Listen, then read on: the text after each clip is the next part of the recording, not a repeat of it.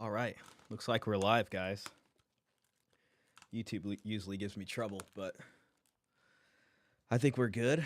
If you're watching this after the fact, I would definitely skip forward like a good 5 minutes because I'm going to wait 5 minutes for some folks to get in here. Let me see what's going on. Looks like we got some comments from Mr. Pitt. Mr. Pitt, sir, I'm not sure if you're here, but big shout out to you, Mr. Pitt, starting out the stream. Another banging 5-hour Saturday night stream. We're going for it. I got my cup of coffee, and I got some bread there in case I need to pick me up. And we got videos. We got a main video, which is pretty long. We'll see if we get through the whole thing. And then we got a I got a second video that I just threw in here. In case we need something else. I think we'll be okay. Looks like everything else is good. I've really tried to learn my new audio interface, and we shouldn't have any trouble there. Like the video, appreciate that. I'm going to just give it a few minutes until some folks get in, and then we will go from there. So, should be okay. Oh, man. I'm glad it's Saturday. Okay.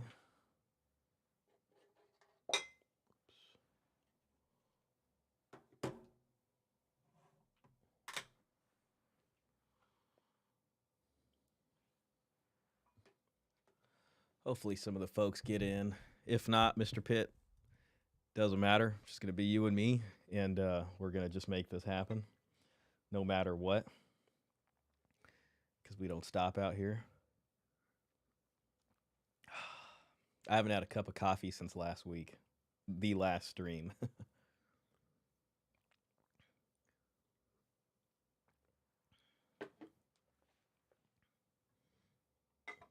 All right. Looks like the folks are getting in here. We're going to be talking about Jeff Younger, and he's got an interesting situation. I've been trying to follow it. He was on Pearl's show, and basically he was married and he has I think it's a son, and he's from Texas, and he went through the whole divorce. He fought a while for custody. I think he eventually won custody in Texas. And then what ended up happening was somehow the mom went to California with the kid. And California, once they got involved, somehow she got custody back. And she is currently, the whole thing of it is apparently she is transitioning the child's gender. And he's not getting a say in it. So it's a real problem. I've seen even Elon Musk comment on it. So it's getting some traction. I don't know if he's managed to get any further in being able to stop what's going to happen, but that's the situation. Again, shout out to Mr. Pitt, another banging 5-hour Saturday night stream. I did get a second video in case we need a second video, so I think I'm good. I think I can go for a bit, so I'll be good. Like the video, appreciate that. Male Space, hey. Male Space, shout out to you in Secular World. Welcome in, Secular World. I like your username, Secular World. I think it's when I look at that, I can't even say whether or not you advocate for that. Maybe you do, but it's almost like sometimes I think that's just what it is, and it's I definitely believe a secular world has kind of taken over. So whether or not it stays that way is something, but sometimes it seems that is the way we're going, and that's the way we're staying for a while, at least in the more developed nations. So here we are. Dan the Man. Yo, welcome in, Dan the Man. We got all the folks coming in today. Big shout out. We've been having some fun in the Discord talking about random things. So it's actually where I got the idea for this stream today, where we're going to be watching this. So hopefully it's pretty good. I don't know who Nick Freitas is, to be honest. That's whose channel we're watching this on. But he's got 1 million subscribers, so I don't know if he's a conservative guy or what his kind of deal is, but he interviewed Jeff here, and I really liked his interview on Pearl's show. Um, and someone sent me a clip from here where he was talking about child support. So there's some child support specific stuff in here, and that that intrigued me to listen to the whole thing because I'm curious what they say about child support. And maybe I can offer, some commentary there that hopefully is adding something. But that Jeff guy definitely knows his stuff. So when I heard him on Pearl's show, he sounds like a guy who's definitely read and understands, how a lot of these laws kind of interact and everything like that. So, um, Dan says, if I remember, Nick is a tradcon. Okay, so that'll be interesting. So it sounds like he's a kind of mainstream conservative type here. And they care a lot about this specific issue as far as the transitioning, of I guess minors is concerned. So that's probably how it made it here. I don't know if that guy probably could have went through hell for custody, and I don't know if a tradcon would really pick that up on their show unless it was to berate him somehow in some way. But other than that, um, I'm gonna be surprised to see what this focuses on. But I saw like an 8-minute clip, and he was really going in on the laws, so that should be pretty interesting. Yo, Klaus, man, I looks like Klaus just got in here. Big shout out to you, Klaus. Well, I say we just get started on it at this point. We're already 7 minutes in here. We got the crew assembled. And I say we just get going in on this right now. So it's an hour and 17 minutes. I don't know if we'll need to go through the entire thing. I think we'll probably be able to get through the entire thing. As far as other videos I got, I got Why Are South Koreans Going Extinct? That's from our buddy Kaiser Bausch. We watched a video from him last time. He had a funny graph in there that I couldn't stop laughing about. Then there's this guy. Men are finding out how atrocious women really are. And this went up 7 hours ago. I've not looked at this, but it seemed kind of interesting, and I figured maybe we can do a live reaction. So we'll see where that goes. But anyways, let's go ahead and get to business here. If there's anything going on with sound, guys, just let me know. Hello, everyone, and welcome back to Making the Argument. We have a very... I think we should be good reacting to this. If I got to pull up Mr. Pitt's grid that he so graciously gave me, like I had to do with Jubilee, then that's what we're going to have to do. Real quick, before we get started, we got a distinguished member in the chat. We got Robert Spencer. We got to give a big shout out to Robert Spencer. Thank you, sir, for being here. Appreciate you. And I hope everybody's having a good Saturday. Thank God it's Saturday and not Sunday night, so we could all just relax tomorrow. And next week, maybe some of you guys are gonna be having some days off for Christmas. Maybe you guys got a whole vacation going. So I hope everybody has a good, Christmas there next week for whoever celebrates that. And whoever has a day off and just wants to enjoy their day off, then that's gonna be great too. So we got a good week coming in here. Interesting Hello, everyone, and welcome back to Making the Argument. We have a very interesting episode this time with a very important guest because, look, I can't tell you how many times serving in the Virginia legislature, I have gone back home or I have gone on social media or someone and I've said, do you realize that the other side or the government or when it is trying to do X? And what I constantly get is, that's ridiculous. Nobody was trying to do that. Nobody wants that to happen. And then you'll present evidence and you'll say, okay, but here was the vote, or here was the bill, or here's what this actually means. And they'll say, that's not true. You've got to be misrepresenting it. And I'll be like, no, here's the language for the bill. You can actually read it yourself. And I will still get pushback as if I'm being divisive. Like, it's not that the bill's divisive. It's not that the fact, no. It's that me bringing it up, me drawing attention to it is divisive. And the point I want to make... It's interesting to learn that he was in a member of legislature, so, a bit of a politician.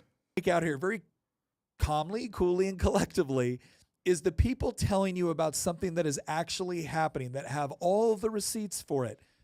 They're not the ones causing the division, right? Pointing out something that is actually taking place is not in and of itself the divisive thing.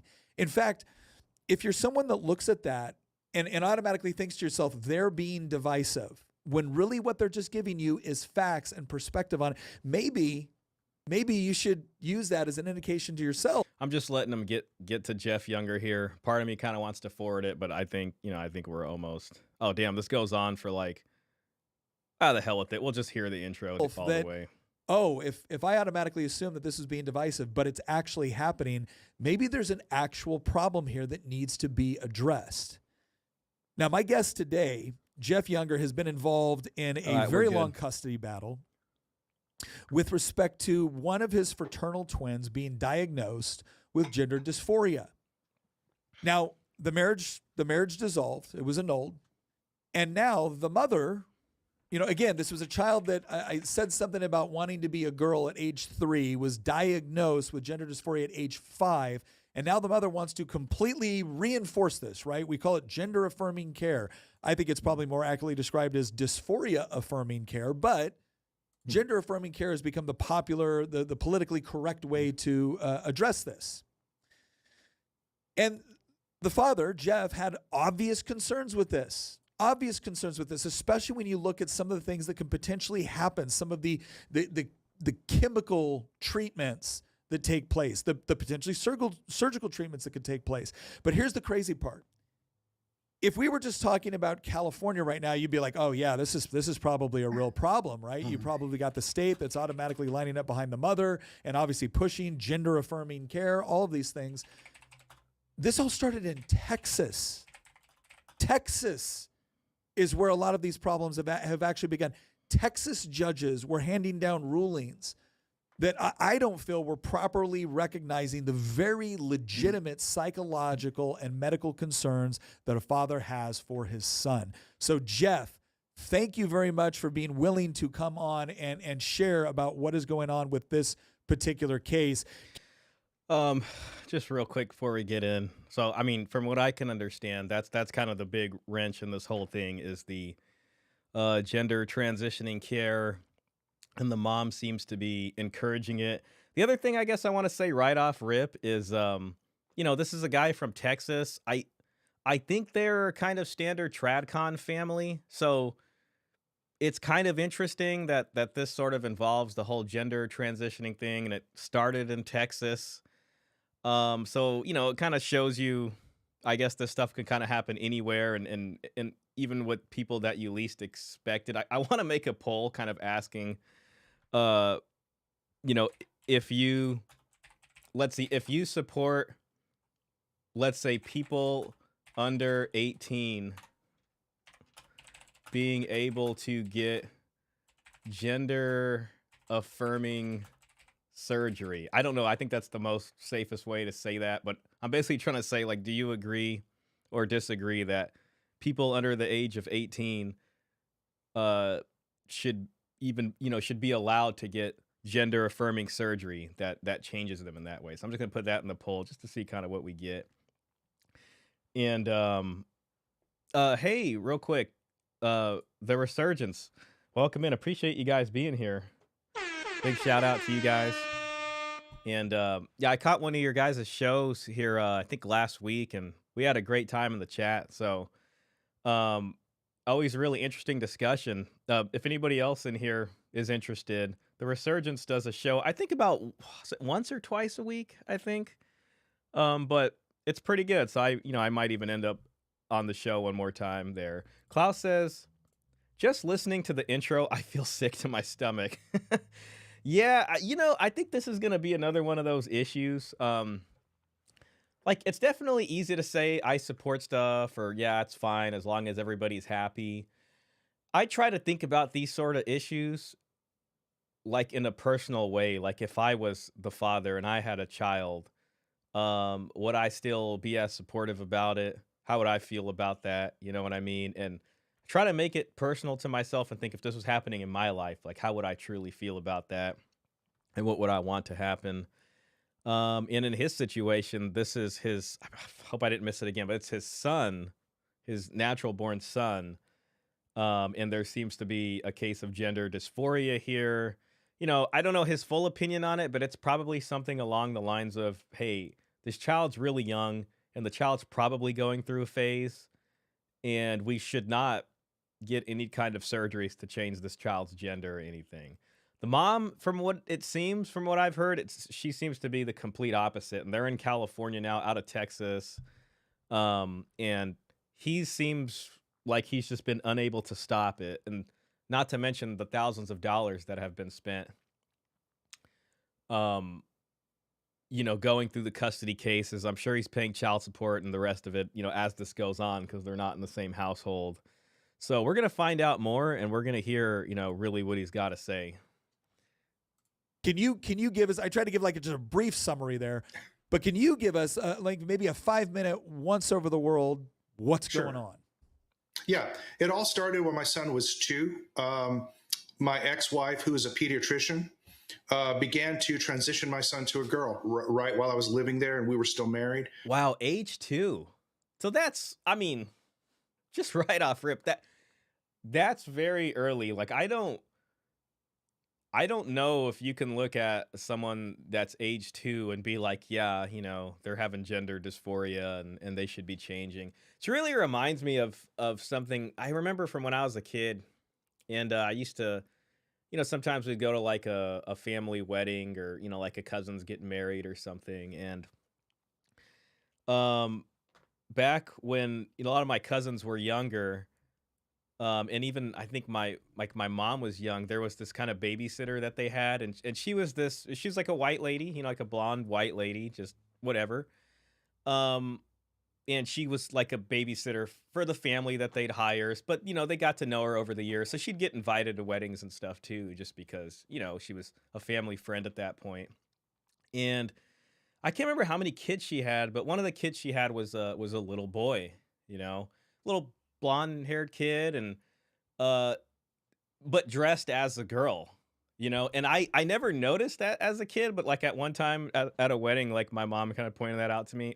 I was a little kid, just like, oh, that's actually her son, but the mom said she always wanted a daughter or something like that, and so she would dress this boy as in girl clothes essentially. And the kid was young. Kid was younger than me at the time, and it was just interesting, that from what I heard, the reasoning was because the mom had wanted a daughter and didn't get a daughter or something, and it was just like, oh, that's a big decision right there. And I don't know how it turned out for them, or if that was just a phase, or what ended up happening there, but it reminds me of that. So when I think of it at 2 years old, it's like, sounds like just something the mom wants to do.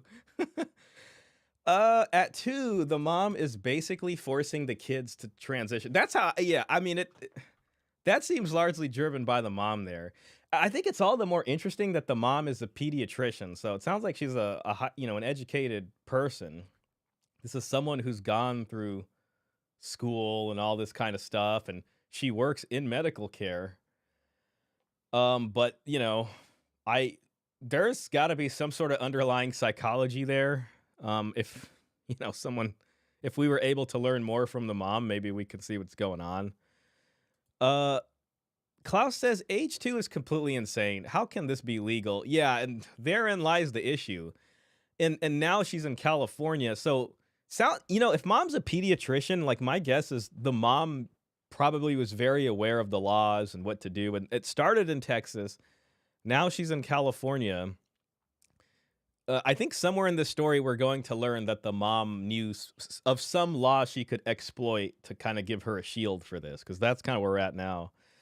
Hey, Peter Wright, big shout out to you, Peter, coming in with the knowledge. For guys who don't know, Peter Wright is the creator of the website gynocentrism.com. And he's got a lot of amazing articles there in a Substack. Also, I literally just read one this morning, and it was really cool. It was about it talked a lot about mythology and society, and feminism, and men's rights. And if you guys have read Joseph Campbell before, but I really want to get the link for that and put it in the chat. Maybe I'll do that in a bit. But Peter says one such, oh, let's see here. In 1991, a 1991 study which found mothers of boys with gender dysphoria frequently suffered psychiatric disorders, and that these boys exhibited chronic suffering that was expressed by them as self-hate. Um, One such boy at age 3 said, "I hate myself. I don't want to be me. I want to be somebody else. I want to be a girl." That's interesting. And the source is Sonia Morantz and Susan Coates, mothers of boys with gender identity disorder. A comparison match controls. So that's interesting. Um, Boys with gender dysphoria frequently suffered psychiatric disorders. So it sounds like it's a deeper issue than like a gender thing. It's more of a self-hate or something that can be really worked on. But sounds like even kind of similar to maybe some sort of confidence issue or something like that. But that's interesting that it's rooted in a kind of self-hate. I guess I could see that, like you want to be something completely different that you're not, especially naturally speaking. And it's because you don't like who you are so much. But it's just interesting that at age 3, like you'd even be like thinking about that. But I mean, I guess it can come out in a way like that. The resurgence says we're moving to once a week next year. We want to keep the quality while keeping it uh jobs or keeping our jobs. I think there might be a typo there. Yeah, once a week, especially for a podcast, like if you are just kind of starting out, is pretty good. That's how I do. I do the once a week stream. What I've been doing bad on is I'm supposed to be releasing like 2 10-minute YouTube videos throughout the week and then do my stream on Saturday. So I do need to get back on the horse when it comes to that. But I appreciate doing a once a week stream because it just, it like gives me time to just think about what to do and get prepared for it, have all my energy. So the only other time I'd probably stream twice is if I do like maybe one gaming stream or something like that, but usually separate from this. So that's pretty cool. Age 2 is evil. Yeah, that's a little bit too much. I mean, I don't know why. The whole thing with her being a pediatrician is interesting cuz I'm sure she's like using science or like there must be something or something she's referencing that's making her feel very confident in this. Real quick, I'm just going to end the poll. We got 100% of people saying no here.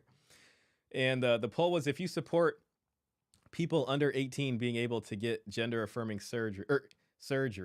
Oh, I should have put do you, sorry. 100% of people out of 6 votes said no. So, yeah, I mean, hey, frankly, I'm there with you. I just think it's too young. And I read a lot about people who have detransitioned. Detransitioning, you can find forums about that, and it's people who have gone through the gender dysphoria thing. They've transitioned, and then they find that they really regret going through with it, and they start to detransition and go back to their original gender. Those accounts are very, very, very interesting. So maybe we could pull some of those up after this. She began to I first noticed it when she would put him into timeouts. And she would say, "Don't be a boy. The monsters only eat boys," and then leave him alone in a room. Okay, yeah, that's not going to be on the child, and that's mom right there. So if what he's saying is true, that's 100% on the mom. The monsters only eat boys. That's this whole thing brings up an interesting nature versus nurture debate also. You know what I mean? That's usually a thing I think about when it comes to like, oh, female nature, male nature, a lot of stuff in the manosphere, especially like with more recent red pill stuff, they'll talk about, oh, female nature, evolutionary psychology and all these things. So sometimes I think about nature versus nurture and like, what is it really? Telling your 2-year-old kid that, you need to act like a girl because the monsters only eat boys sounds like a nurture. Sounds more like a nurture thing than a nature thing. Will says, "You rule, bro." Oh, thank you, man. I appreciate that. Big shout out to you, bro. Appreciate you being here, man. Hope you're having a stellar Saturday evening. Mr. Pitt says, "Good poll results. The chat is based." Yeah. Yeah, gosh. It has me thinking of something else too. And I can't remember exactly, but like, when you're like that age or you're kind of a child is coming to that age, there's like the beginnings of what I can only call is like ego differentiation. And as you start to find your identity of who you are, like, if you think of like 2-3-year-old Shah, and then Shah starts to realize he's Shah and create his own mental abstract image of Shah that I identify with in the ego sort of abstract I sort of way. That sort of separates that piece of your consciousness from like your overall unconscious. And I think around that time, you start to have these dreams of like scary monsters. Maybe you're not sleeping in the same room with your parents. Maybe you're like by yourself in your own room and you're kind of scared about that. So you're sort of fighting this sort of archetypal beast of being alone at night, or that fearful sort of, it's like your first dragon to slay. You know what I mean? And it seems like the mom is kind of hijacking that part of psychology that a lot of young kids go through, and sort of convincing the kid that like it has something to do with this gender thing, which is, that seems very messed up. But let's see where he goes from here. Dan the man says, heck yeah. Heck yeah. So let's keep moving. Things like this. And when I said she couldn't do this anymore, she used her relationships with licensed care providers to force me out of the house. She filed for divorce. At 3 years old, her relationships with licensed care providers, that kind of makes me think like a licensed psychiatrist or psychologist who can kind of start diagnosing people with things, or saying, yeah, you're being abused or something like that. I mean, since she is in the medical industry, who knows? She's got buddies. She can say, oh, I got expert testimony, and maybe they'll give it to her. So that's a whole nother level of bullying. Narcissism. Robert Spencer says narcissism. They do things for attention. That definitely seems to be what it is here. That I don't know. That's really scary. Like, just especially for a kid, whether it be becoming a pediatrician or having a trans kid. So let's move on. My son told me that his mother says that he's a girl and that I'm wrong, that he's a boy. If you go onto YouTube, you can search for "Mommy Says I'm a Girl." It's probably got 1 billion views out there. That went worldwide. I'm an Orthodox Christian. It even went all over Eastern Europe. They couldn't believe it. I got to hear that one more and time. It's the first iPhone video I ever took, and it's my son. Oh, well, it's his son. I was going to say maybe we could play it, but let's not do that. Real quick, I'm just going to get a bottle of water.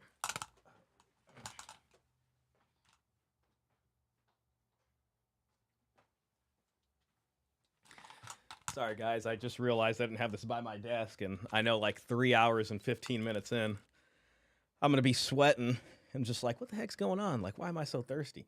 All right. Just past his 3rd birthday, telling me that mommy says he's a girl. This began to get ever worse. She began to socially transition him to a girl. She presented him to the world as a girl named Luna. Wow. And put him into a dress. The Capel School District under Principal Mickelson helped to transition my son secretly behind my back. And we can talk about why that's legal in all the 50 states right now.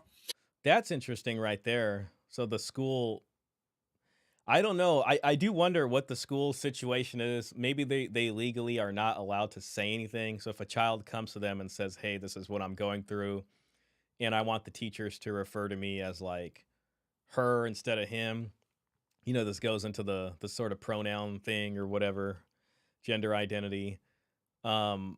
And then the school maybe even has their hands tied and they're like, well, we got to do this or we can get sued, or who knows what the situation is.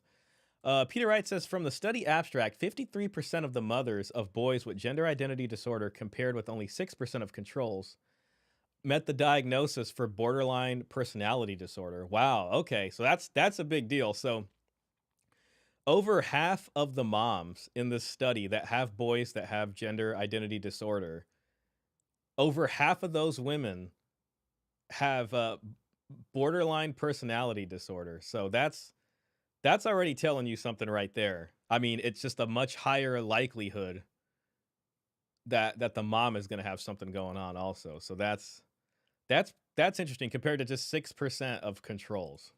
That's very interesting to know. I would bring my son to school in boys' clothes. The teacher would give him a dress and make him use the girls' restroom. Wait a second, stop. The teacher would? Yes. Yeah, I didn't find out about this Apparently this is in Texas, by the way. for over a year. So wait, I mean, let me just stop you real quick right there, because that's it is one thing. Like, look, the most complicated part of this is typically in a lot of these situations you have parent against government or parent against school system, Right. or parent against, now you have parent against parent. And Yep. you would think that the proper position for the school in something like this might be to be like, this is something for them to work out.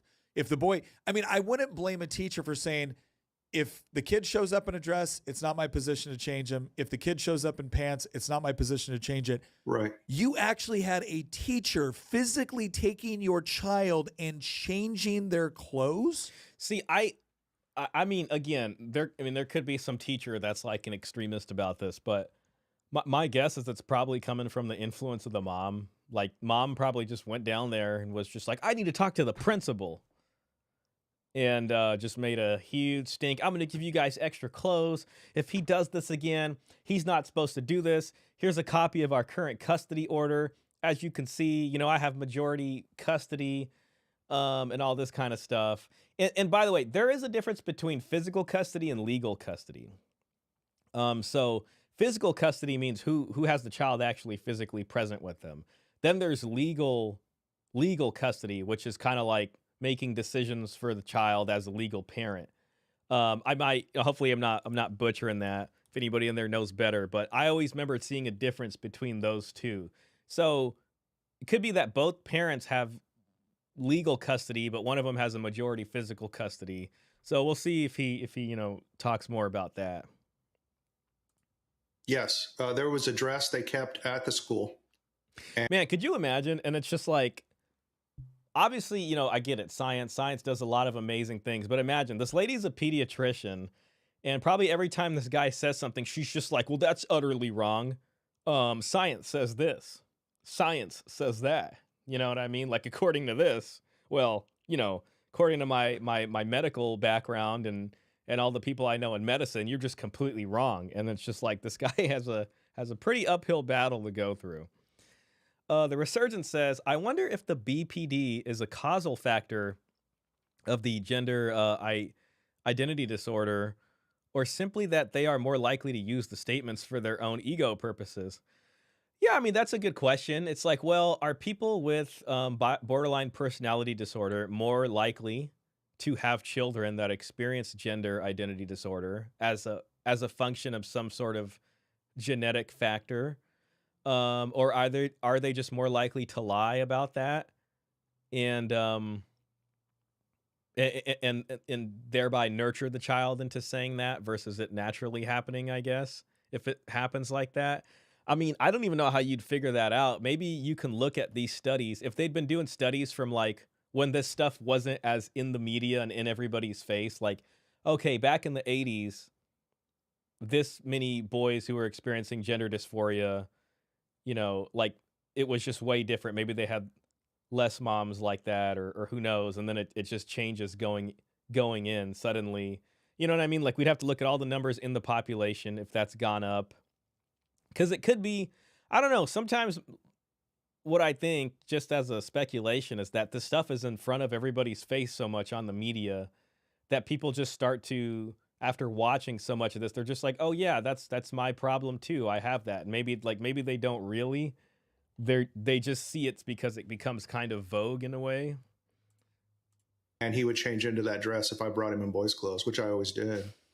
And the important thing to know here is right up until I mean, I don't know why. I'm just thinking about Alex Jones and what he said about the frogs and the water. What the water was doing to the frogs. Could also be because of the microplastics and the endocrine disruptors. There's just so many things at this point. I don't even know what to say. Study link for anyone wanting to wade through it. Yeah, please put that in there. If it doesn't let you put the link in there, maybe I can do it. So hopefully it lets you put the link in there with no issues. Until the time I lost my parental rights at school. And he lost his parental rights. This is going to be interesting. Change into that dress if I brought him in boys' clothes, which I always did. And the important thing to know here is right up until the time I lost my parental rights, 6 years later, my son. So 6 years later, he says he lost his parental rights. I don't know if that just means lost physical custody or if he actually lost full parental rights over the child in the sense of making any medical decisions for this child. Sounds like it's probably closer to the latter or to both of them. So maybe he lost full parental rights over the child. Typically, like when I heard the word parental rights, it referred to things like adoption. You know what I mean? You're giving up parental rights if you're putting up your child for adoption. So I wonder how many Right, because it sounds like he had some custody over the child for some amount of time. But if he has 0 custody now because the mom took the kid to California, does he also have 0 legal custody? Or he has 0 the court said you have no say in any of the medical decisions for the child or other decisions like that. So maybe he'll expound on that. The resurgence says, yeah, I'm not seeing the link in the chat. It's possible that it could have been taken out. Hopefully that wasn't the case, Peter. But if anything, maybe you can DM it to me, and I can go ahead and put it in the chat. So let me see. No. Scratching your My bad. Yeah, if it's giving you trouble, just message me on Twitter, and I can get it in there. So, the resurgence says there are studies showing that it is socially contagious in teen girls. So maybe it is nurture. But as far as I know, there have been no studies done together than that. Yeah, that's my guess too. You know what I mean? I think there's a nurture aspect to it that has to do kind of with media and stuff like that. You know, I can't say for sure. Some people might say, well, a lot of the population always had that, but it was because they were oppressed before, they couldn't express it. This is just naturally what it is. There's just so many questions here, and it really dives into like you as a parent, the rights you have as a parent, and when it comes to raising your children, what your values, what that really means. And, I guess overall the state sort of barging into your children's lives, and people have different views on that. And this is another thing where you see kind of religious values budding with kind of, I guess, it seems weird to say scientific values, but sort of secular values sort of governed or rooted in sort of scientific inquiry, I guess. Oh, as far as I know, there have been no studies done younger than that. Got that. I'll send it to you on X. Got it. I'm just going to put the link in the chat real quick, guys. Let's see. Copy message. Then I gotta pull it up. Oh, there's my MTR video I was watching. I like mediocre tutorials and reviews. He's a cool YouTuber. Okay. All right, I'm gonna put the link in right now, guys. Paste. This should let me do it. I mean, okay, so I think we're good. Yeah, I don't know. It's probably just like a YouTube mod setting that doesn't allow that to happen. So either way, we're good now. So yeah, if you guys wanted to check out that study there that Peter got in the chat for us. All right, moving on. Never presented as a girl to me. He's always presented. My son never presented as a girl to me. He's always presented as a boy to me and a girl to his mother. And I asked him about it, and he just flat out told me, my mom doesn't love me if I'm not a girl. Man, this is like a nightmare scenario for a kid. And I think any kid who has to deal with the situation of your parents separating, there's some amount of like unfortunate, I guess, back and forth, or even possibly anger, or who knows what else that might even be taken out on the kid. But this kid's totally being used as a pawn. Who knows? Maybe she's trying to get back at dad for this. It's just this weird thing where this kid has to have a mask on and literally wear 2 different, I want to say costumes, but sets of clothing, like styles or clothing, but when he's at dad's house and when he's at mom's house, that's just way too much for this kid to have to go through. And that's why he would wear girls. God, the amount of gaslighting that probably is going on, like the mom's probably sitting there and just filling up this kid with so many just things about how evil the dad is. And, oh yeah, when you go there and, just remember to tell me every single thing. And this happened, or, oh my God, like, it sounds just like a nightmare. Yenu Ojek, hey man, welcome in. Great to see you. The mom is cooked. They indoctrinated and brainwashed her. Yeah, she's deep in the sauce, I recognize that is a certain amount of the population is going to have this kind of gender dysphoria thing, or that's how they want to live their lives. I've been to a few different countries now. I've seen it in all those countries, even Middle Eastern countries. So I get it, you know what I mean? But the issue of when it comes to children, and especially when it comes to a surgery that's irreversible, for me, it's just that to me is you know, a little bit too far. I I just normally, in terms of like living life, like, you know, people get tattoos. That's like maybe a more innocuous thing for people. But for me, it's just like, oh man, that's very permanent. I don't know about that. You know, like I wouldn't want to get one. That's just not me, you know? So when it comes to something like, or even somebody getting like plastic surgery or something, I always think like, oh man, that's such a big decision to make. I mean, especially if you can't go back or you get parts removed from you. Then when it comes to gender like reassignment surgery and doing all that kind of stuff, that's like that's a man, that's a big freaking decision right there. I just don't, you know, I don't think children should be making that, close. So or it should this, happen as to this kids ramped with up with parents. the school issue and her presenting him to the world, you know, as a girl, after our divorce, we had a second trial in 2019. I brought in the world's transgender experts to that trial in this little courtroom in Dallas County. She brought in the world's experts on her side. She didn't put a single one of her experts on the stand because we would have demolished them. During depositions, she had hired Johanna Olsen Kennedy, who runs the largest gender clinic in America. I just asked her in the deposition, very simple question. What is the medical basis for removing healthy body parts from children? You're a doctor, you have to have a medical basis. And she said, if they cause psychological distress, they're not healthy body parts, and we remove them. So she didn't put any of her experts. Wow. So if you have a complete functioning organ in your body, there's nothing wrong with it. It's not inflamed, it's not infected, it's not dead tissue.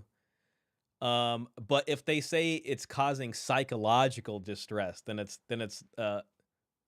they're classifying it as an organ that's not functioning correctly and can be removed. So it's not just physical, it's psychological. That is such a freaking stretch to me right there. Oh my gosh. On the stand. That's almost like insidious. I don't even know how to describe that. They're not healthy body parts, and we remove this. And she said, if they cause psychological distress, they're not healthy body parts. And If they cause psychological distress, they're not healthy body parts. I just I don't think I could get behind that. we remove them. So she didn't put any of her experts on the stand. Wait, brought in Can I stop you right there real quick? So Yeah. let me get this straight. If somebody's right eye caused them psychological distress, her response then, her logic would be, then it is perfectly okay to remove a healthy eye. Like, wouldn't it be more so something psychologically? Like, if you have a healthy organ, let's say you have your right eye is causing the distress and it's perfectly healthy, there's nothing wrong with it. You can remove the eye, and I guess it's supposed to make it better, but wouldn't you look for a psychological answer to the psychological distress? You know, like maybe there's an underlying psychological issue that can be dug into some more that isn't like removing that specific organ. Yes, and there is a psychological condition called body dysmorphia. Yeah.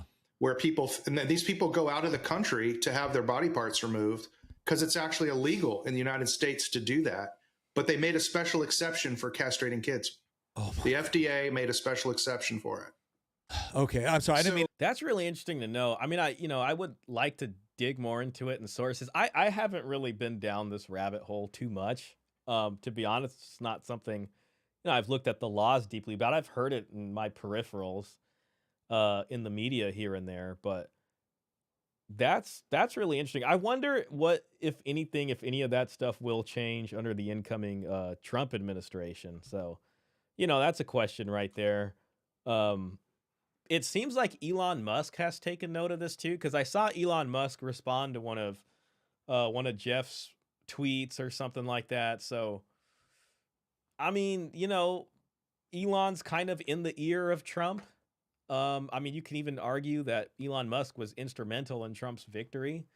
And if I remember, Elon Musk has a similar situation with one of his kids, and I think he doesn't have a relationship with that child anymore. Actually, I think that kid's probably fully grown now, but he has something similar to that. So, That's probably why he's partial to it. So we'll see if there's any changes. Yanu says, Shah, it's all happening because we live in a gynocentric society.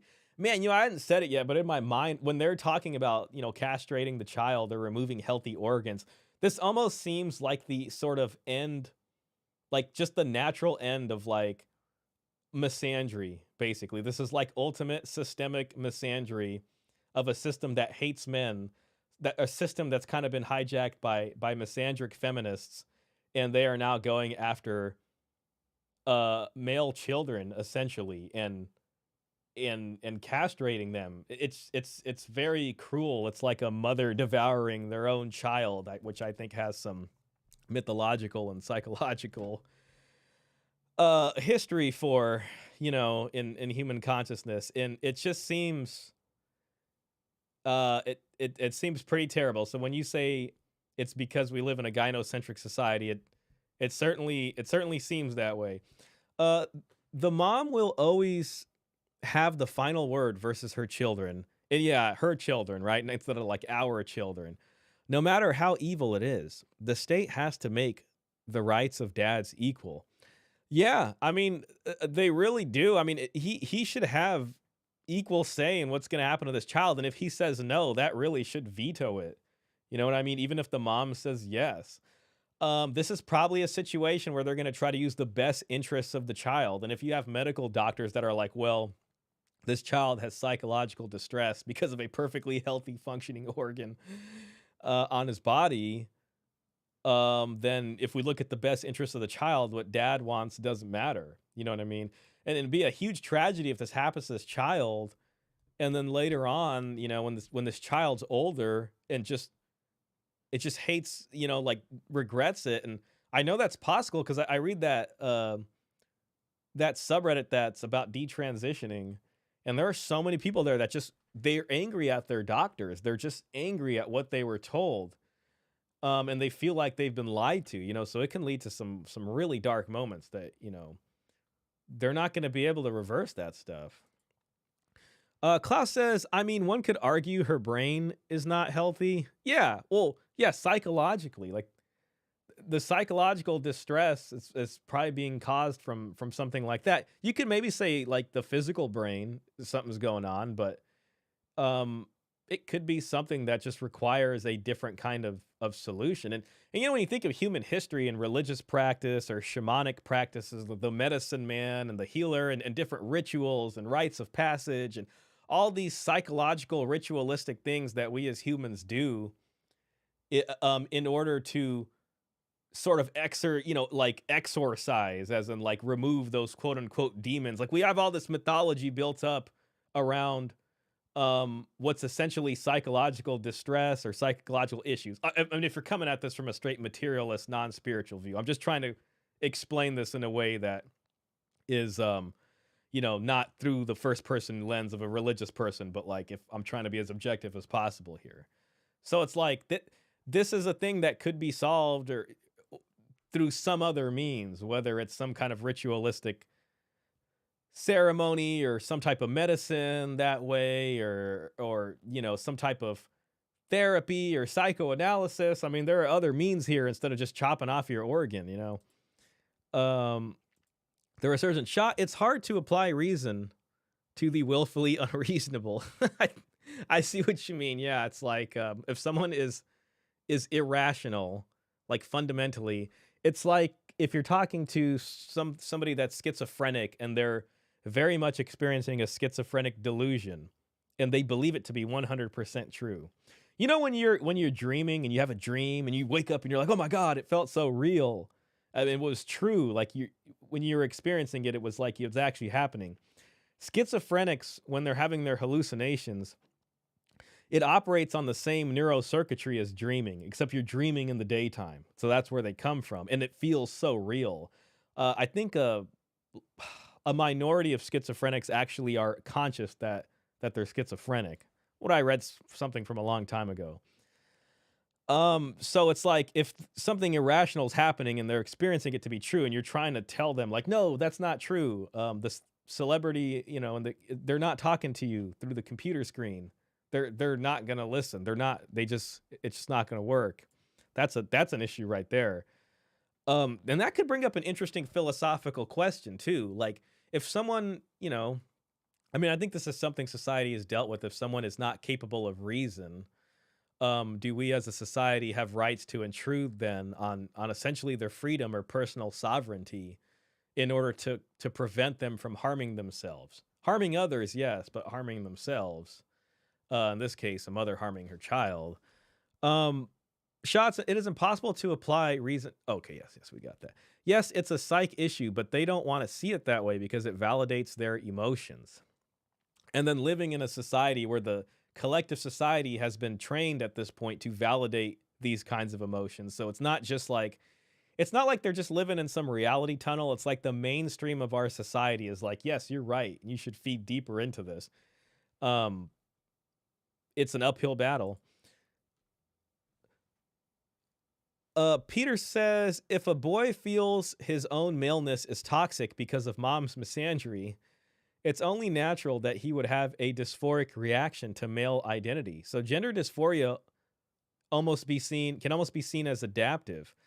Um, I mean, that makes a lot of sense. I can see how that happened. I mean, because you have the mom is essentially, you can even say emotionally abusing or emotionally manipulating the child because the mom is threatening to withdraw her love from the child. If the child doesn't, acquiesce to this, whatever this demand is coming from the mom. So the child is growing naturally into his maleness, but the mother is demonizing that. So he's trying his best to either suppress that, and live to whatever she's presenting, and it's definitely creating some sort of issue within the child psychologically, which might look like a gender dysphoria. That's terrible.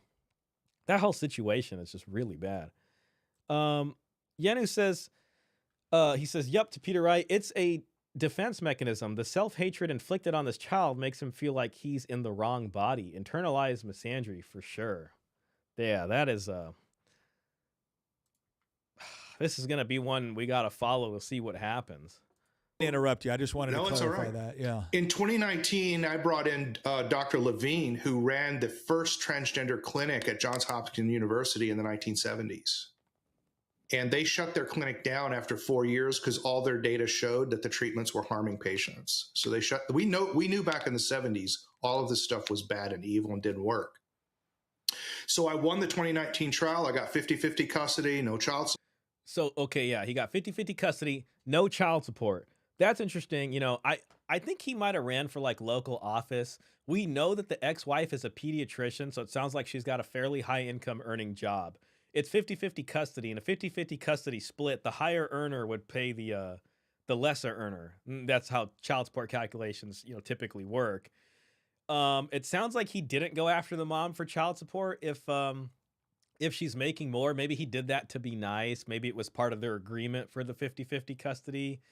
Now typically, child support isn't something you can just make go away because it's for the child. So he can always come after that. But for whatever reason, maybe it had to do with other stuff in their divorce to help smooth it over. That's what happened there. I do wonder how much this whole custody, him getting 50-50 custody the first time, how much that cost him as a grand total. That would be interesting to know. Mr. Pitt says, even if the child rightfully settles into his male identity when he grows older, I could already see him becoming a fairly feminine dude. Well, yeah, I mean, yeah, it's tough, or maybe almost like an overcompensated version of it because there's this maybe, I don't know if playing catch up would be accurate, but definitely maybe a kind of making up for lost time, and just it would probably take some time and effort to try to become comfortable with what is his natural, male identity there. Donald J. DeMarco, hey man, shout out to you, great to see you here.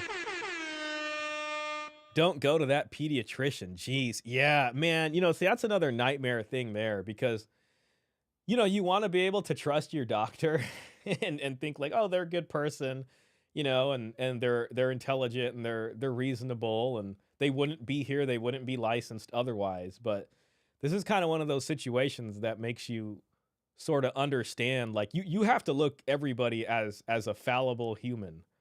Um, even if you go to like a dentist or something like that, you got to sit there and you got to just kind of break balls a little bit, unfortunately, to make sure they're going to do the job right, you know? Because there's just a lot of there's just a lot of, I guess, malpractice would be the word. But that whole situation is just sounds like a nightmare.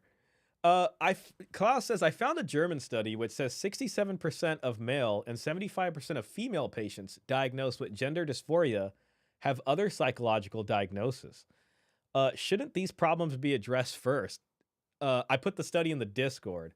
Yeah, maybe we could pull that up. But that I agree with you. I think I think all of that stuff kind of threads in with it, and then maybe they think the answer to their problems is their psychological problems. I don't mean that like disrespectfully, but they think the answer to all this kind of, whatever these issues are is to get the change. It would be interesting to see a study of the same people go through the gender transition and then see if they still have the same psychological problems after. You know what I mean? Like, or does it get better? And I mean, if it gets better, then maybe that would be some evidence that it helped that they did that. But if it's just as bad after as it is before, and then this is where like the sort of question about freedom comes in, and like, when is it going too far? How far should it be enabled? I think the only thing that's really stopping or supposed to serve as some sort of a barrier for some of the worst decisions is scientific study, which is supposed to limit what the industry can and can't do as far as like evidence goes. But then, there's bought and paid for science out there, as crazy as that sounds. I mean, you got lobbyists paying for studies that say sugar isn't bad, or like big tobacco paying for studies that then get doctors to tell you to smoke. At least back then. So, I don't know. I don't even know which ones you can trust or not trust at that point. So that's tough. Um, Donald J. DeMarco says a not insignificant amount of these patients are on the spectrum. Yeah. So support. And most importantly, I got a check on all of the medical rights. So she couldn't do anything to my son. During that period, I had spent several $100,000 of my own money. let me just hear what he said about the medical rights. And created an entire movement in Texas. Why is my back button not working? There we go. So I won the 2019 trial. I got 50-50 custody, no child support. And most importantly, I got a check on all of the medical rights. So a check on all the medical rights. So it sounds like they both had legal custody, or probably the custody order may have specifically had language in there that discussed the child's medical care and what the decision making looked like for that. So possibly in the sense of if the dad disagreed with something, then maybe they couldn't go forward with that. She couldn't do anything to my son. Yeah, unless both of them agree. That's probably what happened. In that period, I had spent several $100,000 of my own money and created an entire movement in Texas. Did he say 700,000? Couldn't do anything to my son. During that period, I had spent several $100,000 of several hundred, which is still a lot of money. I mean, that's a whole freaking house. My own money, and created an entire movement in Texas. And keep in mind, that like 300,000. He said several hundred. He didn't say a couple hundred. He didn't say 100,000. He said several 100,000. I mean, that could be like maybe almost 300, maybe over $300,000. That's all money that could have went to the child's future, maybe the child's college tuition. You know what I mean? That could have went to investments. That could have went to a family business, and it's all being spent here on fighting for, this situation. To pass a law in this state to outlaw these procedures. I successfully did that. I mean, good for him, man. He spent that money to do that, to help everybody. By the way, guys, I have a I saw an Instagram clip earlier that has Tyrese Gibson in it, and he mentioned like that I think he said he spent over $1 million on court fees with his divorce that he's going through. Maybe we'll play that later.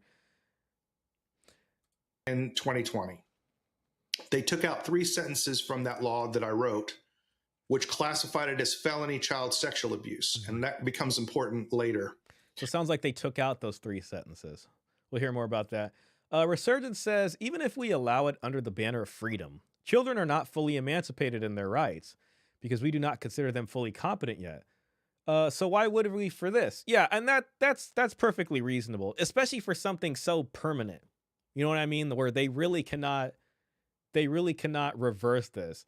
I guess the part that makes it worse here is that one of the adults in the situation is making this decision and saying like, yes, this is what the child wants, this is what I want, this I'm attesting to the fact of the psychological distress. And then you got science, or oh well, the kid's gonna go through puberty before they're 18, and the time to do it's now. It's gonna be too late when they're 18. It just seems like almost like a perfect storm for some of this. If an adult wants to do this to themselves, okay, I guess, but children are off limits. Yeah, I agree, especially when it comes to the surgery stuff, even some of the medical stuff like taking, I guess, different hormones or hormone blockers or whatever it is. So what the Dallas County judges did is they said, well, we didn't get the verdict that we wanted from the Texas jury, and the judge didn't do what we wanted. So they transferred my case to the 301st District Court under Judge Mary Brown. I call her Bloody Mary Brown. Bloody Mary Brown using So they asked for, I guess, what would be a change of venue, I guess, and somehow got it from one court to another court. I do hope he kind of explains what the justification for that is, or why they were able to do that in the first place, especially when another judge said something. County judges did is they said, well, we didn't get the verdict that we wanted from the Texas jury, and the judge didn't do what we wanted. So they transferred my case to the 301st District Court under Judge Mary Brown. I call her Bloody Mary Brown. I wonder how they were able to do that, to get it transferred. Bloody Mary Brown, using temporary orders, systematically has stripped me of all my parental rights. I can't see my children. I can't write them letters. I don't know what school they go to. I haven't seen them in 3 years. I have no idea what's happened to them. Okay, let me stop you right there real quick. And that's after he won 50-50 custody the first time. Because this is always the question, right? This is always the thing where it's like, okay, all this sounds really good, but you lost your parental rights, and surely must be a reason. Judge would not have done that without good cause. I'm so glad he's asking. I really wonder what the answer is. So knowing that anybody can go and look this up and look at the judge's opinion and whatnot, tell us what the justification was for you losing your parental rights. Yeah, like, was it domestic violence? I mean, it had to be something. Even I don't think like a judge could just get away with that for no reason. The quote from the order stripping me of my parental rights said that I was unable or unwilling to follow the court's orders. So the question is, what were the court's orders? There were 2 of them. One of them was for supervised visitation. The judge chose forensic counseling services, which is based out of Dallas County. It was a gay and transgender therapist who would refuse to allow me to change my son into boys' clothes during the visits. Because I have always refused to affirm my son as a girl, I declined to go to the supervised visits. So that's interesting. I mean, I'm interested about the supervised visits only because if he had 50-50 custody before, maybe this was in a prior order about the supervised visits, and prior, basically he didn't have 50-50 custody, and then eventually the first judge said, okay, you get 50-50. But in the prior orders, he had supervised visitation. And whatever the history was with the supervised visitation, they used that as justification to say the current judge's ruling was incorrect based off of this past stuff that has to do with this,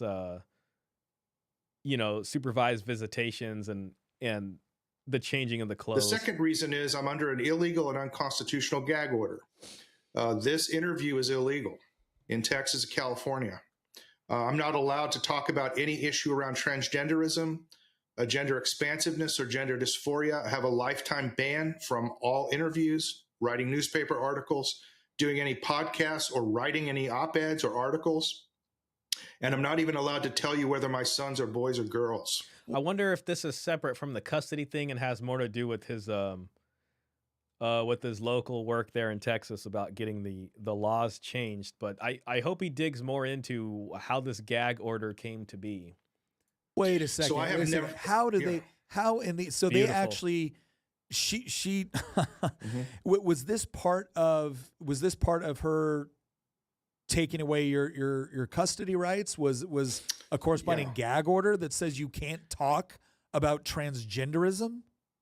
They were trying to shut down my political advocacy to get that law passed in Texas. They didn't want me to go testify at the state legislature and to lobby in the state legislature to get that law passed. That's the real reason they put that gag order on me. And because I'm sorry, I gotta listen to it one more time. I wonder if it was the family court who did that. Like, was his wife trying to do that? Was a corresponding gag order that says you can't talk. How do they? How in the? So they actually. She was this Sorry for all the rewinding, guys. I just gotta be sure. Was this part of her taking away your custody rights? Was a Sounds like he's still talking about Bloody Mary, Judge Bloody Mary. Gag order that says you can't talk about transgenderism? They were Okay, so it sounds like it's the same custody court. So it's now the new custody court. So it sounds like this is coming out of family law, getting a gag order out of a family law court. That you can't talk about any of this stuff or go down to the court. That seems like a kind of a violation. Seems to be a constitutional right invasion there. I mean, you can't talk about this stuff. I mean, that's a little extra. trying to shut down my political advocacy to get that law passed in Texas. They didn't want me to go testify at the state legislature and to lobby in the state legislature to get that law passed. That's the real reason they put that gag order on me. And I guess they did that through a temp order too. So it's like that. It's crazy how much power that one judge had here. And because I didn't go to supervised visitations, which would have forced me to affirm my son as a girl, and because I have consistently violated the gag order on principle, I've told the judge in court that I have contempt for the text of the order for violating my rights as a Texan. I have, because Texas has better free speech rights than even the federal government. Mm-hmm. So I have contempt. That's interesting to learn. As a Texan for the text of the order. I have contempt for her as a judge for issuing such an order against a citizen of the state of Texas. And so I'm in maximum contempt of court. And I told her she was obligated to give me, therefore, the maximum sentence for criminal contempt, which is 18 months in the Lou Sterrett jail in Dallas County. And she refused to send me to jail. And the reason was I had a writ of habeas corpus already prepared, and it would have been struck down in 4 days, and I'd have been out. And I could have sued the county and sued the county's insurance company for millions of dollars for violations of my rights. So instead, what they did is they said, well, you can't follow the court order. So because you can't follow the court order, you can't see your kids anymore. And they chose that route. So Wow. This was 2021? Yes. I wish, I mean, like, I would like to ask him, like, what did his attorney say about that? Like, what, I mean, his attorney, or whoever was with him this whole time fighting this case, it sounds like his attorney was unsuccessful in being able to argue the opposite, that he was following the orders and all this stuff. Like, how did they get away with that? And what was the plan after that, with his attorney? Okay. And then, because I finally got that law passed and it went into effect in 2021, January 1st, 2021, my ex-wife petitioned the court to let her move the children to California so she could castrate my son. Judge Bloody Mary Brown in the 301st District Court of Dallas County allowed her to move to California to castrate my son. I took that up to the Texas Supreme Court, which is supposed to be a conservative court, and Justice Blacklock, I call him Black-Hearted Blacklock, and Justice Young wrote an opinion denying my petition, saying absurdly that my son was no more likely to be transitioned in California than he would be in Texas. Oh, wait. Stop. Mm-hmm. How does anybody say that with a straight face when California has passed its own legislation, Yes, setting itself up as something of a sanctuary state for this sort of thing? Like, it's a transgender kidnapping state. And that was the argument that I made to the Texas Supreme Court. I said, if the court finds that it's not in my son's interest to have these procedures done, California will not return my sons, even on a court order. And so this order by the district judge, I got to hear that one more time just because it's pretty tough legal stuff for me.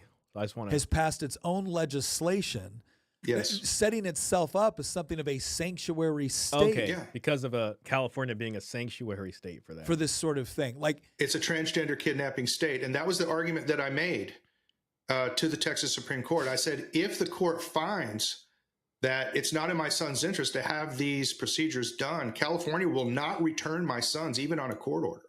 Man, this is like the cutting edge of like the legal world, you know? And then it's kind of like situations like this, or, you know, when you have this kind of exposure or understanding to the law and you realize kind of how the whole industry of legality works, you know, even here in the US, and why you got so many guys in suits with their law degrees, and just I don't know how much, I guess, work goes into it, or just how big I mean, it's an industry unto itself. It's like I sort of compared family law to like an iPhone, you know.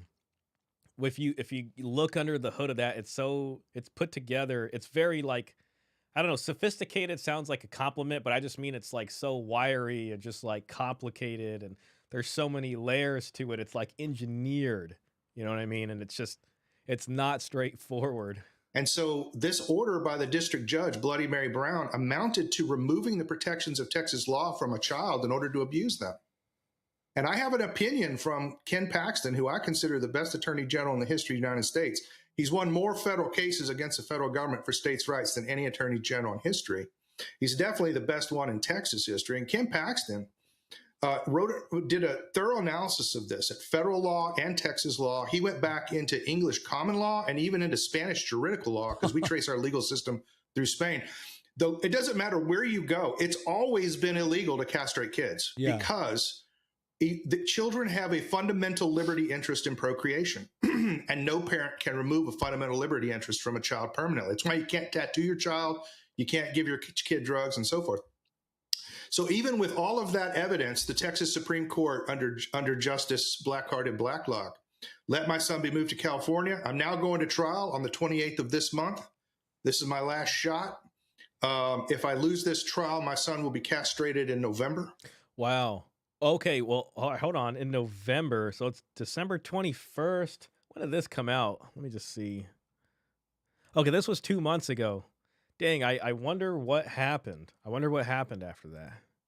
So real quick, how do you know that? Because from what I understand, and correct me if I'm wrong here, right? From what I understand, there are still orders in place which and now again, I understand that these sort of orders become really, really problematic when California doesn't recognize you know, the orders coming from Texas. But originally, my understanding is that, again, both of you had say, so you both had to bless off on puberty blockers or any sort of surgery. And I think it's also important for people to understand, and I want clarification on this as well, because there's two ways that whole castration can take place. There's chemical, and then there's surgical. Yes. Is the concern right now that if you lose this case, that essentially, even if the Texas order still stands, there will be legally nothing you can do about it within the state of California, and your ex-wife has already demonstrated that she is going to go through with this? No, my ex-wife has actually filed to remove the permanent injunction, which prevents us from doing these procedures. And she has specifically said that my son is now in Tanner stage 4 puberty, and it's emergency, that he must be chemically castrated as an emergency. Wow. So she's filed to remove the injunction. It's not that I'm concerned that California won't honor the injunction, which it can't under its laws. She's actually asking the court to remove the injunction. And that's what the trial on the 28th is actually about, whether the court will remove that injunction and allow my son to be castrated. And that's a Texas court? No, that's a California court. Remember, she moved to California. Yeah. Once you're in state for 6 months, you can move I gotta a case find out if that happened to or that not. state, and that's what's If happened. anybody knows. So we don't have to guess. The court filings, she specifically says, I need to remove this injunction to administer emergency puberty blockers to my son. Am I worried about chemical castration or physical castration? I'm worried about both. The medical records show that they intended to chemically castrate James when he was 8 here in Texas. Oh my gosh, I just found a New York Post article about this. Let me just pull it up right now, just so we don't all gotta wonder. You know what I mean? Just because this was 2 months ago, I just want to pull it up on the big screen. This is a New York Post. Mom can proceed with. Oh, I'm sitting here.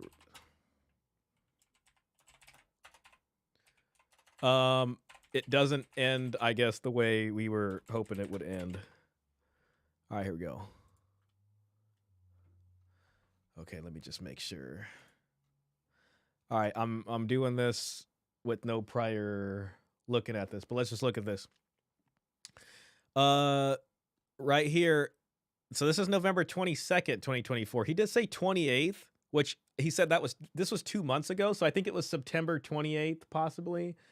Or October 28th. So here's this in November. It says mom can proceed with gender affirming care of preteen son dealing dad brutal blow after years long fight, lost all parental rights. So a California judge, well, I guess this is how we all expected it to go then, huh? I mean, I was hoping it wouldn't be like that, but that's what I'm seeing. A California judge dealt a devastating blow to a Texas father Luna, in his years-long fight to stop his ex-wife from allowing their preteen son, who identifies as a girl named Luna, to receive gender-affirming care. Father of two, Jeff Younger, 59, announced on X that he lost all parental rights over his twin sons. Oh, they're twins. After Los Angeles Superior Court Judge Mark Juhas granted his estranged pediatrician ex-wife Ann Georgulas the authority to castrate, quote unquote, his 12-year-old son, James. Wow. I lost all parental rights to my sons. Oh, here's the tweet. Oh my gosh. Yeah, this is, I lost all parental rights to my sons. Goodbye, boys. Perhaps we will meet when you are adults. California Judge Jahaz gave my ex-wife authority to castrate my son, James, Younger wrote, referring to a treatment known as chemical castration. Chemical castration involves the use of puberty-blocking drugs to stop sex hormone production. Unlike surgical castration, chemical castration does not remove organs. While the Department of Health and Human Services claims this practice is reversible, the long-term sexual side effects are unknown. Okay, I guess, sounds like it's still pretty rough. At least they're not fully removing the organs if we're going to try to look for something bright here, Studies have also reported symptoms such as loss of bone density. Okay, so here's the tweet. Oh, man. I lost all parental rights to my sons. Okay, yeah. Goodbye, boys. Perhaps we will meet when you are adults. California Judge Juhas gave my ex-wife authority to castrate my son, James. All contact with my boys must be supervised. I won't do that. I send letters and gifts to my sons. My ex is not required to give them to the boys. I cannot post pictures of my sons. Oh, man. That's a sad picture right here. It's kind of like an old Western style thing. It's probably from a very famous movie that I just don't know off the top of my head. Let my story be a cautionary one for young men. Fathers have no rights to their children. Do not enter the family law system. Man, this almost makes me want to shed a tear. Let me pull up the, let me just pull up the actual, I'm just going to pull up the actual tweet. Let me just look at it. You just can't trust X. It's just always something. People post all kinds of stuff. Yeah, here's the tweet, man. So this was like, God, I guess that way. We're still gonna watch the old interview, but I couldn't wait. I just needed to know what really happened. Yeah, man. Oh, I bookmarked it back then. I just forgot to. I was probably gonna do an episode on it. I forgot to do that. A number of well-meaning people and some ill-meaning people too have urged me to attend supervised visits. That is a bad idea. Interesting. Well, and you got to pay for that. He has no power. It's just like, I don't know. Oh, walking away just seems like what you got to do at this point. I don't know why. This is almost kind of emblematic of MGTOW. This is the guy going MGTOW right here. After trying and trying, he just ended up having to go, MGTOW in a way. I mean that like seriously. A number of well-meaning people have told me to urged me to attend supervised visits. That is a bad idea. It's bad for kids. Supervised visitation reinforces in a child's mind that the father is dangerous, that something is wrong with him. It's also bad for the father. The supervisor can record anything he wants. Whatever he writes down, the court will take as fact. Supervision provides infinitely malleable materials for the courts to make damaging findings. That's a really interesting perspective on that. It's also very expensive. Yeah, that part is true. I have to do visits in Los Angeles County, California. The flights and supervision run to over $2,000 per visit. Wow. And I mean, you've probably only been able to visit them for like, like an hour or something. I mean, I don't know, but gosh, that's just, probably all depends what you could pay. No parent should do supervised visitation. It's bad for the children, bad for the father, and allows courts to invent false findings to further endanger the father. Wow, sorry, I just got to look at this. Hold the line. PAC has posted a petition. Check it out. Oh, man. Yeah, it just gets worse. Yeah, this is the one Elon Musk had retweeted. There are many such situations. It is utterly psychotic. I'm sorry. I just gotta look at this. Pediatrician Anne Gorgulis had twin boys via egg donor. They are not her biological children. Then she decided to turn one of the boys into a girl at age 3 and divorce her husband, who objected to this. He is now 11 or so and is probably already chemically castrated. The legal system in Texas and now California has kidnapped these boys and is allowing her to inflict whatever grotesque abuses she wishes. The only party vilified is the father. Wow. Well, I mean, we might as well get back to the interview. Now we know what happened. It's still an interesting interview to hear. I mean, with all this exposure, it still could not stop what happened. So that's unfortunate. The other man says, "Holy crap, that sucks." Yes, indeed. Yenu says, "Evil. Now those kids have an exceptionally higher risk of self-deletion." Very true. I mean, I think that is honestly true statistically speaking. All this happened, and TradCons still wonder why men don't want to get married. Yeah, I mean, and Texas was not able to stop this. If you can't get help from a Texas court on this, man, I don't even know what to say there. That's bad sign altogether. Texas. That's what I fought here in physics. They tended to chemically castrate James when he was 8 here in Texas. That's what I fought here in Texas to stop. Sorry about that. That's what I fought here in Texas to stop. Wow. In California, the medical records at Kaiser Permanente show that they have an intention to immediately administer puberty blockers and cross-sex hormones. That will stop his puberty. Wow, so as soon as the judge did that, they're just going to immediately fire off a prescription and get it going. And sterilize him within 2 weeks. Wow, his penis will never grow. He'll have a toddler's penis. Wow. He has had detailed discussions with doctors at Kaiser Permanente. It's all in the medical records, in which he talks about not wanting his penis anymore. Wow. His mother says that he frequently says that he doesn't want his penis. Man, this is and that he knows that if they remove his penis, he says he can still pee because he'll still have a vagina. They have talked to my son about removing his testicles. They have literally talked to my son about what I'm about to tell you. And how old is he right now? They have told, just to yeah, frame this, he's 12. He's 12. Okay. Wow. They have told him that they can remove his testicles and then harvest the sperm in them, so that later he can have a baby as a woman. Oh wow! So they'll do like some sort of they'll freeze the sperm and then later on. I mean, I don't know if he'd use a surrogate. I guess. I mean. Oh my gosh. The doctors are telling him this and he completely believes them. So there's no doubt in my mind that Kaiser Permanente doctors have already set up a pipeline of my son to be chemically castrated and physically castrated at 14 or 15. That's the mom just, I don't know how else to explain this, but like the mom got to the kid. Sounds like the mom gaslighted the kid and just convinced the kid. It's like, you're a young kid, like your image of the world is highly influenced by your parents. I mean, there's so much outside of what he knows that he does not know. And he's bought into whatever story the mom told him. And he believes this is the right thing. This is the good thing. I mean, this is what he was taught from the age of 2. He was conditioned, nurtured. I mean, I want to say that, but then it's him telling the doctors, no, I want this. And it could all be, from maybe a boy's natural instinct of wanting their mother's love. And he wants to make his mom proud or something like that. And this sort of evil father of his who's the villain in all this. That's a really terrible situation. Okay, I'm thinking his mom might be a. Oh yeah, I mean, man, That's in the medical that's records. terrible. That is absolutely obscene.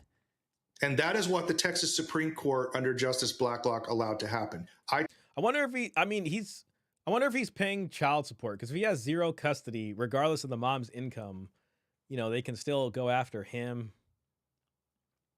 Maybe it just.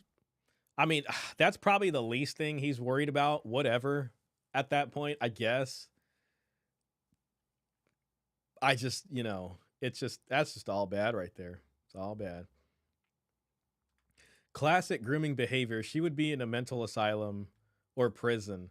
Yeah, it sounds like, I mean, I hate to say that, but it really sounds like grooming. It's the child's mother, but that's just wild. Poor kid. He'll likely wind up. Yeah, I know what you mean.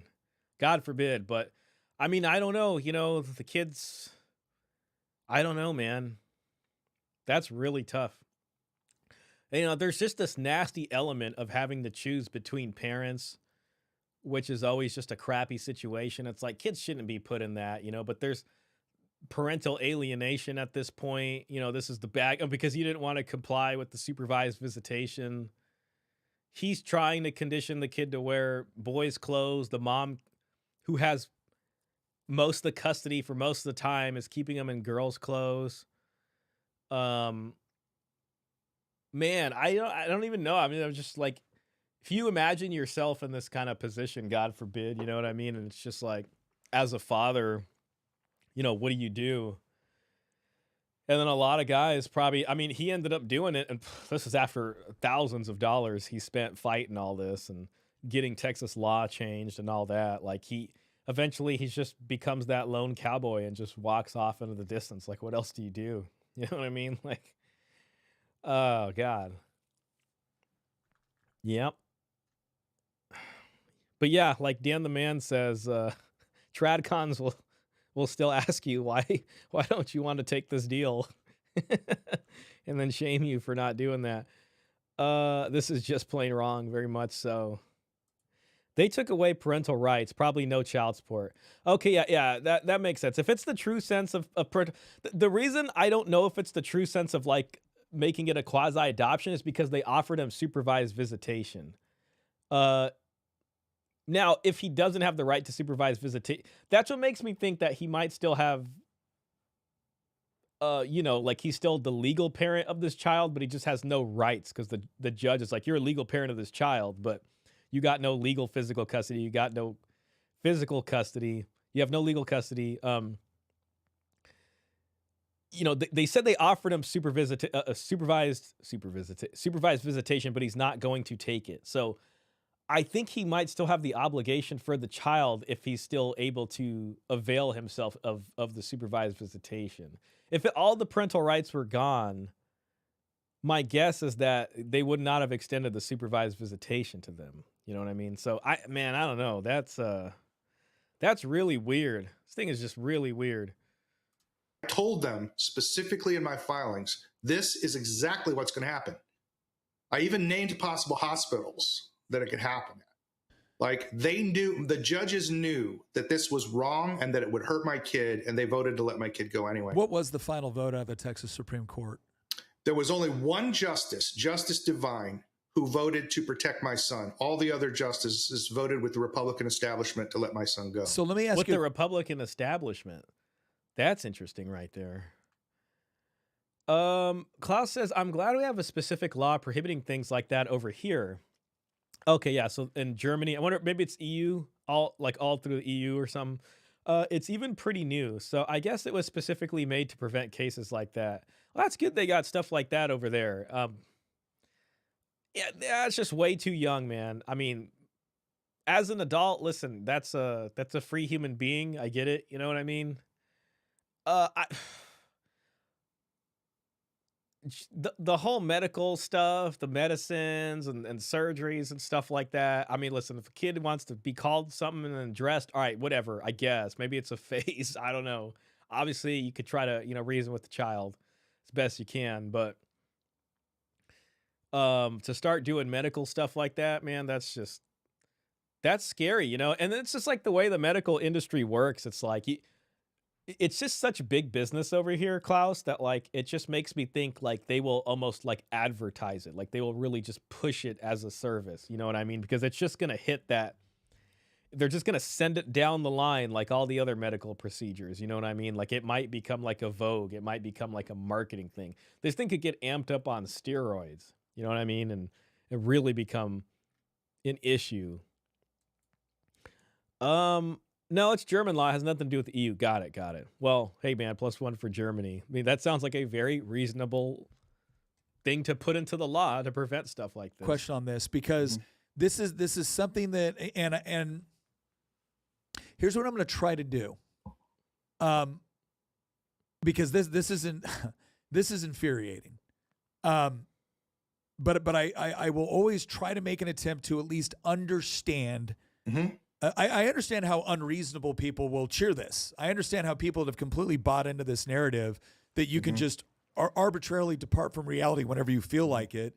And not only do you have an inherent right to, but then we're going to actually negate parental rights in order to reinforce it. And I understand how the medical industry has already figured out how to profit massively for the life of a patient or something like this. Yeah, see that's the problem too, because there's going to be this sort of business incentive.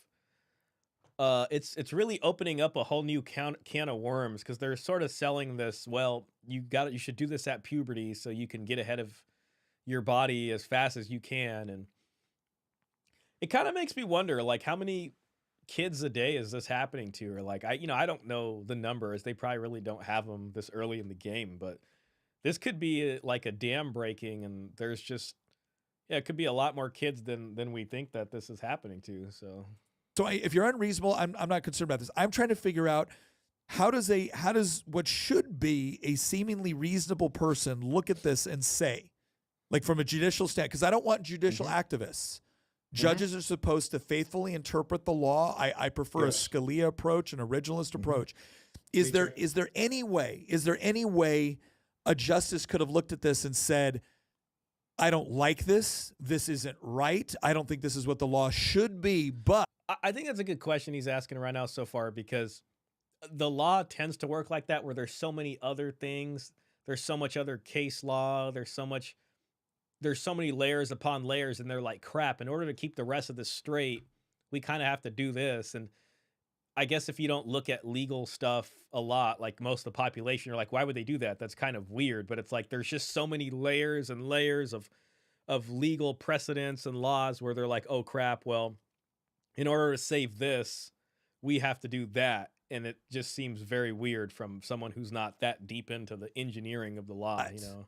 The law does allow this, and therefore, in good faith, as my role of a justice, I have to rule this way. Case. Yeah. Is there any way that could have happened in this situation? In Texas, no. In California, yes. California has passed a sense of the legislature. It is which is binding policy on the state. A lot of people don't know what that means, but it means that it becomes a public policy of the state.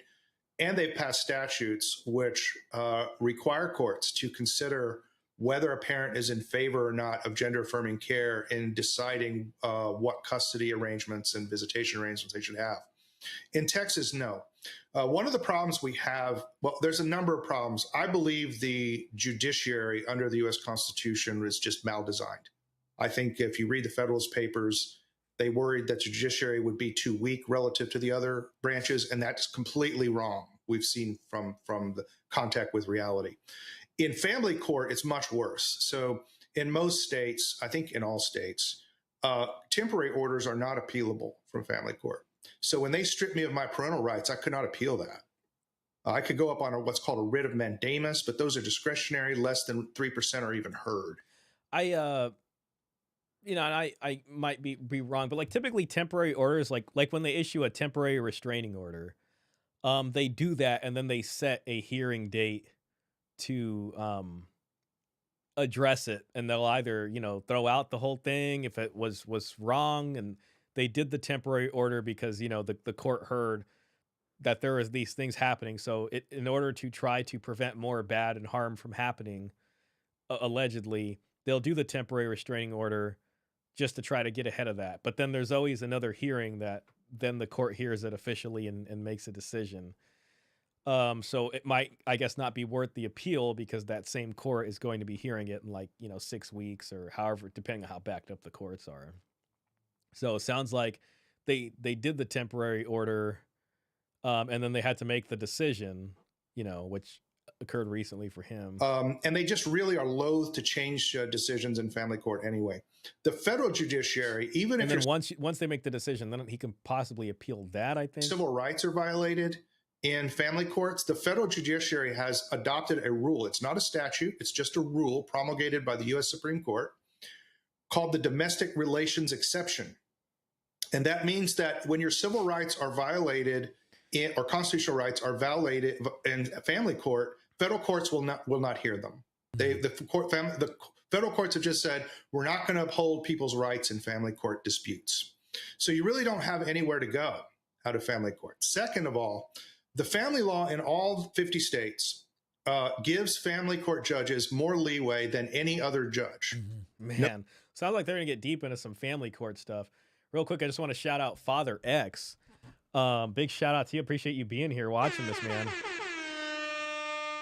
A temporary custody order can last years until the final trial, and it's not appealable. Wow. So that's really important to know. And we watched your video a couple months back, and your custody situation lasted like just around 4 years, which cost thousands of dollars. So that's really good information for everybody to know there. And that the issue with that temporary sort of status is that they can, I don't know, it gives the court a lot of power to be able to do things. Well, it's a temporary order until we get this figured out. And then if it lasts years, that's just a freaking nightmare scenario.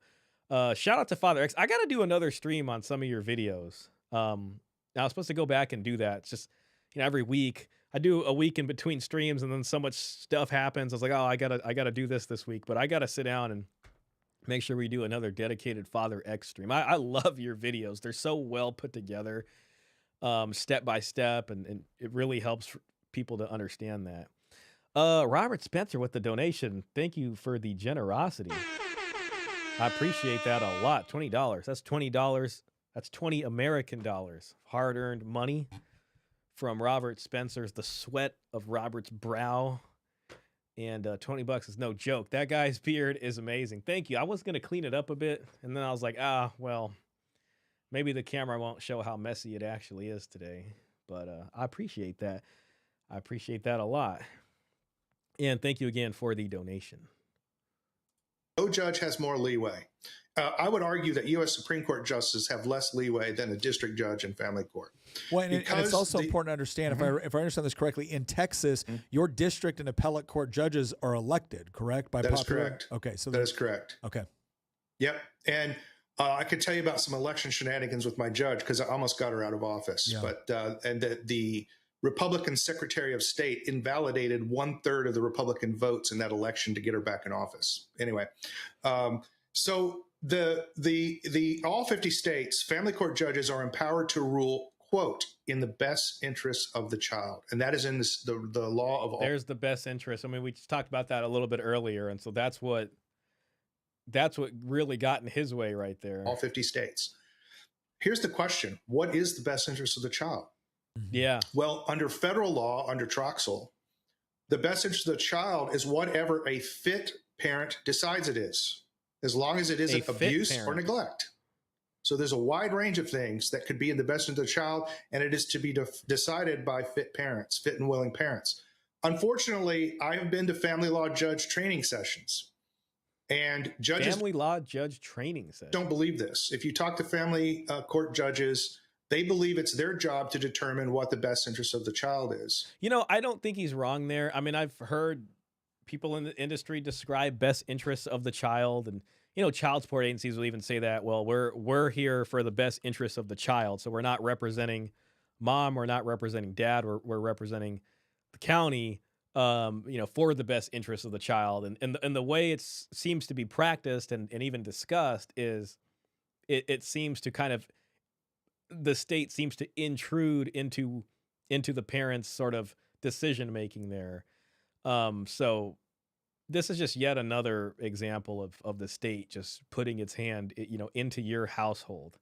And it's like it doesn't even nothing even makes sense anymore. It's just like your household. What does your household even mean at this point? Like, is it even my household? At this point, um, you get into questions of legacy and things like that. If you care about that kind of stuff, and uh, the deal nowadays is just so different. It really is just so different. So what happens in practice is a judge decides how they would raise the child, and then they make you pay for it and execute it. And if you don't, they'll throw you in jail. Yeah, or based off of like, whatever scientific quote unquote studies of the day are that say what the best interest of the child is versus, whatever a family's specific values are. And that's exactly what they did to me. I got And I don't, it's like, if you think about like religious values, I try to wonder like what can religious organizations do to combat this stuff if it's even possible. This is where I kind of just it's like secularism sort of rules the day. It's like secular world. I don't know if he's still in here. I guess, rooted in sort of our materialist science, the scientific method here. And I don't know. I don't know what they can do to push back on this if they can at all. a judge who had a gender expansive daughter and thought that I should raise my child a certain way. And if you don't, they'll throw you in jail.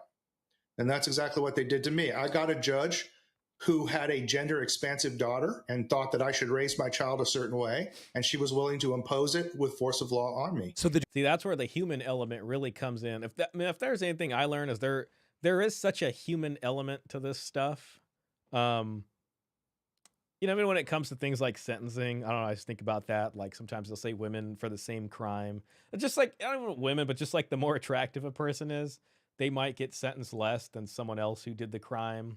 I mean, heck, if your hearing time is after lunch or before lunch, your sentencing might be more harsher if it's before that judge ate a sandwich.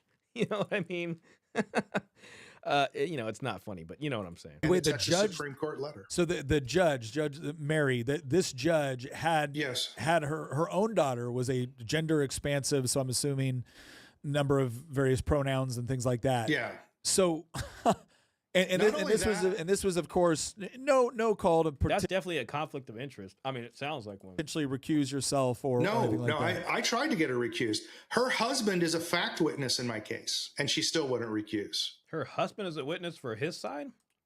I actually went to a recusal hearing with a separate judge in Dallas County. And the judge said, well, I know that her husband is a fact witness. I've seen the video, but you can get the information some other way than through her husband, so she doesn't have to recuse. This is what goes on in family courts all across America. Yeah. The family court judges know, because you can't appeal their interlocutory decisions, that they have no oversight and they do whatever they want. And it's really tragic because we complain as conservatives about fatherlessness, about the breakdown of the family. Mhm. And one thing we definitely know, the Republican Party itself should be very concerned with: married people vote Republican. Mhm. Unmarried people don't. So we should be encouraging marriage and family staying together. All these problems are happening in family court. I can't get one single conservative legal foundation to enter family court to help save my son. See, that in itself is just really interesting, and that's what needs to be dug in more there. I mean, there's the gynocentric angle of all that, and maybe why they don't do it. But that whole sort of legal industry, political industry that works behind all this stuff, it's like where is the conservative machinery behind that, and the lobbying groups and this and that? I just don't know why it's not there, and that probably just comes from my ignorance on how the business quote unquote really works, I guess. But it is a massive failure. And then, on the other hand, they'll just say, yeah, we care about families, we care about this, and meanwhile families are just getting destroyed left and right out here. And the new generation is just like, screw this, I'm not signing up for that. I saw what happened to, my father and, their uncle and their relatives and stuff like that. They're like, no, thank you. Right. So, um, I'm glad he's kind of calling out the conservatives for that. None of them go into family court. Okay. All of the leftist foundations go into family court. They're making law in family court every single day. And our guys are not there. That's how we got gay marriage. So People don't know that. why aren't they? Why aren't they in family court? I'm glad he's asking that. Well, they have some valid points. One, the family courts are the Wild West. They don't follow the law. Yeah. So appeals to the law don't really make any difference to a family court judge. I mean, look at my gag order. I mean, Yeah. it's just straight up unconstitutional. Any judge would find it, unenforceable. But they took my children from me based on it. So that's valid. The second reason is it's messy and emotional, and you might have to work with people accused of things that you don't want to be associated with. Like, for example, I was accused of domestic violence. I had an $80,000 criminal trial I had to pay for because in the state of Texas. So he had to go through the whole domestic violence thing. I mean, separate from the custody thing. If you're convicted of domestic violence, you can never have primary custody of a child. For the rest of your life, you lose your right to possess a firearm. You can't hold any licensure. You can't get student loans in Texas if you've been convicted of domestic violence. Yeah. So it's a win button if you can get it. Fortunately, I had witnesses, but you get accused of all things in family court because the rules of evidence don't really apply. When you go into a criminal trial, there's strict rules to make sure everything's fair. Well, I don't know if you guys remember when I had my discussion with Baskerville. I think it was Klaus because I asked him some questions towards the end of the interview, and Klaus had submitted a question. I think it was Klaus. May have been Dan the Man. But Dr. Baskerville answer was basically that he had talked to someone whose strategy was that he wanted to actually be accused of a crime, it charged with the actual criminal thing to get it into criminal court because it would give him more rights than if it was just going through family court. And that's basically what he was saying. Even child support. I mean, prior to 75, child support was handled through the DA's office, and it was all through criminal court. It was guys with guns that, through the DA's office that were dealing with all that kind of stuff. And then they created the sort of family support court that we know today, and it brought it out of criminal court into its own separate thing. We talked a little bit about that on the Pearl interview. Robert says conservatives are burnt by the separation of church and state thing. They have no good arguments. Yeah, I mean, I get that. I really do. I mean, so they can't have authority in the government, but, you'd think they'd be raising money and creating lobbying groups to at least try to lobby for certain laws, even if they're not very specific religious things, but it's just like, hey, this is more in line with our values.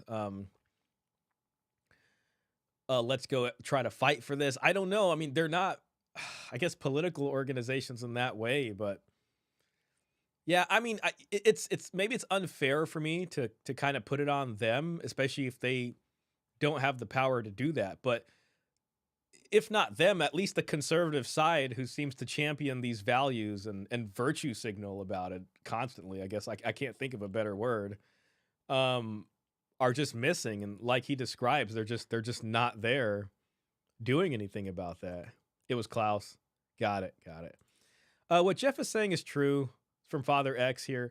Family court people actively ignore the law. Yeah, well, they got their own special little setup going on. And it's like he says, they have way too much power. And unfortunately, it really, I mean, a lot of people are just kind of held hostage by it, and we're all subject to their rulings. Klaus says, yeah, it was my question, but something is very wrong if the family courts don't have to follow proper procedure. Yeah, I mean, and I think Dr. Baskerville talked about it a bit, but there are some serious constitutional issues going on here. And it's like, this is not supposed to be how it is. It's like, there's supposed to be a deal between citizens and the government. And it's like, if you're a good citizen and you do this, you're supposed to get something. They're supposed to be part of the deal for you, which is usually some kind of, it's safe. You can do business. You can raise your family with your values, so long as they respect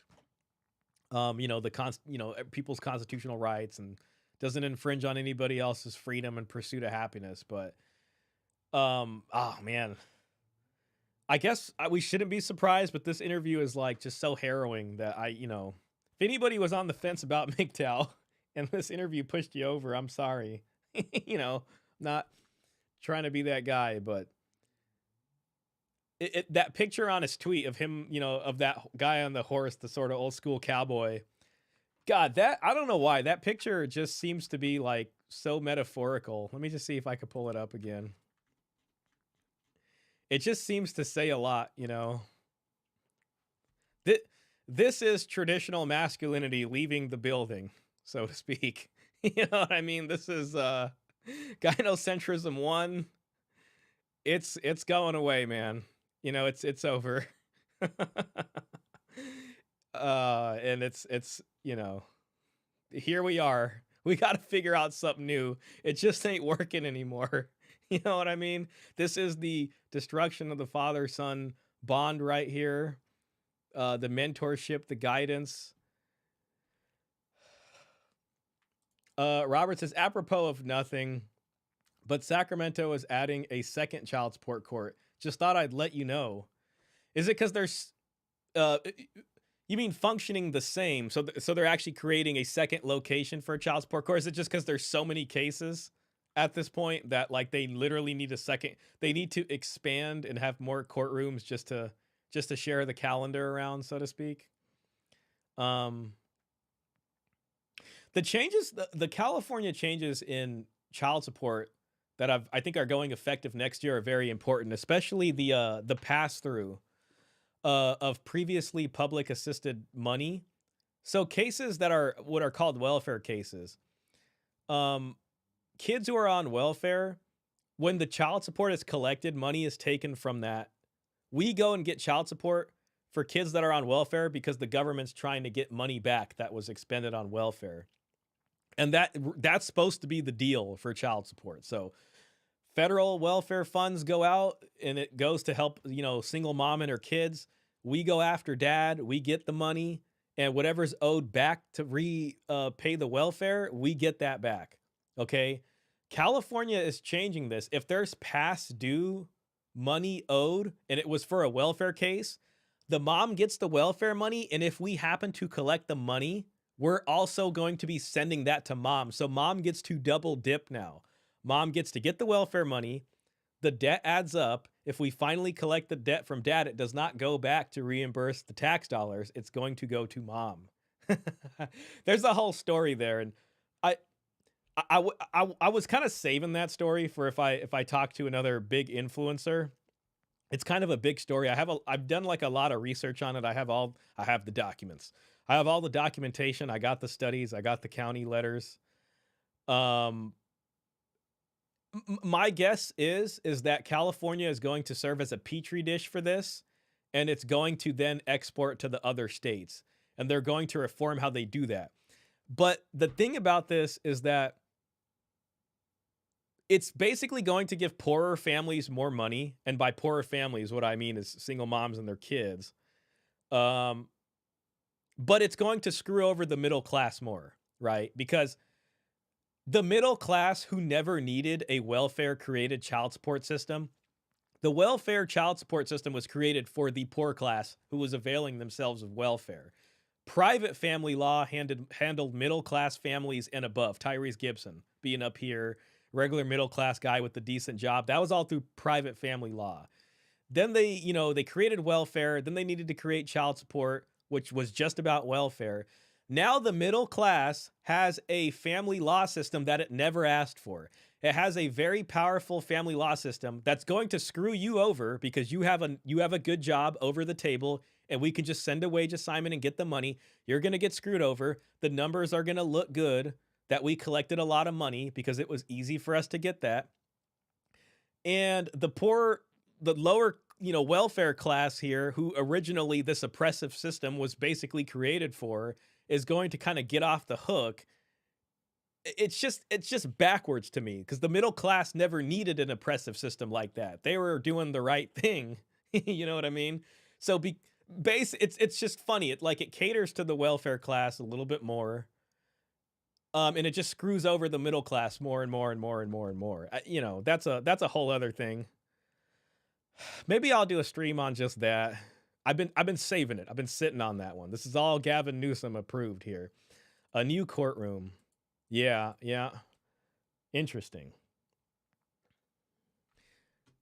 Let's just get back to this interview. God, we're only 26 minutes into that. We'll watch it for a bit more because I know he was going to address child support. We'll at least get there.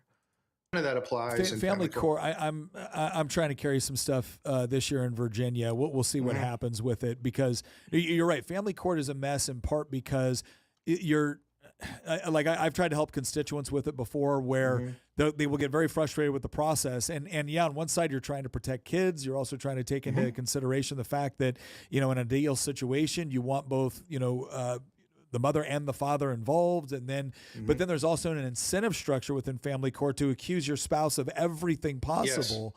Yes, there is. In order to either gain custody or whatnot. And it is messy.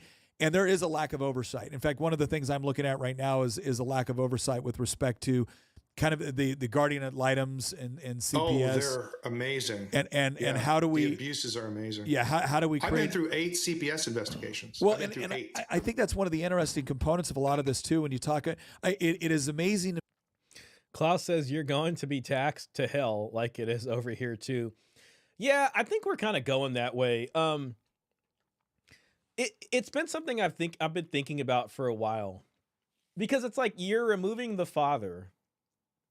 And if a lot of people aren't even going to pay child support, or they can't pay child support, and the moms are going to run and have kids with whoever, or the moms do IVF and they have their kids and there is no father you can get money from anyways, the state's going to have a couple decisions they can make. They can get rid of welfare and then kind of make it rational for people to pair up together.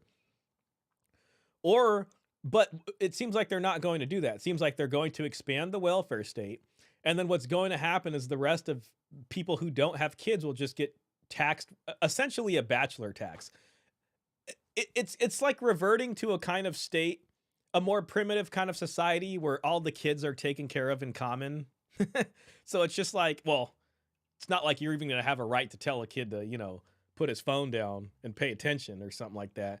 But you're going to be taxed in order to take care of this kid, right? So it's like, it's just going to be everybody's problem to have to pay for all this stuff. And that overreach will probably inevitably happen. Seeing how it goes. I mean, maybe with like population collapse, or if people stop having kids, then maybe the cost of that will go down. According to Robert, they're making a second child support courtroom building here in Sacramento, so it seems like there's more folks than ever. But I don't know. Then you have immigration, so even if people aren't having kids here, then there might still be people kind of I don't know what they're going to decide to do. I'm very interested, God willing, I can, if I'm blessed in that way, or even not, whatever, be. I sometimes sit back and think, oh man, I wonder what it'll look like in 30 or 40 years. Like if I'm still around, if my cholesterol hasn't got me by then, what will the price of Bitcoin be? What will family law look like? So, maybe I'll be able to see that. Father X says, yeah, Shah, the whole idea of if child support is to reimburse welfare, so now the state would pay for welfare and not get reimbursed. Insane. Exactly. I don't understand how like Republicans can kind of sit by and let this happen. It appears Trump isn't really going to say anything remotely related to that. He doesn't want to touch this with a 10-foot pole. You know what I mean? So it seems to be going full steam ahead. They're starting that in California. And it's funny too, because the way they're promoting this, the propaganda around this is that this is going to help poor families, and what they'll do is they will admit, they will say that, of poorer families that have to pay child support, they're not able to pay it. It ends up hurting the relationship between the father and the child. they end up getting less money anyways. Like they will literally admit that the system they created has screwed up families, has actually hurt families, has specifically hurt poor families. And then they're going to sit here and come in with the solution, which is to, well, let's essentially just give everybody more money. Um, they're essentially expanding welfare. This is pseudo welfare, right? So now it's like a double welfare. And they're going to be like, look, we're helping poor families. We're getting more money home to these poor families. And when they say families, what they mean are broken families, which is, single mom and the kids, and the dad is basically on his horse riding off into a sunset, and we don't know what happened to him. And they're going to sell that as a win, but it's not a win. I mean, it's only going to lead to more incentive to destroy more families. It's only going to increase welfare going out, and it's just going to just kind of keep this cycle going. It's not actually helping anything. It just further solidifies that state machinery. So if you go back 30 or 40 years, this would be like, it would be a non-starter. It's like, what are you talking about? We have child support to get the welfare money back. What do you mean, let them get the money that's owed to the state? Are you crazy? But now it's like, look, this is great. We have the studies. We know child support ruins families and makes it harder for them. Let's just give them more money and then pat ourselves on the back, which is essentially the money that's supposed to go back to, I guess you could say, taxpayers, back to the state fund. So it's pretty bad. Yeah, Father X, I think insane would be the right word here. Klaus, it's like that in any welfare state. The middle class is the cash cow. Yeah. I mean, unfortunately, that's the truth. It's just particularly egregious. You know what I mean? The U.S. was always supposed to be even a little different about this in terms of, I guess, the culture, but it seems to be kind of inching towards almost like Sweden or Denmark or something like that. But the propaganda it's like effectively the same thing, but the propaganda is different. So, California will get away. I mean, no fault divorce, at least as far as the U.S. concerned, California was the first state that started, and it was like the petri dish, and then it exported to the other states. And it just seems to be a place where they kind of do these things. And then what they'll do is they'll come out with the study and they'll say, look, we've been doing this for 5 years and we saw there was an increase in, some positive stat for these kids getting more money in the home. And this helped these kids and it helped, these kids in poverty. And then they'll say, now we have scientific evidence. And then they'll sell it to the other states to kind of do that. So, that's the thing. It's like a kind of cost benefit. They're like, well, it's hard to, because a lot of the welfare cases, it's hard to collect money from the guy that's like, selling dope on the corner. Like, yeah, he's got 2 child support cases on him. You're not getting anything. Some of them, they do get it. You know what I mean? So they're like, well, screw it. You know what I mean? Like, it's hard to collect it. They're tough cases for us. Let's just get the money in and send it. I don't know. It's just a tough thing. So I do want to share more about that. Guys, hit the like button. Oh yeah, please. I appreciate that. Thank you, Klaus, for reminding me. I should remember to say that. Appreciate anybody who's watching. Appreciate anybody who did hit the like button. We'll go further on this. We'll see. I'm waiting for him to get into child support. I know we got a little bit left. I got kind of like a red meat video for us later. I mean, we're hitting 2 hours, but this right here seems very like red meat, Men are finding out how atrocious modern women really are. We are cooked. I mean, it's definitely made for this, the sort of manosphere rage crowd. That's what it looks like. So we'll see what that guy's got to say. Me, when we were going through this process, and I was talking to a constituent, and the concern was, well, this is happening, and again, I don't know the situation. Like, do you have proof? I'm a legislator, right? I'm not an attorney. I'm not a guardian. Sure. I say, okay, have you talked to your guardian ad litem? Okay, are they doing this? Are they doing that? And then it was amazing how it would get to a particular point. I'm like, well, that's it. There's no other oversight. There's no other us. They've just decided. And you're like, that's it. Whoa, like, I get it. I get why there have to be certain allowances, especially in situations where abuse could potentially be taking place, and what do you do?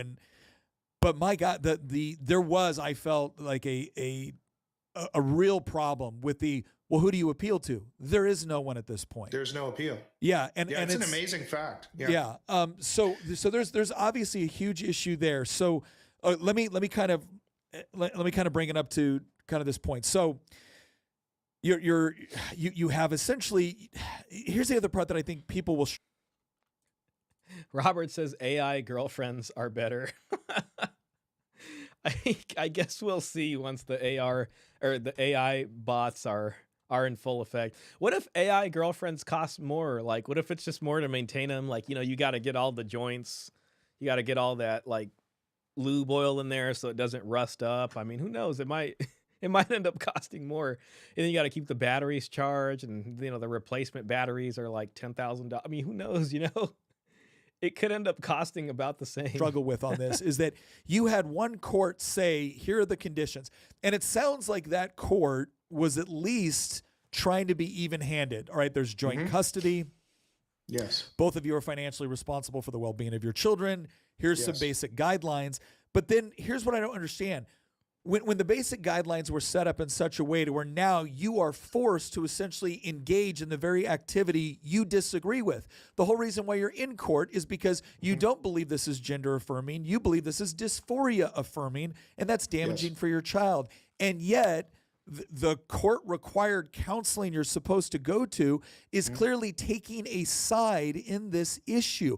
Now, here's my question. Why couldn't that specifically be appealed? Like that process? Well, so most of the states have laws which remove appellate authority over interlocutory decisions in family court matters. You can go up on what's called a writ of mandamus. That's when you're actually asking a judge to order another judge to do something. Yeah. Which, of course, they're loath to do. Yeah. Right? Now, I have actually won one mandamus. I'm famous here in Texas, actually, because nobody ever wins mandamus. I've actually won one because it was so egregious. It was just black letter law, and it was so egregious. But the whole point is really to give unlimited discretion to the family courts, and there's a reason for that. There's a federal law called Title 4D. Title 4D. That's he's talking about Social Security Title 4D. So Title 4A is welfare, and then Title 4D is specifically the child support program.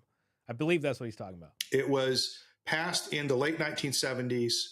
This is the cause of the divorce explosion in the 1980s and the creation of, there were no family courts in the early 1980s. Yeah, that's child support. They were created specifically because of Title 4D. Title 4D provides for matching funds for the collection of child support. So there you go. Yeah. So that's part of the Social Security Act, and when he talks about like matching funds like that, essentially, I guess if I was going to explain it simply, the child support agencies are measured based off of performance measures. So like how much money's how many kids out of wedlock did you establish paternity for? How much child support did you collect in the current month? How much back pay did you collect? And, just how many court orders did you establish? And, God, I can't remember the fifth one off the top of my head. I think I got back pay. Oh, cost effectiveness, I think. So, like, every dollar you spent trying to collect child support, how much money did you get back? I think that's all of them. And based off of, how you do on the performance measures is going to determine how much funds you get the following, for the next fiscal year, from the federal government, for the program and for welfare and all that kind of stuff. So when I was working as a caseworker, we'd have these meetings where the child support director and all the executives would come down and they'd give us a meeting and they'd tell us how we did, on our FPMs, federal performance measures, and everything was about these FPMs, and it's all about maximizing these numbers so that, then they can go back to the federal government and be like, this is how we did, give us the money. And all that's spelled out in the Title 4D code there in the Social Security. So you can see the performance measures there. And, there's interesting things there. So like paternity establishment for kids born out of wedlock. That's one of them.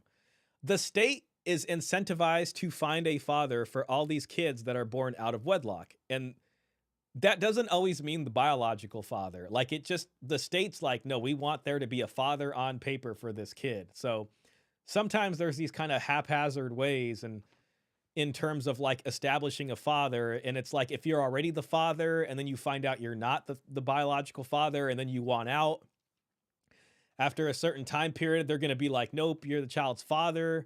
And they're going to say it's for the best interest of the child. But at the same time, it also, the state's incentivized to do this because they don't want to break that. They want to be like, no, we have a father for this child, federal government. So give us some more money. You know, like it's just, it's interesting, you know, how it works. And it's a very clunky system. You know, the way I kind of imagine it is, it's not like an archaeologist going in there with like the little tiny brush and the tiny shovel to excavate things and to make sure nothing gets broken so that everything is kept intact to try to figure out what's going on. It's more like getting like an industrial level excavator and you're just like going in there and you got to pick up all this dirt and shovel it. And it's just like, you know, anything that's in there is probably going to get broken and it's going to get dumped over here. And some people are just going to get caught within the teeth of the thing and get crushed totally. You know what I mean? It's just meant like as a very just clunky system to deal with a lot of these as cheaply as possible, as quickly as possible. And it just ends up being that like the state's not going to want to spend money on really having some dexterity with your case and trying to figure out what does justice really look like here. It's just like, no, like let's just do this really fast. And just pay this money. I don't know about Virginia, but I know about Texas. In Texas, it's $500 million.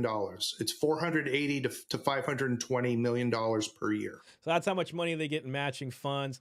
And another interesting thing is that, so technically a state does not need to have a child support program. However, what compels a state to have a federal child support program is if they want welfare. So if California or Texas woke up tomorrow and said, you know, we don't want to do child support the way the federal government wants us to, we're done. We're going to get rid of our federal program. We're going to do child support our way and you can't stop us. The government's like, fine, you can do whatever you want, but you're not getting any welfare funds from us anymore.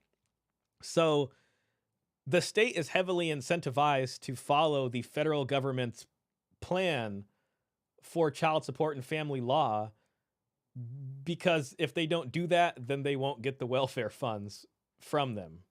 And it's almost like threatening a state with orphans and homelessness. It's like, if they take that money away, a lot of people, they'll probably have more homeless people on the streets. Like you'll have more kids that are orphans or not in houses and this and that, because you can't pay them to be out of the way in a house somewhere. You know what I mean? So the states are just like, well, we want the money. So they take it, and then whatever the federal government sort of proposes or says, you know, custody, we want you guys to incorporate this into your state legal codes. We want you to incorporate child support this way. Like you guys need to have a guideline. You need to have this kind of program for establishing paternity. They end up doing that to match whatever, you know, the federal government thinks is best because they want to get those matching funds. The more child support that's issued, the more money the state gets in reimbursements. The more it collects, the more it gets in the entire Texas Attorney General's office is funded by the child support collection matching funds from Title 4D. In Texas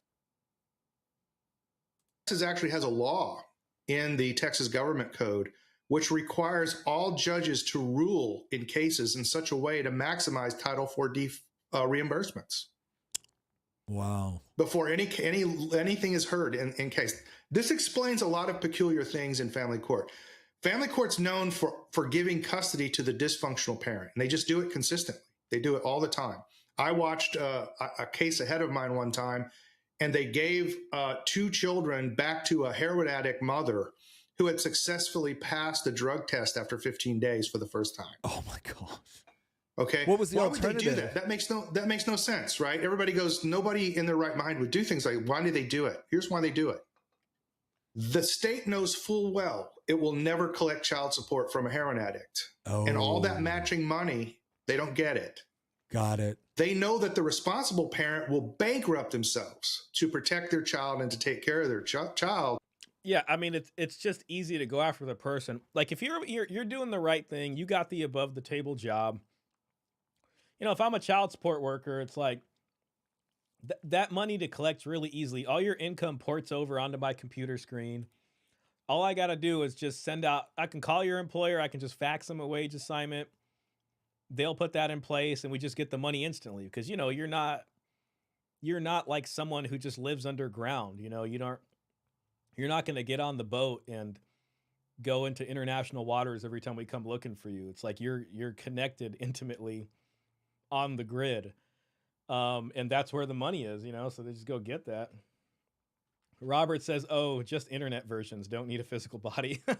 Okay, yeah, that's going to be much more cost effective. And they'll get all the matching money for that.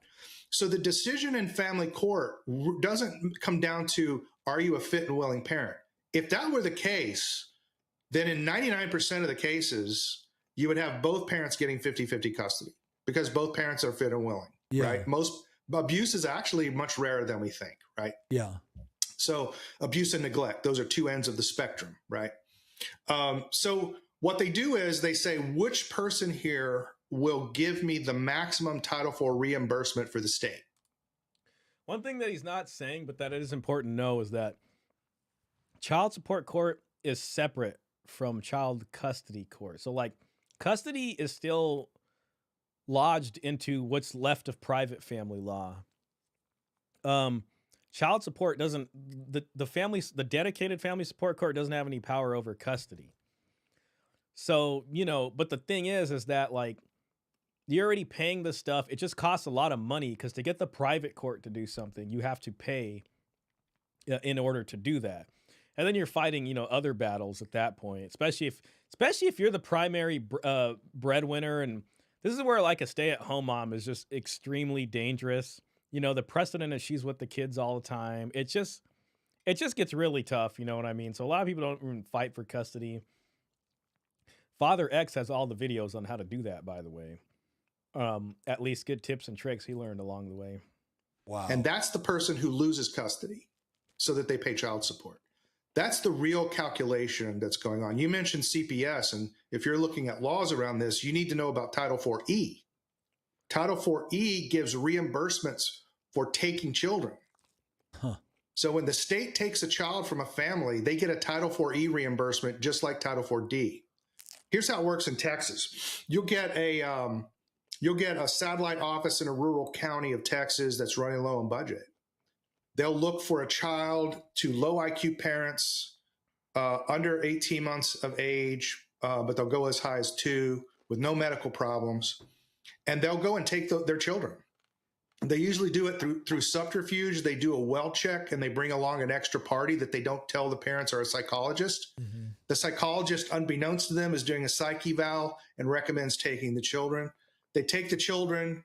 Within 6 months, the child is adopted out, and that satellite office gets $250,000 in budget money. So there's financial incentives to take children. There's financial incentives to take fathers out of the home.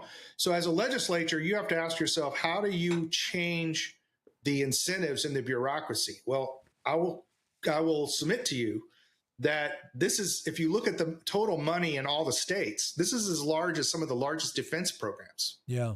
And we've never successfully cut a large defense program. That's never happened. And I can tell you right now, the political palatability. The only way this is going to be discussed, there will be no level-headed discussion like we're seeing taking place, right? It will be this idea that you just don't want women to be able to leave abusive situations. It's that, and it's this. Oh, won't somebody please think of the children? It's just that, and it's like, you know, you say it, and you're just like this bad guy, and like, oh, you don't want to take care of your kids? Oh, won't somebody please think of the children? It's just like the straight propaganda, like the demonization.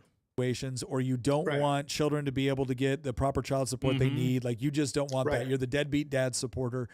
And the problem is, this is always the problem with government trying to fulfill certain functions within society for which it was never truly designed to do. And it's these sort of second and third order effects that we don't get. Is that it sounds great. It really, I mean, think about this on 50,000 foot level.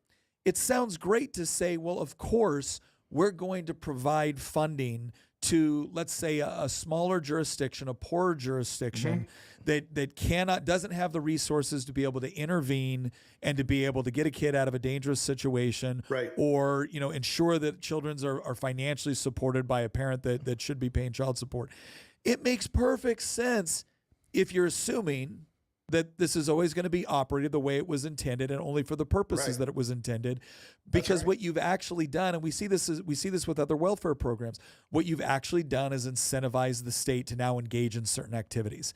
And we've seen this with COVID spending. We've seen it with welfare spending. We've seen it with everything else. You're not just getting the reasonable use case scenario. You're creating a perverse incentive. That's right. Okay, so if you ever want to know why young men are not marrying, I speak to young men all the time. I get invited to speak to masculinity conferences. Here it is, guys. Here it is. And so forth. This is what they tell me. They go to church and they get cajoled to get married. They're told that it's their duty. It's their God-given duty. The problem is they have actually witnessed their father's lives become totally destroyed. I talk to lots of young men. They're like, my father lived out of a car for 6 months. Yeah, it's like that combined with, just the change in the dating culture and, just a lot of the misandry. And then on the back end of all of that, it's just this kind of stuff can happen to you. It almost becomes perfectly reasonable for someone to say, I just might not want to get involved with this. Because the court look, I don't think, people understand the impact of child support. So in Texas, if you have 2 kids, they're going to take 30% of your gross pre-tax income. Okay. Most businesses could never. Yeah. I mean, you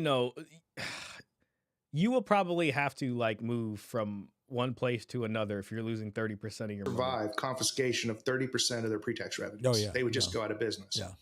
I've done the numbers. If in Dallas County, based on cost of living, if you make less than $45,000 a year, you cannot rent a home. You're left with about $800 a month to live on. So it doesn't work. Second thing is you don't get to deduct that money as childcare expenses. That's one area where you could make it back up, as if you had a deduction or a credit. Actually, the mother that you pay gets to deduct it as childcare expenses, not you. Okay. Yeah. So that's the first thing. And the second thing is, for example, I've been for 11 years, I have had to submit all of my expenses, every That's your income and expense declaration form right there. I've had guys tell me that too on the phone, when we get a new order and the guy's like, how am I supposed to pay this? I'm going to go homeless. It's either I pay you and go homeless and then I'm not going to have a job. What do you want me to do? And, there's nothing we can really say. It's just well, that's the order. That's what the court said. And, and then, it's just that happens to people. Credit card expense, every cash expense is scrutinized by an attorney, by an accountant, and by the judge in court. Oh, crap. Oh, man, I do not remember exactly where I was at just before that. Why do I do this? You can go up on what's called a writ of mandamus. That's when you're actually asking a judge to order another judge to do something. Yeah. Which, of course. Let me kind of bring it up to kind of this point. So you have I do that once a freaking stream. I always do that. Family court. I'm trying to carry some stuff this year in Virginia. We'll see what happens with it, because you're right. Family court is a mess in part because I've tried to help constituents with it before, where they will get very frustrated with the process. And on one side, you're trying to protect kids. You're also trying to take into consideration the fact that, in an ideal situation, you want both, the mother and the father involved. And then, but then there's also an incentive structure within family court to accuse your spouse of everything possible. Yes, there is. In order to either. Ahead of this, got it. Yeah, thank you, Dan. Let me just get up. I was at least. Okay, most businesses could never. Oh, thank God, we found it. Whew. It's about to. That was a huge faux pas, guys. That's on me right there. Sorry about that. Thank you, Dan. Confiscation of 30% of their pre-tax revenues. Oh, yeah. They would just go out of business. Yeah. I've done the numbers. If in Dallas County, based on cost of living, if you make less than $45,000 a year, you cannot rent a home. You're Dan, left with you're a about legend. $800 a month to live on. So it doesn't work. Second thing is you don't get to deduct that money as childcare expenses. Like that's one area where you can every credit card expense, every cash expense. This is what I want to talk about is just like the thing that also sucks about this whole process is like what is essentially your private family life. When you end up dealing with this, you will have to go in front of court and stand in front of everybody and have to basically lift up the skirt on your private family life, on every single thing you spend money on. They can ask you about anything in there. It all becomes part of the court record. It's just like, it just sucks. You know what I mean? So everything that ever happened, they can ask you about, and just, people can listen. It's just, it's so freaking annoying. Is scrutinized by an attorney, by an accountant, and by the judge in court because they want to see if they can get more child support from me. Yeah. You permanently lose all financial privacy. I have been told by a judge I had to file a motion to try to change jobs. Wow. Because it paid me $10,000 a year less, but made it more geographically convenient for me. The judge said, no, you cannot change jobs. Wow. Oh my God. Yeah. See, I mean, that's just too much. It's just too freaking much. So you lose all of your freedoms once you get into divorce court if you're designated as the one who pays the child support. Yeah, no, and I've seen this before. So again, like if you're a young guy and it's just like, this is kind of the stuff you're going to have to deal with. And it sucks, you know what I mean? Because it, I still think enough people are like on a long enough timeline might be like, whatever, I'll just have to take my chances, I guess, and try to plan this to be as least painful as possible, And this is a guy who was married to someone that did make probably more money than he did, or at least around the same. I don't know exactly what he does. But it really still screwed him over on the whole custody aspect of that, So there probably wouldn't have been alimony in his case, or maybe he would have got a little bit of alimony, depending. You can be like, whatever, I'll just pay the child. That's what a lot of guys do. Like, I'll just pay the child support because custody is it's just going to cost too much to fight for that. And I'll just pay the child support, you know what I mean? But then it still sucks because, then you're going to, lose custody or whatever. This guy had the whole other thing with the gender transitioning. So we all know it. We all know it. Or two, where it's like the positive use case scenario of this is you have somebody that kind of manipulates the system or leaves a job temporarily in order to get a lower rate requirement for child support, and then immediately gets a higher job or whatever it is, right? Like there's the system can be gamed either way, but you're Definitely. right. But as soon as they catch wind of that, like they'll just modify it again. Like, as soon as you get the higher job, I used to, be on the modification team in our office for about a year or so. And, as soon as there's a change in circumstances, we'll file another motion. If they think you're purposely trying to lower your income, they'll do what happened to him, and they're like, nope, they'll be like, they'll keep it the same. So, the judge has discretion there. It creates this perverse incentive. Well, and I'll tell you this, I'm a huge marriage advocate. Right? And the worst incentive that this creates is that it takes men who would otherwise work really hard and try to produce more for society are kind of incentivized to not work as hard. And I hate to say it, and I'd hate to say that about like even myself, but it's just like, why, why would you go above and beyond to try to make the most money when you could just get screwed over like this, unless you're like really passionate about something.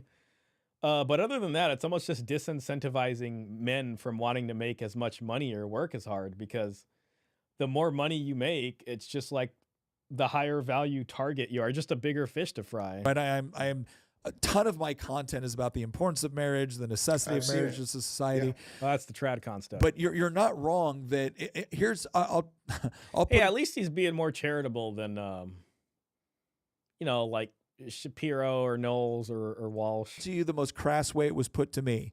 Nick, please explain to me why I should risk getting married so the government will pay a woman to leave me, take my kids, and I can spend the rest of my life to pay my ex-wife to sleep with another dude.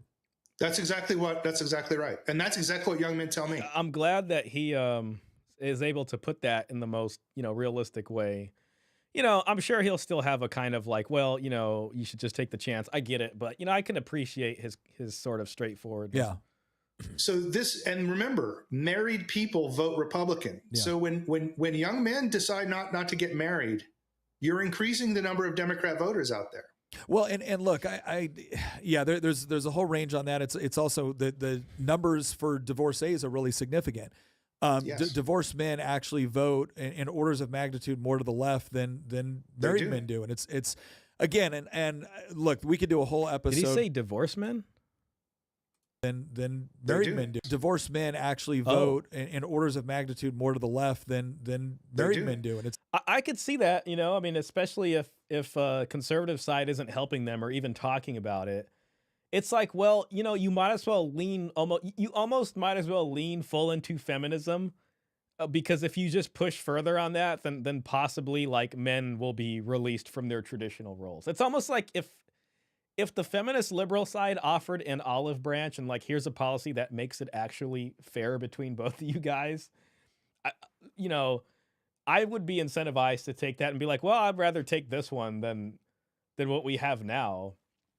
And it's just like, I was hoping the conservatives would come down harder, and then it might incentivize the other side to offer another platform. But, we'll see what happens in this sort of presidential cycle as far as this goes. It's again, and look, we could do a whole episode because I'm a firm believer that if you look a lot of the ideology behind this, there is a major movement within this country that despises the concept of the nuclear family. They think it's patriarchal. They think it's oppressive. I mean, I think he wants to say feminism, and anything they can do to undermine it or break it up. They don't think they're doing nefarious work. They think they're doing, they're doing a wonderful service, but it's horrible. Well, we really have to figure out what the New Deal is going to be. I mean, in a world of secularism, of technology that we've never seen before, I don't think going back is going to happen at this point, but where men and women both compete in the same job market, men and women both vote. It's a technologically advanced world. We have to figure out what the new deal looks like. Let me ask you this at this point. So, because this is the part that I don't think people fully appreciate. Again, the way I started this whole thing off was, if this whole case originated in California, everyone would be like, well, yeah, you're living in California. It's official clown world. This was Texas. Right. Yes. Texas is the place where I think most people think they could actually go to be safe from this sort of nonsense. And yet it was again, Republican judges with I imagine a fair amount of people within the Republican legislature that were giving you issues on this. So here's what I'd like you to, to the extent that from your perspective, why do you think even, and the simple answer is usually, well, they're rhinos. Okay, no, but Republican in name only. I'm going to give you a much worse answer than okay, that. Good. Let's see what he says. Okay, good. Why is it that you would think in a state with a conservative culture, in a state that presumably believes in the nuclear family and has a legislature, a governor, an attorney general, and presumably elected judges, maybe outside of like Austin or Dallas or Houston, right? That would reinforce. Why is this happening there? All right. So let me give you level set you on just how conservative the electorate is in Texas. One of the ways I got this law passed that outlawed these barbaric transgender procedures on kids in Texas is I mobilized the rural counties where, 600 votes can swing an election for a senator. Yeah. Right. What's interesting too, as Klaus said that, they have a law that kind of protects kids from this in Germany. And, I'm not exactly sure. I've always kind of imagined Germany a little bit more, I don't know if progressive liberal, but not as like conservative, I guess, as like a state like Texas. So it's interesting how Germany has a law like this already. But for Texas, it was very hard to do. You know what I mean? So it's like, what is different between the two cultures that, a place like Germany has this, but the U.S. has such a hard time with something like that. So you can exert some pressure on somebody if you can take 600 votes. I mean, he did kind of make it happen just for Texas. So I had enough money to go into these rural counties out in West Texas, and I went out there. There were a couple of occasions where sheriffs had to show up and say, guys, put your guns away. This is not how we need to settle. Like, that's how conservative Texas is. Yeah. They will hang people from trees for this kind of stuff. So For hurting a kid. Yeah, for hurting a kid. Yeah. So if you're an elected official, think you're in the Texas legislature. Let's say you're in the House. How do you square this problem? You have an extremely conservative, I would even say right-wing electorate. And yet you have a voting base, a donor base in the Republican Party that's a Northeastern liberal that gives you all the money. And lest you question whether they're liberals, there's a guy named Paul Singer. He's the largest donor to the Republican Party. Yep. He founded the transgender movement in the United States. Wow. He founded the Human Rights Campaign, the Yellow Equal Sign. He founded that organization. He still funds it. And he's the guy that started the transgender movement. It was a Republican who started the transgender movement, not Democrats. And it was a Republican. God, it almost sounds like unbelievable. You know what I mean? I don't think he's wrong. It almost sounds like you wouldn't expect Republican donor. Okay. It's James Pritzker, who used to be the third largest donor to the Republican Party. He's now an ugly man in a dress named Jennifer. He started the child transgender movement. He was a Republican at the time. So what you have in America is you have one big donor class, and they're all Northeastern liberals. Most of them these days are hedge fund billionaires. Mm-hmm. So they're all Yankee. We call them Yankees. No offense to you. we call them Yankees. And these Yankee liberals give all the money to the Republican Party. So let's put yourself back in. You're that legislator in the Texas House. You got a conservative electorate, but you're getting all your money from the donors, and those donors control key positions in Texas that could knock you out of office anytime they want. So how do you fix that problem? Here's what you do. You pass a bill like the transgender bill that I wrote. You pass it, but you remove those 3 sentences classifying it as felony child sexual abuse. Mm-hmm. You put a loophole in it. So now you can't do the procedure in Texas, but you can fly your kid to Colorado and cut his balls off and fly him right back to Texas. Okay. Yeah. So now this legislature can go to his constituents and say, see how conservative I am? I outlawed transgender procedures. Then he can go to the donors and he can say, you see, man, you can still give me money. I left those loopholes for you. That's some real like smarmy politician type stuff right there. Paul Singer, last time I checked. Well, God, I don't know though, man. I mean, I guess, but it's like still a Republican, you know what I mean? So it's like, why? You know what I mean? It just doesn't make sense. And then it's just like, if it is like something like that or like a religion thing, it's just where would the Christian Republican big donors be? You know what I mean? Like this is kind of where the church could take some role if they would raise money, and some guy from there can be like another donor or something. Then there's the people taking the money and they're scumbags. You know what I mean? Because they know what they're doing. I don't know, man. It's just like, how is everybody else so bad at this game? Like, I know politics is a dirty game, but you know what I mean? It's just like,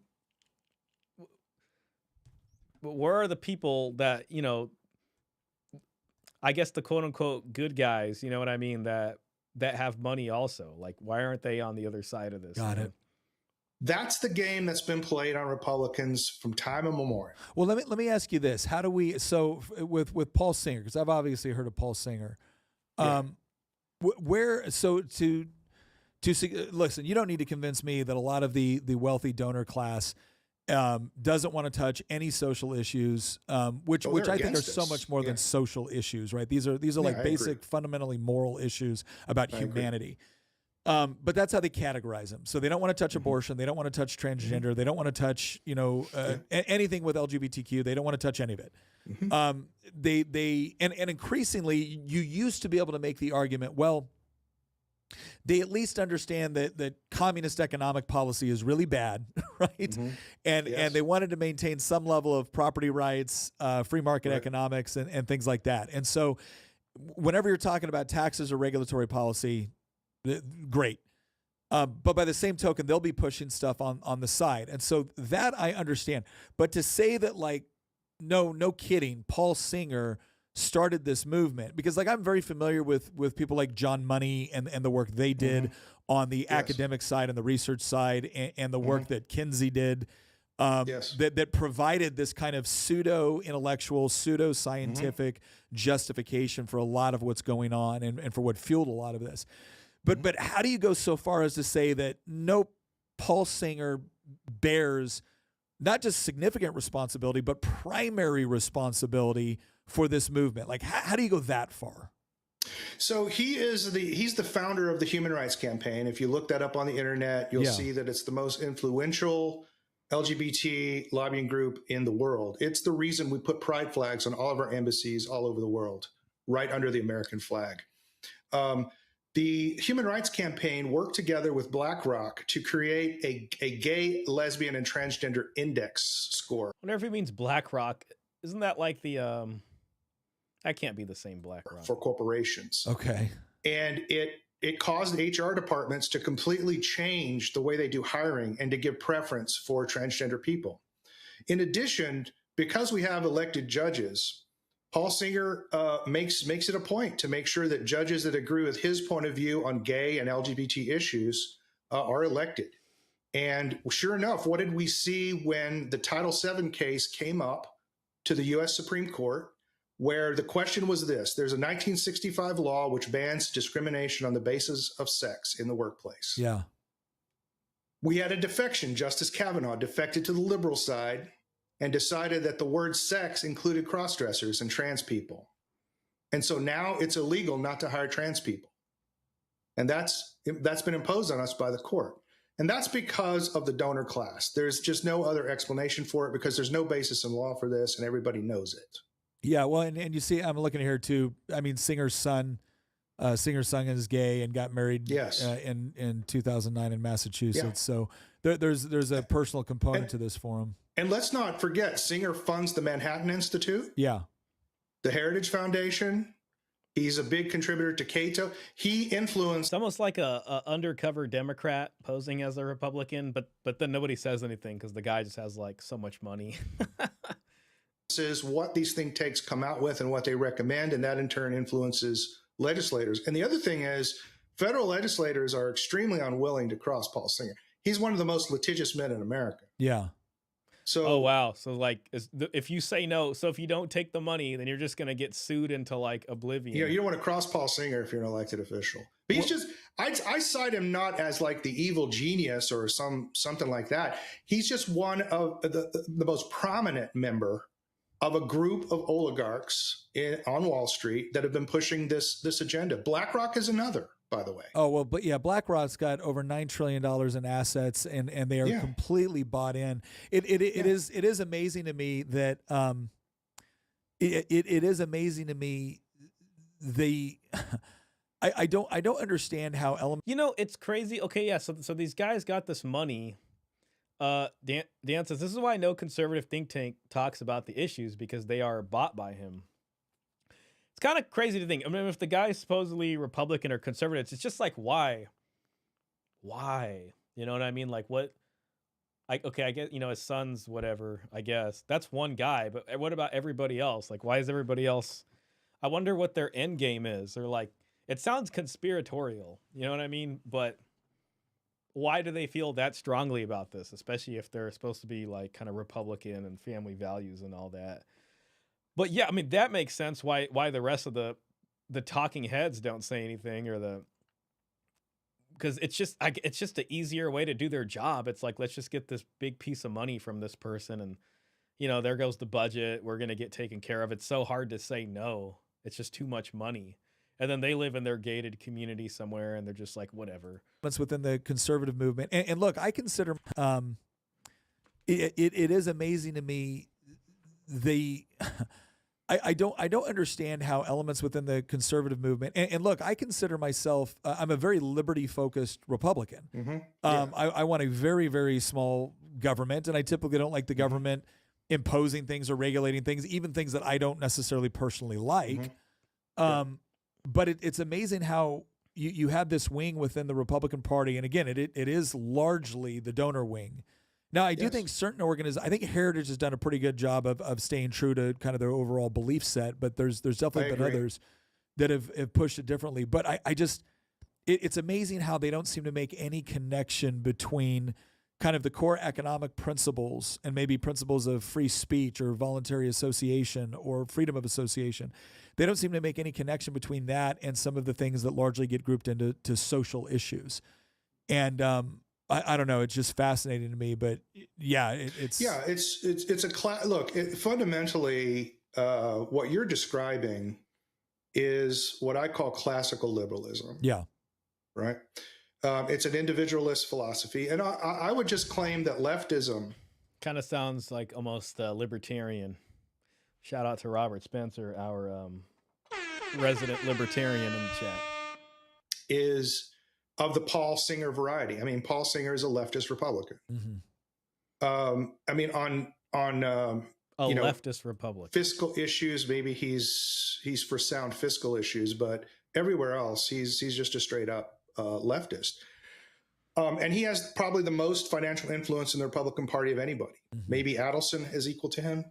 Yeah, he's Adelson is also pro LGBT, by the way. Yeah.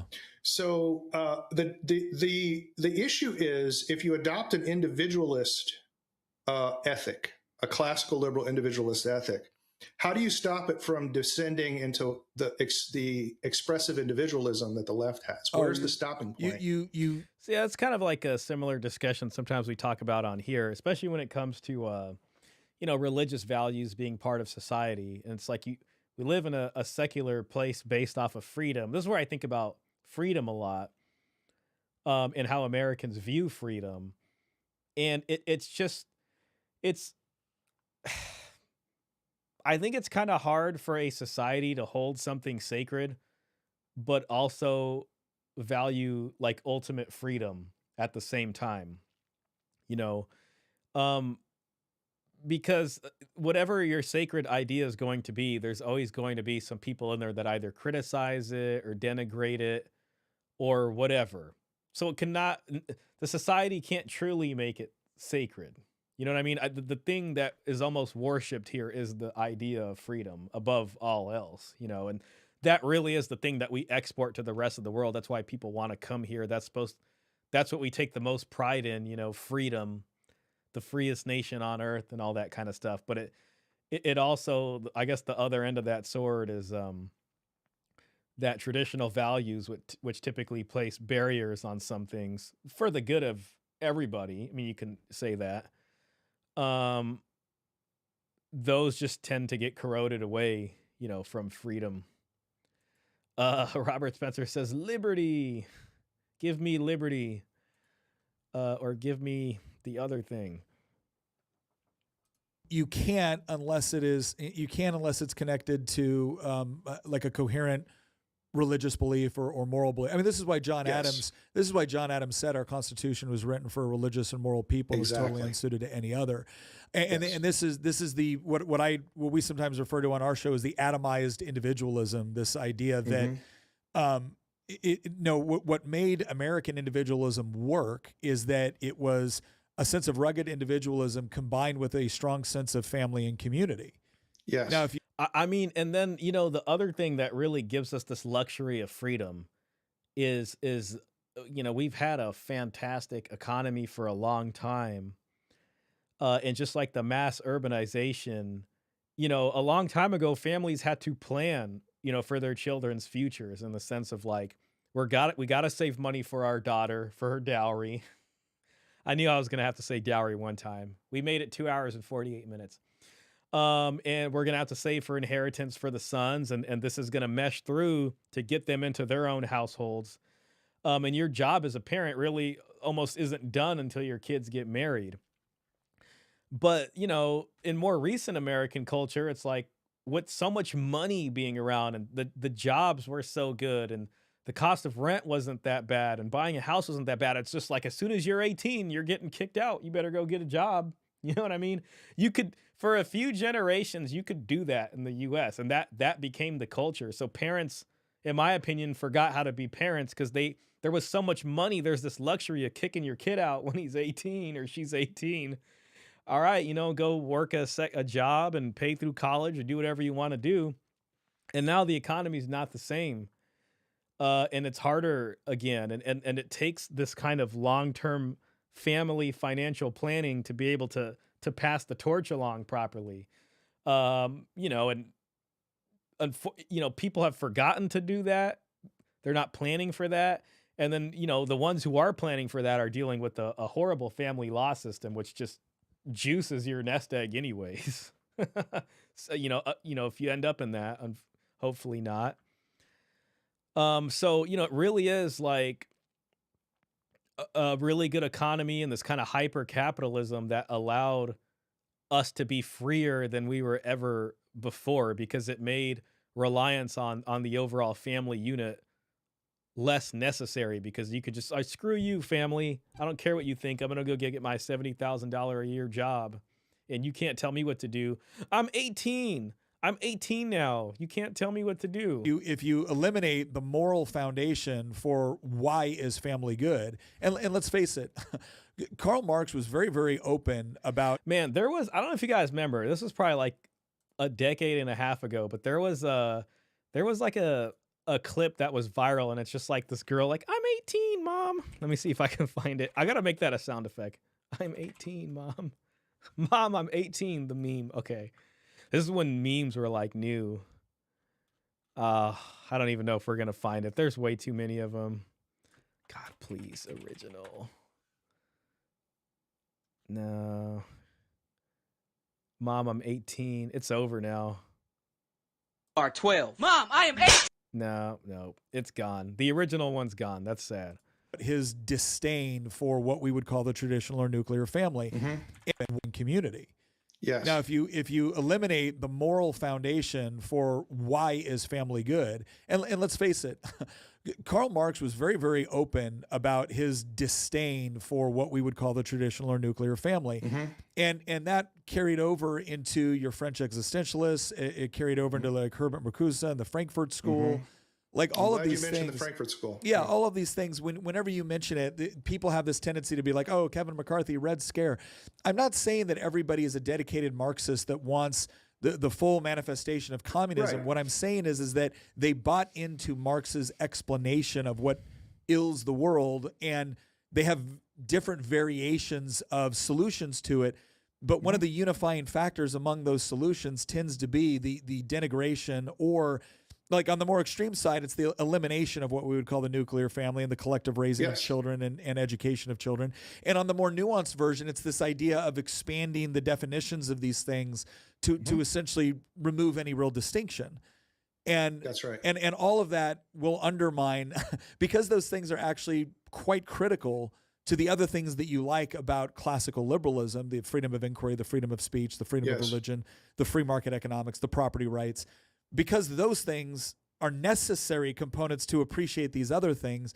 If you get rid of one, you get rid of the other. And I don't think certain people have realized that yet. I don't know. I mean, I'm not sure if he's entirely right. Like free market economics is necessary for family, and they both depend on each other.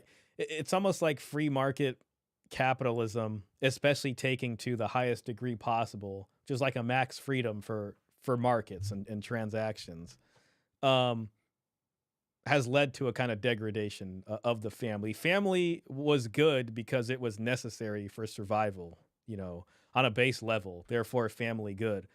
But in a society where there's alternative options for individuals, now whether that be a state kind of welfare style society or a communism society where the government just gives you things and you don't need to rely on sort of families, teamwork to be able to get those things, that would lead to the breaking of bonds. Or in our case, I mean, we got a welfare state also, but then there's also, just job opportunities and the change in type of work, as industrialization came on, jobs in an air conditioned office or something like that, and cheap rents and apartments in a city. So you can get a 2-bedroom apartment or something for relatively cheap, or maybe you couldn't do that before because you needed to own land to have a house somewhere and have a farm. And now you can just go to the grocery store and get your food. You don't need to like work together on a farm to grow it. There's just all these opportunities for more atomization, more individualism to then pursue. There's like an expansion of human consciousness like we've never seen before, because you can pursue avenues that you never could, and it was all enabled by a very well-oiled economic machine, so to speak, all fed in through like capitalist ideals about, opening up to more markets, opening markets, as much as you can, to then get them in the system and make money.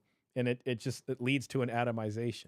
But look, I don't want to get too far afield on kind of even though I enjoy the conversation about the Super underlying interesting philosophy. though. Yeah, and I do think it's ultimately relevant.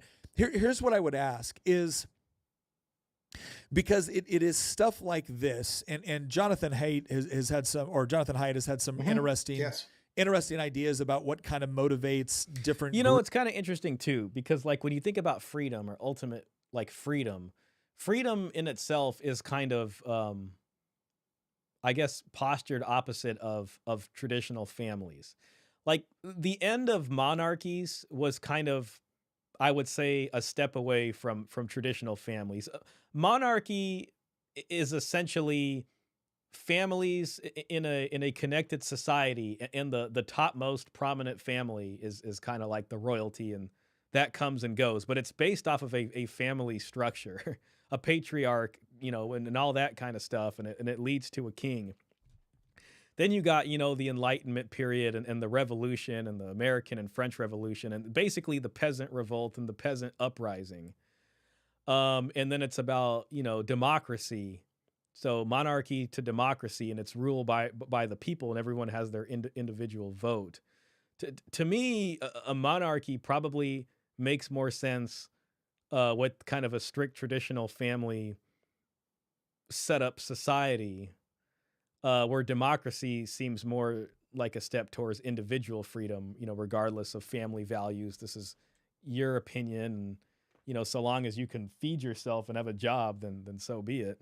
Groups based off of how they philosophically align. I don't want to just say politically align, but philosophically align. And one of the core components, one of the key motivators, especially for what we would call more of the conservative side, is disgust. Mm-hmm. And as we're talking about this, and as we're talking about what is happening to children, and specifically your child, or what could be happening to them, there is a healthy amount of disgust here that I don't think the left fully appreciates. But here's what I want to know. What do you think is absolutely key? I think most of us appreciate that California has reached a tipping point to where they're probably going to have to take a really solid nosedive for people to fully appreciate that, yes, this is why California is going in the direction it is, and this is what is to blame. Because the other thing, too, that has been, I mean, look, if you appreciate nothing else about the left, their ability to help people misdiagnose problems is incredible. Oh, amazing. Absolutely incredible. But we expect more out of Texas. And if anything, I not only want you to obviously be successful in the legal battles that you're facing, but I want people to wake up to the idea that they cannot be guaranteed that simply because they think they have a conservative culture or legislature or judicial system, that something like this can't happen to them. So what needs to happen legislatively, maybe socially, in your opinion, for people to truly understand what needs to be done in order to make sure that their child can be protected from something? I mean, I guess enough of people that are kind of on the lower end need to be able to amass enough money to match this donor class and knock off the kind of, I guess, oligarchic donor class. Like this. Well, I ran for office in House District 63 right here in Texas. Yeah. And one of the reasons they put that gag order on me was to prevent me from talking about the very issues you're asking me about during my election. And my platform was very simple. It was about creating a contiguous landmass of states which would push back on the left in this country and push back on federal government overreach. And it has to be contiguous. And the idea was to do a couple of things. One, if they can pass transgender sanctuary bills to protect kids to get so-called gender affirming care, why can't we pass transgender sanctuary bills where we won't return children to places that do these barbaric things to children? Yeah. Why don't we do that? And our Republicans won't do it. They won't do it because the donors don't want them to do it. Do you think none of them will do Yeah, it, or back to the donor class. do you think that it's I've just been thrown out of the Texas House for suggesting it. so here's what I'll okay, that's a good point. And this is we've mentioned this a lot on our show too, that if you're electing people simply because they have an R by their name, you don't understand what has gone on within the Republican Party. By the same token, I've seen people that are all too willing to champion these causes, but they do it horribly, or you know, and again, I think some people get targeted for destruction. I think other people just haven't been properly vetted, and you know, they say things or they advocate for things that we really want to hear from people, and we immediately elevate them to positions of power and influence, only to find out, oh crap, they did this or they did that. But there is a need. There isn't, like, this whole conversation that we've had right here, right? This is all seem to be an incredibly, I think, level-headed. You're not throwing things. You're not you're not spitting at the screen, and you're actually undergoing quite a lot right now. And I feel like you have laid out an incredibly calm, cool, collective, and intellectually rigorous argument for what you're talking about. I do think, one of the things that I hope comes from this is not only, potentially help for you on your legal battle, but I also hope that it wakes people up to the point that voters have to start asking better questions of the people that want to represent them. Yes. Man, and sadly we saw that his legal battle, it didn't work. It failed. I think it's tough for voters because they can ask better questions and things like that. Maybe it would work. The only currency that the average person has in order to combat the donor class is the votes. The votes are the currency. But if you can only vote between people that are both bought out by the same donors, this is why I didn't vote in the last election, because I was just like, no one's talking about family law. Like, I don't want to give the vote, whatever. But it's just like, I think that's the only power people have if they don't have the money. Somehow you have to make it to where it's like you're going to lose the election, over this issue. Then you come off as a single issue voter or whatever. But they can ask better questions, but if the people they have to choose from are still bought out by the same people, then they're going to do all that loophole stuff that he was talking about earlier. But a more educated voter class, I think, is always good. So I'm not against that. The other man says, my solution, not everyone should vote. Well, for a long time that was it, and maybe they could do something like that where it's not based off of any discrimination type thing in terms of like protected classes, but maybe it could be it's merit-based voting. It's just like, well,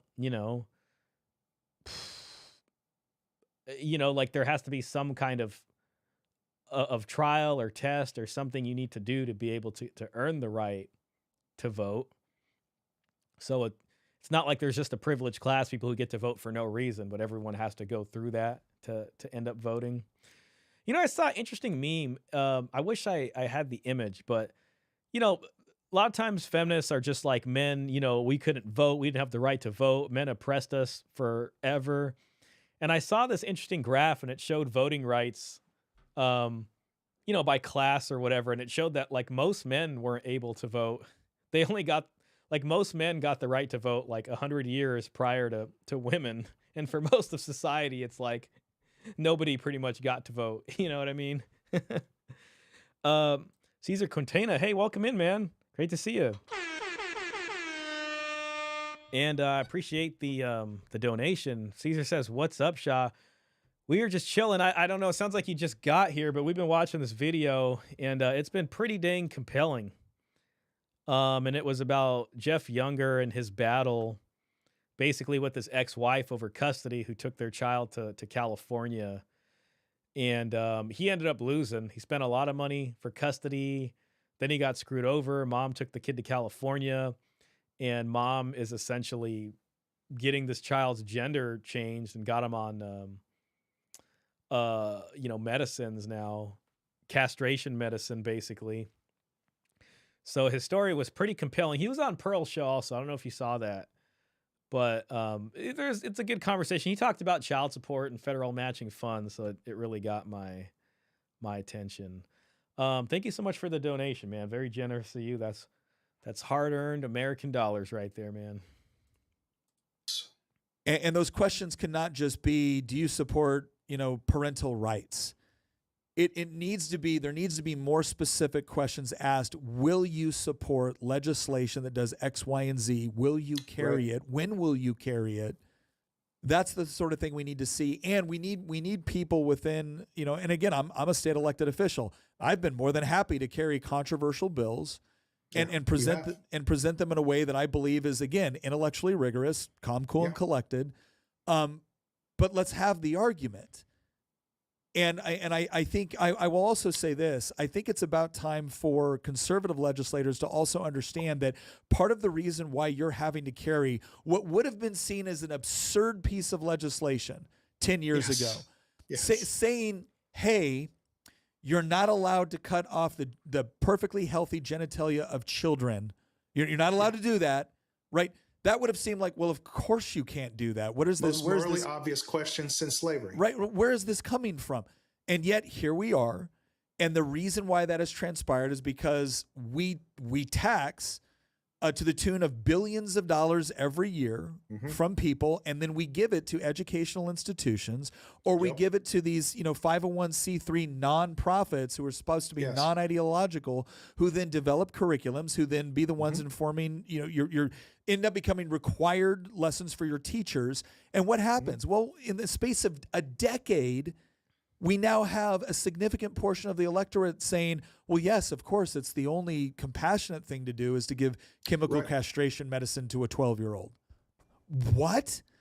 Yes. So if you were wondering why we're in this position, it's because you sat there and mindlessly handed over in Virginia $3.8 billion a year to higher ed. You know what's interesting? I mean, it's interesting that he brings up the education angle too, because that's where the science comes out. And he's talking about the donor class for the elected officials and the Paul Singer guy and Adelson and how they pay these Republican officials to do these things that doesn't make sense. It's probably the same guys who are paying the education institutions to do studies on certain things, and then they can say, well, the science says this, and then at the same time they got the elected officials in their pocket, and then there you go. That decided to push this stuff. And now you have HR departments, you have legal departments, you have everyone else that is fully bought onto, well, of course this is the way that we're supposed to view this topic. Yes. And it is about time for legislators to start getting more strategic and for voters on the other side of this, right? For voters to become a little bit more aware that when you see the ad of like, well, delegate so-and-so or state senator so-and-so wants to cut funding for education, when in reality what they want to do is cut maybe $10 million for this program that is not educating anyone except on creating activists for hardcore progressive institutions. That's right.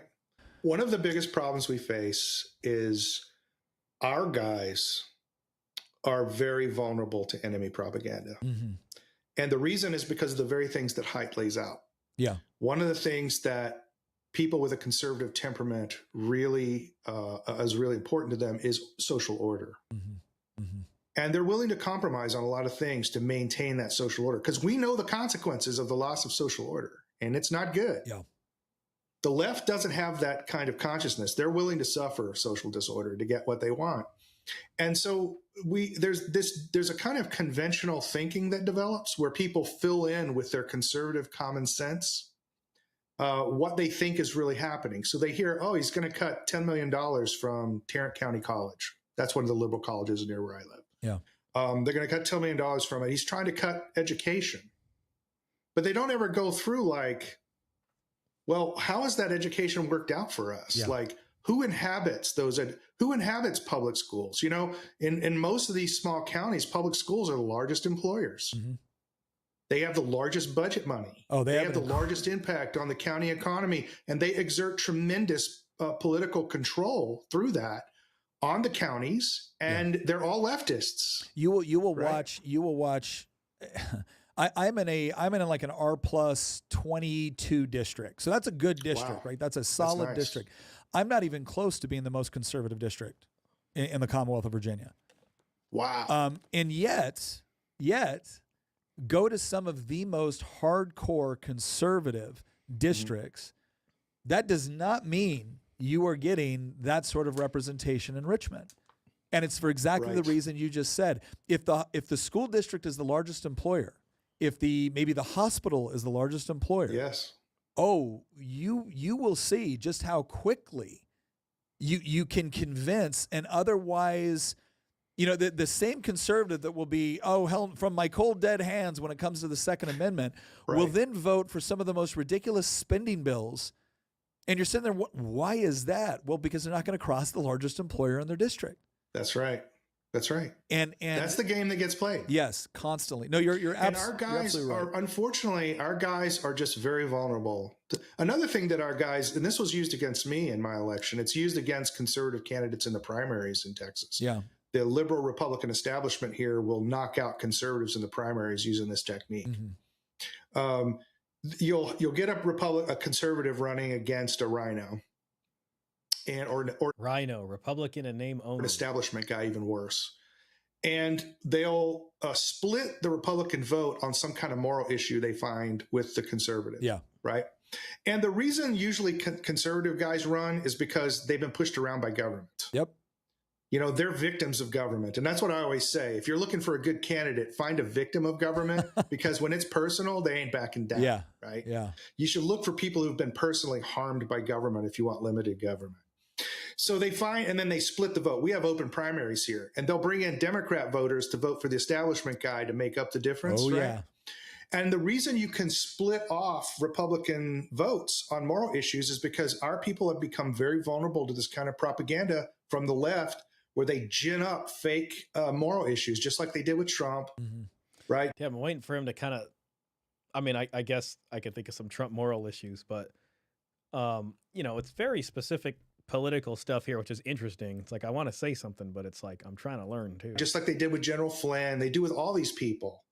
And our guys are very vulnerable to it. I think one of the things that we need to long-term think about is how do we counter propagandize among our own people to get and make them more resistant over time to this kind of stuff, so that we can really elect some fighters. And because, a fighter, he's got bloody knuckles, he's got scars.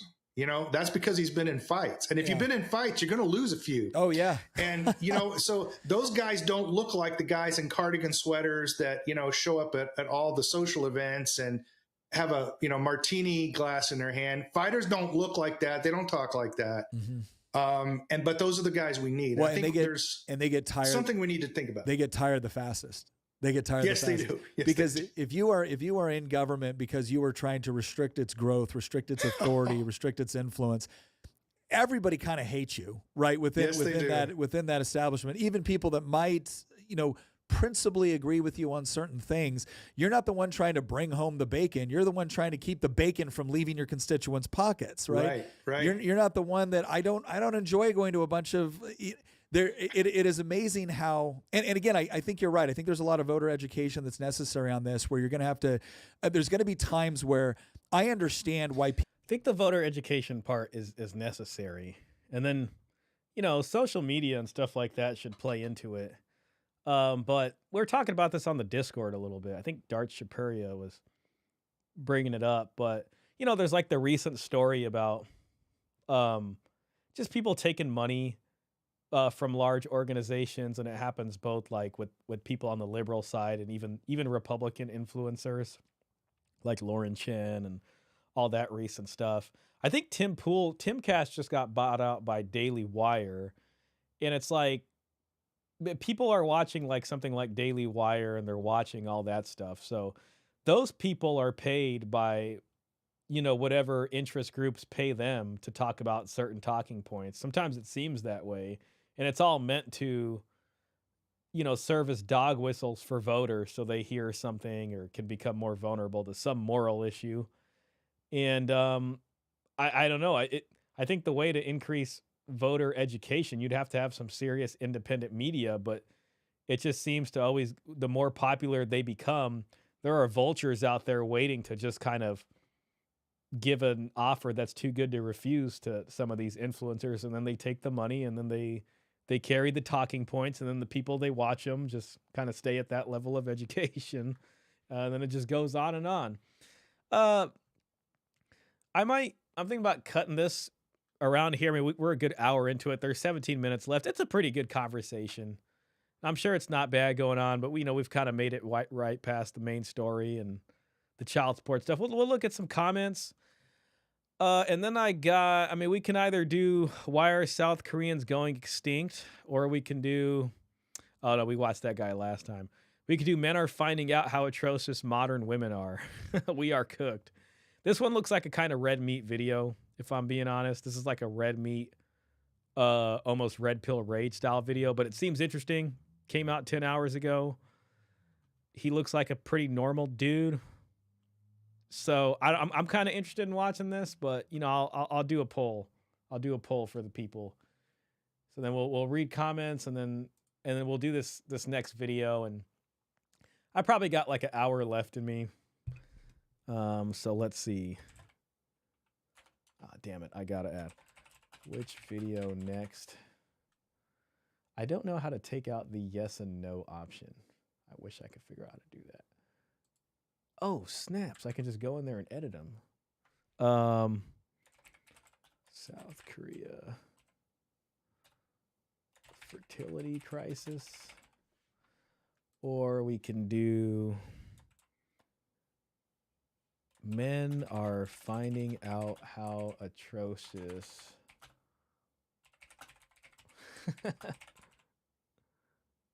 Ah, damn it. Too long. And finding. Whatever.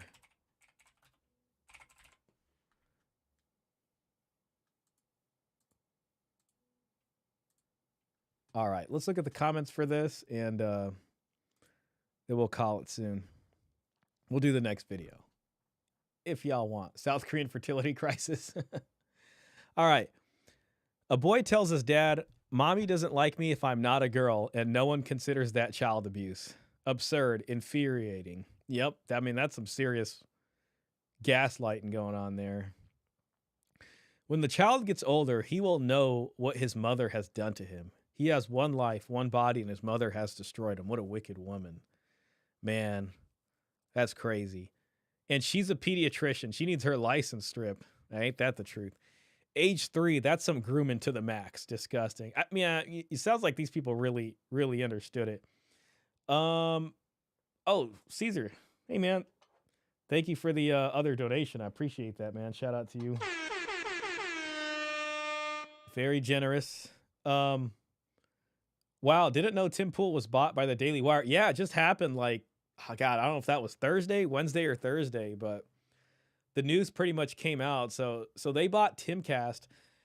It's kind of interesting that they bought it. I mean, I almost wonder why, or it's like, why does Daily Wire feel the need to do that?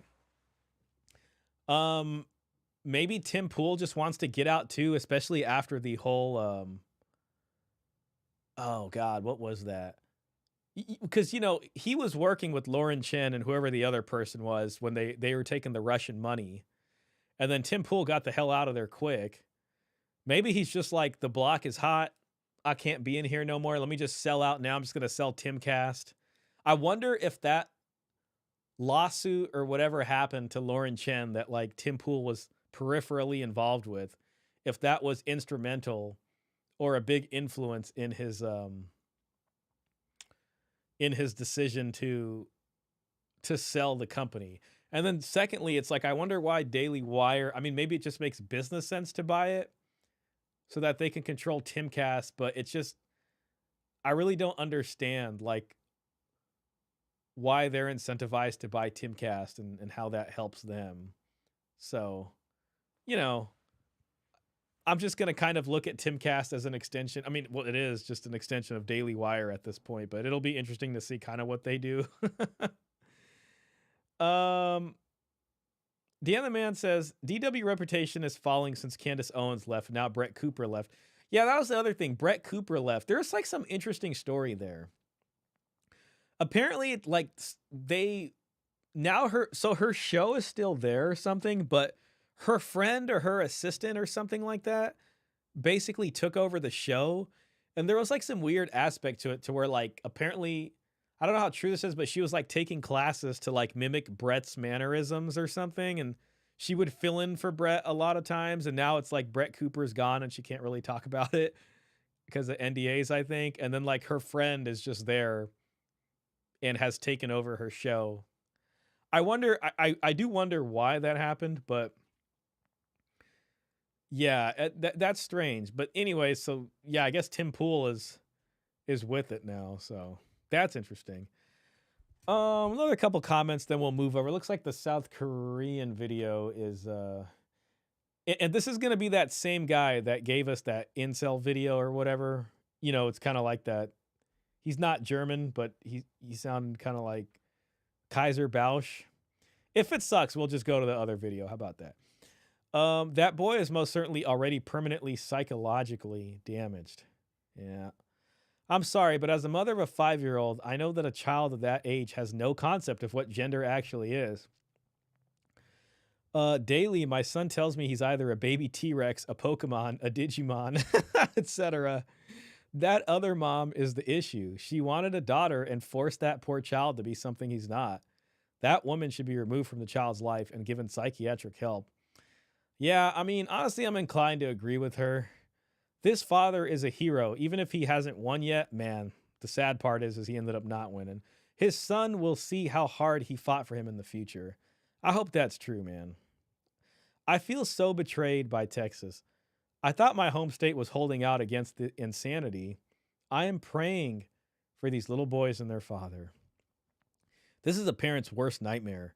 I cannot even begin to imagine for a father to feel like he can't protect his child would be torture. Absolutely. I mean, this drives guys to, I mean, you know, oh God, we got a whole story here. You know, I might actually try. It's got 1 it's got 1,000 upvotes. So I mean, I think I will invest. This is from Diana Carr. Real quick, let me just get to the chats before I get deep into this. Deanna Man says her maid of honor is doing her show. Daily Wire paid her acting lessons to mimic Brett. That's what it was. There was something kind of creepy. So it's her maid of honor. Damn. I wonder if Brett Cooper was game for that, or like if it was done on the sneak. You know, like if they pushed her out on purpose. I never really watched Brett Cooper, so I can't say, but it's like I caught the story on Twitter and it's just interesting. So it's like Candace Owens left, then Brett Cooper left. The turnover rate seems to be kind of high over there, you know. Now Tim Pool's in the fold. What is Daily Wire doing? Caesar Quintana says St. Michael Knowles will enlighten us all. Yeah. Michael Knowles. He's that guy that just, I don't know, man. I mean, you know, he seems like, you know, Michael Knowles is the kind of guy that I want to be like, you know, I think he definitely means well and he's doing his best to get to the bottom of things, but sometimes he seems a little purposely, I don't know. He gets a little too, I don't know what maybe plays the fool a little bit or something. I wouldn't know how to describe it. St. Michael Knowles. I'm immediately hearing like Victorian sound music behind me with violin and very highbrow, you know. Robert Spencer says super weird happenings at the Daily Wire. I didn't know that Tim sold out to them. Yeah. I don't know. I wonder. And so it's like, and I don't know the details. I just know that he did. Man, I keep dropping my Halo figure. So I don't know if he's going to still be on the show. I'd like to think he is, because it's like, how do you're part of Timcast. You know what I mean? The show's called Timcast. If Tim Pool isn't there, you know, what's he gonna do? You know what I'm saying? So it's like, he's probably still going to be on the show. It kind of sounds, it reminds me of Steven Crowder. You know what I mean? Like, you remember before the Steven Crowder, webcam footage came out, he made a video pretty much talking about the bad deal that Daily Wire gave him. And, and then Candace Owens did the hit piece and all that stuff happened. So it sounds like they offered Tim Pool a similar deal and Tim Pool took the money. You know what I mean? So maybe it was a good deal. I'm guessing Daily Wire's legal team has probably ascertained that Tim Pool will not have to face any of the legal troubles that Lauren Chen is now facing, even though he did some shows with them, but it seems like he's gonna be fine from that, because remember, Lauren Chen has just completely disappeared. I mean, nothing on her Twitter since that happened. There was some stuff on Tim Pool, but since he's not in trouble, I think everyone's kind of forgotten about it. So I don't think Daily Wire would offer him this contract. Oh, we're on 50% on the South Korean fertility crisis. So it might be that, or it might, I'll just have to do a tiebreaker. But yeah, I don't know. It's just interesting. You know what I mean? So I remember when Tim Pool like first got discovered. Like, I remember when Joe Rogan interviewed him. And I really think that's what like made him big initially. And then, he made a huge career out of it. And the other thing that's weird is, like, I don't know if he's going to be on like the true Daily Wire, because I feel like Daily Wire is a family organization. It seems like everybody on Daily Wire, except, yeah, Brett Cooper's married. Everyone's supposed to, like, they have this nice, tidy family thing going on. And I don't think Tim Pool is married. So it's like, I don't know if he fits in with like Michael Knowles and Matt Walsh and Ben Shapiro, and whoever else, Jordan Peterson, and all got the family, and it's all the family. Then there's Tim Pool over here who isn't married. I don't know. Just seems kind of weird. My guess is that Brett Cooper asked for money. After all, she's more popular and gets more views than other DW hosts. I didn't know that. I did not know that. I thought for sure like Matt Walsh or Ben Shapiro were probably getting the most views. Yeah, I mean, that's probably what it is. She probably wanted a better contract, and then Jeremy Boring was like, no. And then that's just kind of how it ended. That makes sense. I heard Tim Pool finally married his... Oh, okay. Well, there you go. Okay, well then I guess it'll work out. So Tim Pool's married. He's a family man. And, hey, there you go. It's a business. So let me just read this long comment, and then we're going to go over to the next video. I grew up as a tomboy. I prided myself on being able to do anything a guy could do and better. I could do anything better than you. No, you can't. Yes, I can. I was interested in sports and physical activities, and as a young girl, thought kissing boys was gross. That's probably most kids. They're like, ew, cooties. And for most of my childhood, I could outrun, outclimb, outswim, and outperform any boy. I didn't want to be girly. Then something began to happen in junior high school. Boys started to become taller and stronger than me, and something was happening in me too. Suddenly, I kind of liked that guys were stronger than me, and our relationships began to change. It wasn't anything I did deliberately, it was just changing. I continued to play sports, run and swim, but as I finished junior high and entered high school, I kissed a boy, and I liked it. Dun, dun. Suddenly, the idea of getting married and having children and being a mom started to appeal to me. I started dressing more feminine, still wearing things that supported my active lifestyle, but began to care about feminine beauty and more girly things. But this was late in high school. I shudder to think what would have happened to me if I lived in today's society. I now am married with 4 beautiful children and love being a woman, a mom, a wife. I wear dresses and jewelry most of the time, even when I am working in the yard or with my horses. I reflect on my boys being forced to learn to dance and show proper respect to a young woman. My super athletic boys would repeatedly say I will never want to dance with girls. Of course, we know as they came of age that all changed and their dancing skills proved to be very profitable, and now they are glad they were forced to learn to dance because they are great dancers. As a counselor, I know that most of these people who transition are not happy and very often more Not willing to take it all away. These are facts that all these people know but choose to hide and overlook. This agenda is evil and cruel and not really in the child's best interest. I don't know what's going on in America, but it is wicked and evil, and in no way is it affirming care. It is emotional and psychological abuse of those who are most vulnerable. It is cruel and selfish. God will not continue to bless America if we continue to do this to our children and force it not only on our own people, but in countries across the world. That's pretty interesting. Robert says Allison and him are having a kid. All right, well, so Tim Pool is now a family man, and he has fully invested in that, and the Daily Wire welcomes him. So it looks like we got a 50-50 on this. You know what I'll do? I'm gonna start with this one, and we'll watch this a bit. It's probably all stuff we've heard a bit. I don't know why. I just saw this guy's video, and I was like, let's just watch it.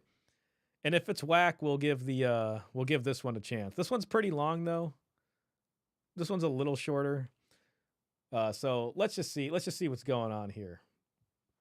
Unless anybody feels really strongly about this. Let's just give it to him. You ladies watching this video can take this in a different context as well, and you can think of this in exactly what I'm about to say towards men all you want, because I understand there's not all good men out there either, but at the end of the day, I am a man and I deal with women, so I'm going to make this about this, and it's going to be very relatable. And I do believe in this current society we're in, I do believe that there's more bad women than there are bad men. And that is not, if I was a woman, I'd have the exact same outlook, because I'm a realist at the end of the day, and I know what I see and I know what's out there, and it is what it is. I wonder what led him to this conclusion, if it'll be any different from kind of the normal stuff.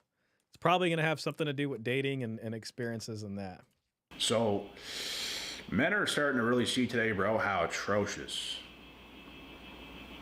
this modern day dating pool really is. Oh, it's bad. It's really bad, bro. Like, something about the title of this video just attracted me, and I'm just like, you know what? And I hate to admit it's because it sounded so relatable, and so far this is like hella relatable. Really bad. Like, it doesn't even matter how good you are. You can get lots of options. You can get lots of stuff. This guy looks like he's definitely got options. I mean, he's in shape. Seems like he's got his own place here. He's got 100,000 followers on YouTube, so it doesn't seem like he's broke or anything. So I don't know. So this is it's not like this guy is probably, I'm sure he can get dates, and I'm sure he's had plenty of girlfriends. Hell, maybe even, he seems pretty young. Maybe he hasn't been married, but if a guy like this is complaining, it tends to be like, oh, dang. It's quite the indictment on it.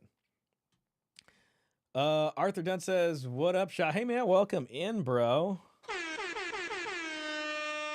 Just chilling, man. We're 3.5 hours in. This will probably be the last video, but, we'll try to make it another hour or so. So chilling on a Saturday night. I do got to get up a little bit earlier tomorrow. My buddy's having a baby shower, so he's going to be having a son here soon. Shout out to him. And he asked me to take photos at the event, so I'm going to be doing my best and getting him something, hopefully some good stuff there. Hope you're doing well. Mr. Pitt says, I'm willing to bet the comment section of that video is filled with people talking about how some woman ruined him. Yeah, kind of just like bitter and hurt type stuff, or you're just bitter and hurt, like maybe in that sense of it. Robert says AI is better than women. Robert will not let up on the AI stuff. And the more powerful AI gets, the more, I guess, right Robert will possibly be. When they say, like, we'll be old and alone, for at least the people who don't get married. What if, like, AI makes it not so bad to be alone, and you just got, like, your AI chat person and you talk to your AI and watch TV with your AI. And maybe your AI can even play like co-op video games with you. Like, who knows? I mean, the future could be very different here. But when it comes to something long term, that's what we're going to talk about. When it comes to something long term, that's what we're going to talk about. Yep. I mean, and that's kind of what we talk about on this channel, right? Because, you know, when it comes to like the alpha gurus, the hyper masculine types, just do the work, bro. You know, just make a bunch of money, you know, just get in shape. And it's just like, this is the guy right here. He's in shape. He's made a bunch of money. He's got the YouTube channel. I mean, I guess you can even say that status. And you know, I mean, he seems like a handsome gentleman. You know what I mean? And it's like, when it comes to the long-term issue, that's the problem. As soon as you invest in, and then it, you know, it goes away. And Coach got his whole marriage wheel about that. Shout out to Coach Greg Adams. It all just makes sense. Little known fact: Robert is actually dating Joy from Blade Runner. Is that the second Blade Runner? Man, Blade Runner is such a good movie. The original one, I love that movie. That's such a good movie. The soundtrack is amazing. The second one, I mean, I watched it once, but I never felt like watching it again. It was kind of interesting, especially like when he's like with the AI, and then the AI has like a sex worker come over or something, and then the sex worker was supposed to be the surrogate body for the AI, and I don't think he was feeling it. So there were some interesting concepts there, you know. I've had 2 kids. I don't need women anymore. Yeah, Robert is in a different position. I think Robert can make a great free agent. You know, like Robert can travel the world and just do all kinds of things and hang out, and big chillin' over here, you know. Arthur Dunn, AI dogs. Remember Tamagotchis? Yeah. Yeah, you can have like AI pets and they talk to you. I mean, who knows? AI might even fix marriages, right? Like, what if like you and your wife each have an AI that's like the opposite gender, and you know, it helps take care of the kids and get up in the middle of the night when the baby's crying, and you know, like let's say AI can do all of that, and I don't know, maybe it'll fix relationships or something. Mr. Pitt isn't wrong. You know, it's coming. When it comes to something long term, when it comes to something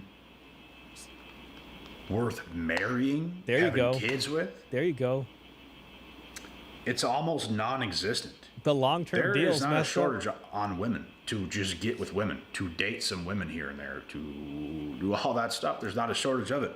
See, that's kind of an interesting thing. In like, I mean, the extreme of this is like Nala or something, right? But you think of like the kind of born again route. You know, the person becomes religious, and it's like, well, I am now a woman fit for marrying. You know what I mean? Because, you know, they've been reborn in that way, and I wonder what this guy's kind of religious convictions are. I'm not sure if he'll bring that up at all. She's hot. Are you talking about the Blade Runner person? And it's not an issue, but the real issue is the long-term thing. That's a massive issue. I'm glad, you know, I really like this so far. I'm just glad he's focusing on this short-term, long-term distinction. Caesar says, I hear you. Robert Spencer, I hear you. I have my son. No reason to put up with the chick anymore. Although it would have been nice to have 2 or 3 more kids. Yeah, I hear that. I mean, I feel like you guys have already done the long-term thing. And whenever I watch Coach, I love Coach's show. You know what I mean? Coach is like a hero with a capital H. And, you know, I look at him, and he's kind of on the other side of that. And he's addressed it on his stream, and because it's probably been stuff that his viewers have let him know or say. You know, he has 2 kids. He's on the other side. He's did that. And it's probably easier now to just kind of have short-term engagements, low commitment engagements. Or, you know, some people choose to nothing at all, right? If you want to be celibate.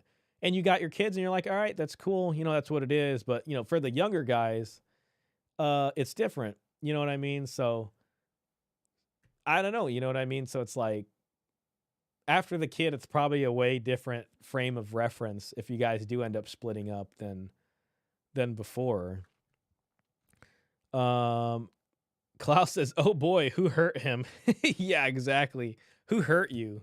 He's just bitter. Now he just hates all women because of one woman or something like that. He's bitter and hurt, as Coach Greg Adams likes to say.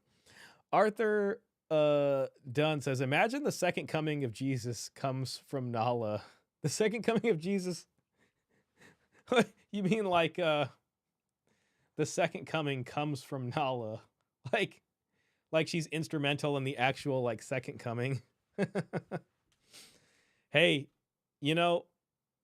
I guess it's maybe not. I guess anything can happen, Mr. Pitt says, "Joy is the AI girl played by Anna de Armas." Got it. Okay, yeah. So the second one, the second Blade Runner. Massive. That's pretty cool. And that is why we are cooked. Because a little bit of time goes on, bro, and you start to see exactly what you're dealing with, and in the back of your head, this woman is over. Not it. I think he's probably talking about like if you're just dating, you're dating a woman. Sometimes a woman will like maybe say something or do something, and in your mind you're just like, damn, like this definitely won't work for a long term kind of family thing, or that's a disqualification. You know what I mean? It's just like, well, I can't bring you around my friends and family now. You're way too much of a loose cannon. You know what I mean? And he probably runs into that situation over and over and over again. So I'm just thinking about this AI thing. I don't know if I can talk to an AI girlfriend. I feel like it's too late for me. I just come from that tail end of tail end of the 90s there, where I still grew up around without a lot of that stuff. And I think there's probably no substitute for a flesh and blood real woman, at this point. That's being nice. She is not it. And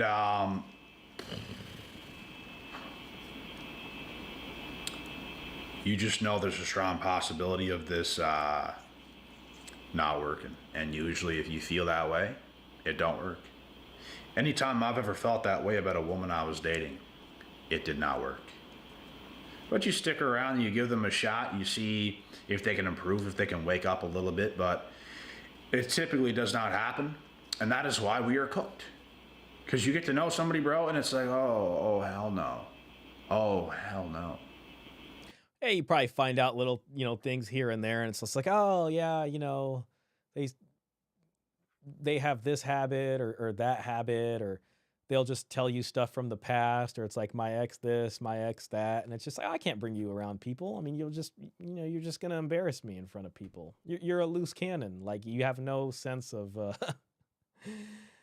I don't know what the word would be, propriety or something like that. It's just like, but I'll kick it with you though, I guess, but They are behind. They have a lot of work to do. They have a lot of healing to do. This is effed up. See, the healing part, that's where the born again thing comes in, because it's all about being healed and this and that. Robert says, no women are worth it. The law gives them a way out. That's the unfortunate thing. It's almost like, like women, they don't want to be objectified. I don't think really anybody does, but it's almost like you're leasing women from the government. You know what I mean? And it's like the government, like the way the laws almost are, it's just like, well, and then at any time they can be like, all right, well, your lease is over, buddy. And then that's that. And it's almost like it's like renting from the government. God, getting the state involved in your relationships is such a bad idea. But regardless, if you have kids with a woman, if you have kids, the state is involved in your relationship. Yeah, that's regardless of marriage or not, because custody and all that stuff is outside of that. Mr. Pitt says, if AI was advanced as Joy, I'm convinced most men would check out of the dating market permanently. It might do way better. It might do away with the manosphere too. Maybe you're right. I mean, okay, because now we're going off of what if. Like, I just assume all the AI stuff is just kind of whack. Like, I see the Tesla bot and it's walking around like this and it's trying to go up and down hills, and I'm like, man, whatever. You know what I mean? Or I talk to Chat GPT and I'm like, I'm not impressed. But if it was like the movie, then I guess, it would be like, I mean, I can get that. Yeah, like there's definitely a companionship angle to this where if really feels like you're talking to another human, um, then I could see people going for that. I mean, and you're right, Mr. Pitt, because people kind of go for whatever the most similar things now are probably like OnlyFans. People are probably talking the DMs of an OnlyFans influencer who's actually like another guy at the end of that keyboard, and they'll be like, I guess this is something. So you're probably right. Robert Spencer says, I know I would, Mr. Pitt, and I have women who like me. Arthur Dunn says, if you have kids, do your best to keep it 50-50 custody to keep Big Daddy out of it as much as possible. Yeah, that's the most important thing. I would personally think that the biggest factor in that is, finding for me personally, like to limit the worst of it, it's just finding a woman that works, and maybe you guys are in a similar class of income. Anything can happen. I get it, but I used to just call it walking through the fire, man. It's just like someday you got to walk through the fire. And it's like, even for guys, like you might say, you don't want kids, but it can still happen to you. Cause like if you still want to be with women, you can end up getting too comfortable in a relationship. And then bam, she's pregnant. She's just like, well, my birth control failed, and yeah, I know I didn't want kids, but my mind's changed, and bam, then you're on the road to having a kid, and that's what's going on. So it's kind of always a possibility for guys.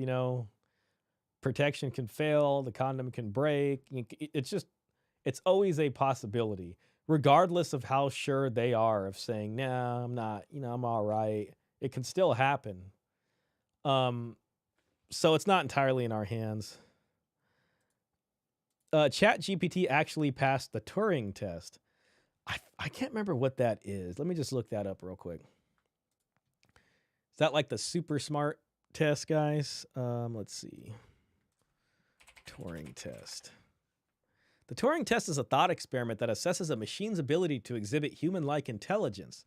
The test was originally called the Imitation Game by Alan Turing in 1949. Hey, that kind of reminds me of the replicant tool. Like, you remember in Blade Runner 1, the best Blade Runner, about, like, it starts off with that scene and the guy's getting interviewed, and it's almost like a dream sequence scene and something about a turtle, and they're trying to see if the replicant, I think, is trying to exhibit human emotion. It almost reminds me, like, it's kind of like similar to that. Man, I kind of want to watch Blade Runner 1 again now. That's such a good freaking movie. Peter Wright says, get a woman with more income than you and get a vasectomy. Massively de-risked right there. Yeah, that's true. There you go. Yeah, hey, that's an option, and I could see guys willing to do that, especially after they had maybe like one or two kids or something. I guess you can go the option of freezing it. I mean, we saw that in the last video where they were talking about doing that to a kid. So, oh God, that video was something else. But so if you change your mind, I guess there's still an option there. Caesar Quintana, hey man, thank you for the donation, man. I appreciate that. Again, very generous. Appreciate you being here, and you know what I mean. It's a lot of money, and it's not about that or anything like that. Feel free to be in here without doing that. Don't ever want anybody to feel pressured for donations or anything like that, man. But I do want you to know I appreciate anybody who donates hard-earned American money, whatever money. But it's just No pressure. Again, we're all just chilling and having a good time. Caesar Quintana says in another interview, that father, oh yeah, Jeff Younger, we were just watching, said that he can get married religiously and have your wife sign surrogacy contract. What do you think of that? That's interesting. That's interesting. So instead of having the state contract, you just do covenant marriage or do like a religious ceremony. You avoid the marriage license and certificate, and you can have a kid with your wife, but then also have the surrogacy paperwork. So technically, she's not a legal mother of the child, and the child only has one legal parent. I mean, that's pretty solid right there. That's pretty solid. I would say so I don't think something like that's been experimented where you're cohabitating together. So I think in this situation, you're assuming that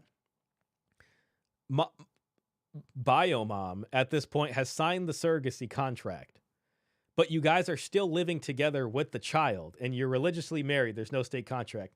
However, that child is growing up in the household where he calls this woman mom and says, you know, hey, mommy, hey, mom, and your dad, and you guys do things, and the kid's birthday comes around, and mom brings out the cake, and oh my God, and all this stuff. There's so much law that discusses like relationship with the child, and cohabitation is usually one of these things that establishes, you know, relationship with the child, a parent-child relationship. Typically in a surrogate situation, that surrogate mother does not cohabitate with you, and the child will not know the surrogate mother as mom.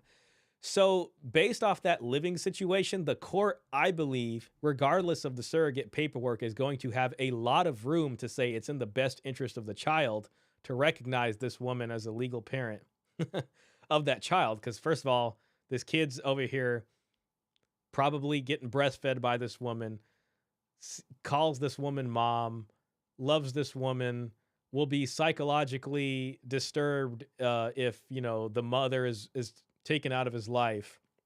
So I don't think it's an interesting idea, but I don't think this has ever been stress tested by the courts to see if it'll actually work. But you know, it beats the hell out of the marriage contract, though deep down I don't believe that would have much bearing on what the courts would decide to do, because the best interest of the child, I think, will overrule all of that. And it all goes down to cohabitation. That's my guess. That's my guess. And again, thank you so much for the donation, Caesar. Very generous. Peter Wright, if you have to go there, I see what you mean. Yeah, for the get a woman with more income than you and get a vasectomy, massively de-risked. Yeah, I mean, again, and both of these things you guys are suggesting or have brought up are they are possible strategies. You know what I mean? So, you know, depending on what you want to do, some of this stuff could work for you. The surrogate idea, I mean, that's some creative thinking right there. I just don't think it's going to work if you cohabitate with the person that has signed that paperwork, because the cohabitation is recognized in the law as to what really creates the relationship between you and the child. You have a better chance at getting custody if you live with the child or have lived with the child enough for the child to know you as the father, versus like you had a one-night stand and she lives in this state and you live in this state and you've never met this kid once. You know what I mean? So important stuff. Peter Wright, Caesar gives Peter Wright a salute. Peter Wright's a legend in the space. So I'm sure, Caesar, you probably know about gynocentrism.com. That is Peter's website right there. So always got to give a big shout out to Peter, and it is a blessing to have you in the chat. So I do appreciate that. He said it in his interview with Tim Pool. Okay, yeah, I think we reacted to that interview. I can't remember. I remember watching that interview. Maybe one of you guys sent it to me, and I do remember him saying that. I just, from what I've seen about how custody law works and the whole best interest of the child thing, I think best interest of the child will ultimately win out over the surrogate paperwork. That's my guess. So you can do that, but you're probably in for a pretty big battle. You know what I mean? Now, ultimately, I get it. It's mostly something that should serve as a kind of disincentivization for her not to play ball and not to do the worst of things. So hopefully it would never get there in the first place. It's it's maybe more of a symbolic thing of her saying, no, I'm actually committed to this, and I don't want to do anything out of left field here. You know what I mean? Back to this guy, man. I'm liking this guy's video a lot. And for the people they end up with from never changing, because they don't change. Those people that are that damaged, bro, people that are that behind, they would have to lock in for the next 10 years straight to Sounded pretty black-pilled. And I mean, I'm guessing if he's saying this, then probably the born again thing is not a solution for him. even be considered half healthy. And by that time, they're going to be older. So there's no hope. Wow. In people like that, there is none. There's hope for them to someday be healthy. Someday. There's hope for that. There's no hope for us having any use of them, dating them, having something long term with them, because it's simply going to be too late. You don't wait around for that. So this world today is filled with a bunch of damaged, unhealed people. This guy kind of reminds me of this guy. Remember we watched him last time? And this guy maybe seems slightly older than this guy. It's interesting. I almost want to follow both of these guys now, just to see what happens. And I don't know why it's so bad for women. What happened to women, bro? What happened? Where are all the men? Where did all the men go? Where are all the good men? What happened to y'all? Why is everyone so damaged? What really happened? Is it that bad?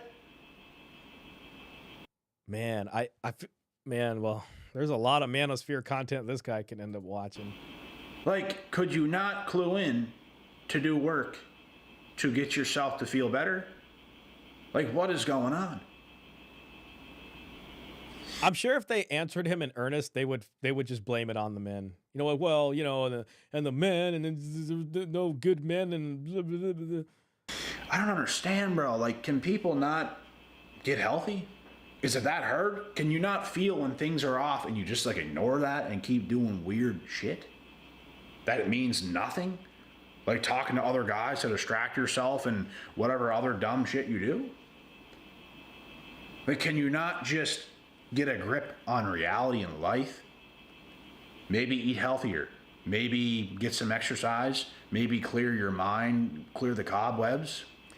Man, you know, yeah. See, this is like what I kind of consider more like younger generation front end stuff. Like, this guy hasn't even gotten to the back end of like marriage and divorce court and any stuff like that. This is just like dating people and just trying to get from like dating to like possibly even getting married. And he's just like, that's hecka bad. And then once you get there, you know what I mean? It's like, okay, it's so bad on the front end, you know, and then there's all this stuff over here, just, you know, just waiting for you. You know, then there's this guy's story. Like, this is the younger version of like this guy. You know what I mean? And it's like, if this guy pulls it together, is like, all right, she's cool, they get married. God forbid that like he just ends up being something similar situation to that. It's just so bad. It really is cooked. God, I feel bad saying that myself. If I don't want to admit that, I still don't want to believe that all the way. I hate to say it, but yeah, it ain't looking so hot. Like, bro, I don't understand. Robert's AI bots are looking pretty good right now. Most people today are their own worst enemy. Most people today are their own downfall. And I'll never understand it. I'll literally never understand it.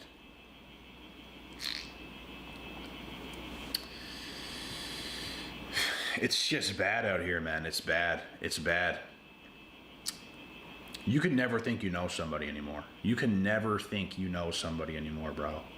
I mean, even if you do, I mean, they could just change their mind. You know, that's the bait and switch that coach talks about. I, you know, it's like you can know somebody, but then after like 5 years, 10 years, when they change their mind, it's just that's it. There's just nothing you can do about it. They change their mind and they get to. I mean, this guy probably knew his pediatrician wife very well. I'm sure they knew everything about each other. There may not have even been any past things that were that big of a deal, and then you know here you are. You know what I mean? So you can. It's just that when people change, they can just dip out at that point. You used to kind of have to stick it out. Like, well, I changed, but we're deep in this now. It's like, well, no, I mean, you know, now it's just like it's all about prioritizing your happiness, and you're encouraged to do that, and especially if you're a woman, and that's that. Like, spend months with someone. I don't mean months straight. Get to know somebody for months, let it go on. You want to dig deep before you know who you're dealing with. You want to dig deep, bro. You want to dig deep before you start to form any attachment or even let yourself form any attachment. You want to dig deep. Don't fall for the quick little, oh my God, I think I like her. Don't fall for that. That's going to be your short-term romantic love feeling right there.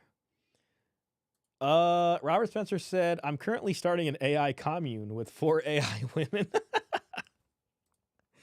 Robert, sir, I'm glad you are pioneering this space, and I'm very eager to you know, be able to learn from your experiences there. Her little cute personality at the beginning and all this stuff and how she makes you feel, bro.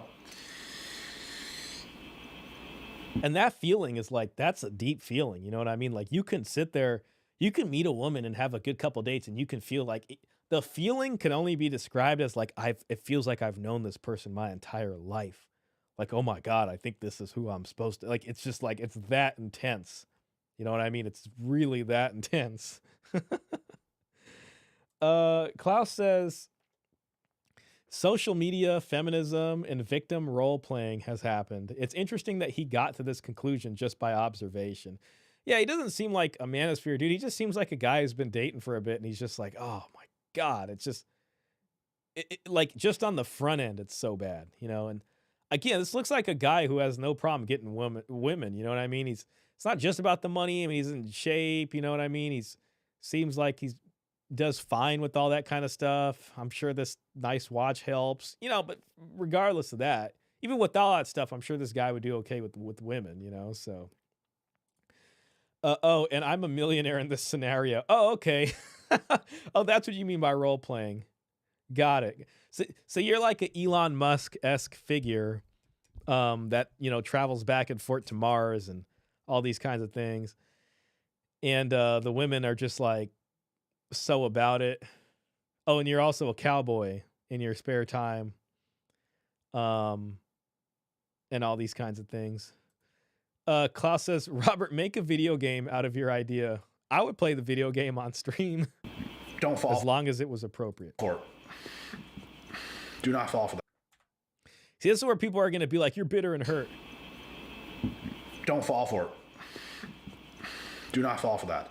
See, they're going to be like, well, you just chose the wrong woman. You know, but it felt like the right woman. You know, he was like, oh my God, like I feel like I've known her my whole life. Like this is going to be my wife. And then the switch up happened. You know, as soon as he fell in love with her and he told her that, and then she got the power, he submitted to her, whatever, all this stuff, you know. And he's like, damn, how could she switch up on me like that? And maybe it's happened to him multiple times at this point. It's love bombing. She is going to love bomb you on purpose so she can get you close to her. Yeah, this is kind of the who hurt you angle. Because that's what she wants. She wants a connection with a man. But she wants to trap you. She wants to get you to like her a lot so the abuse can start. And that's when you start to see her true colors, is when some weird stuff starts happening, bro. It's literally shocking. And you're like, who is this person? You know, I think everybody in this chat's probably got their heart broken once or twice, you know what I mean? And it's pretty brutal. You know, they just rip it right out of you, and then they throw it on the ground and they start stepping on it. And, you know, it's just tough to focus for a bit. And It seems like he's kind of going through that a bit. It's like,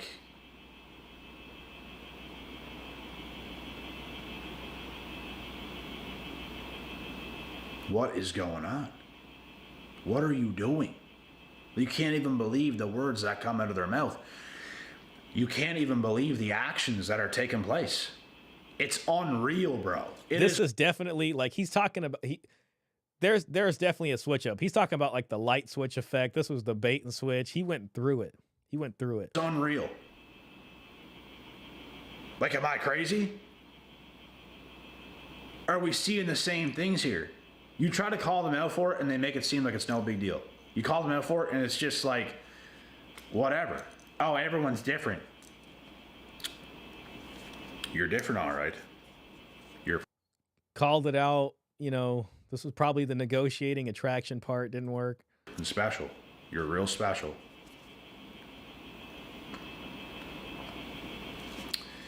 These are not minor things, folks. This isn't a little argument they start. This is very, very much so not minor stuff. And I don't even want to get into it, but it's not minor. It's very like, what? Like, you could tell your friends some stuff and they're just like, bro, what the? Yeah, it's not minor stuff at all. Red flags. Like, pick up the red flag and shake it. Like, what the was that? See, this is the kind of thing, like, I don't know why, it makes me think of like Johnny Depp and the Amber Heard situation. And it's like, when it finally all came out in court, some of the stuff that was happening, it was like almost hard to believe. Like, if none of that stuff was public, it'd be hard to believe it if you heard about it. And you think we're going to end up with a woman like that and take that seriously, bro? That's most of what's out there today. It's atrocious. It's atrocious. And that's exactly what I mean. Like,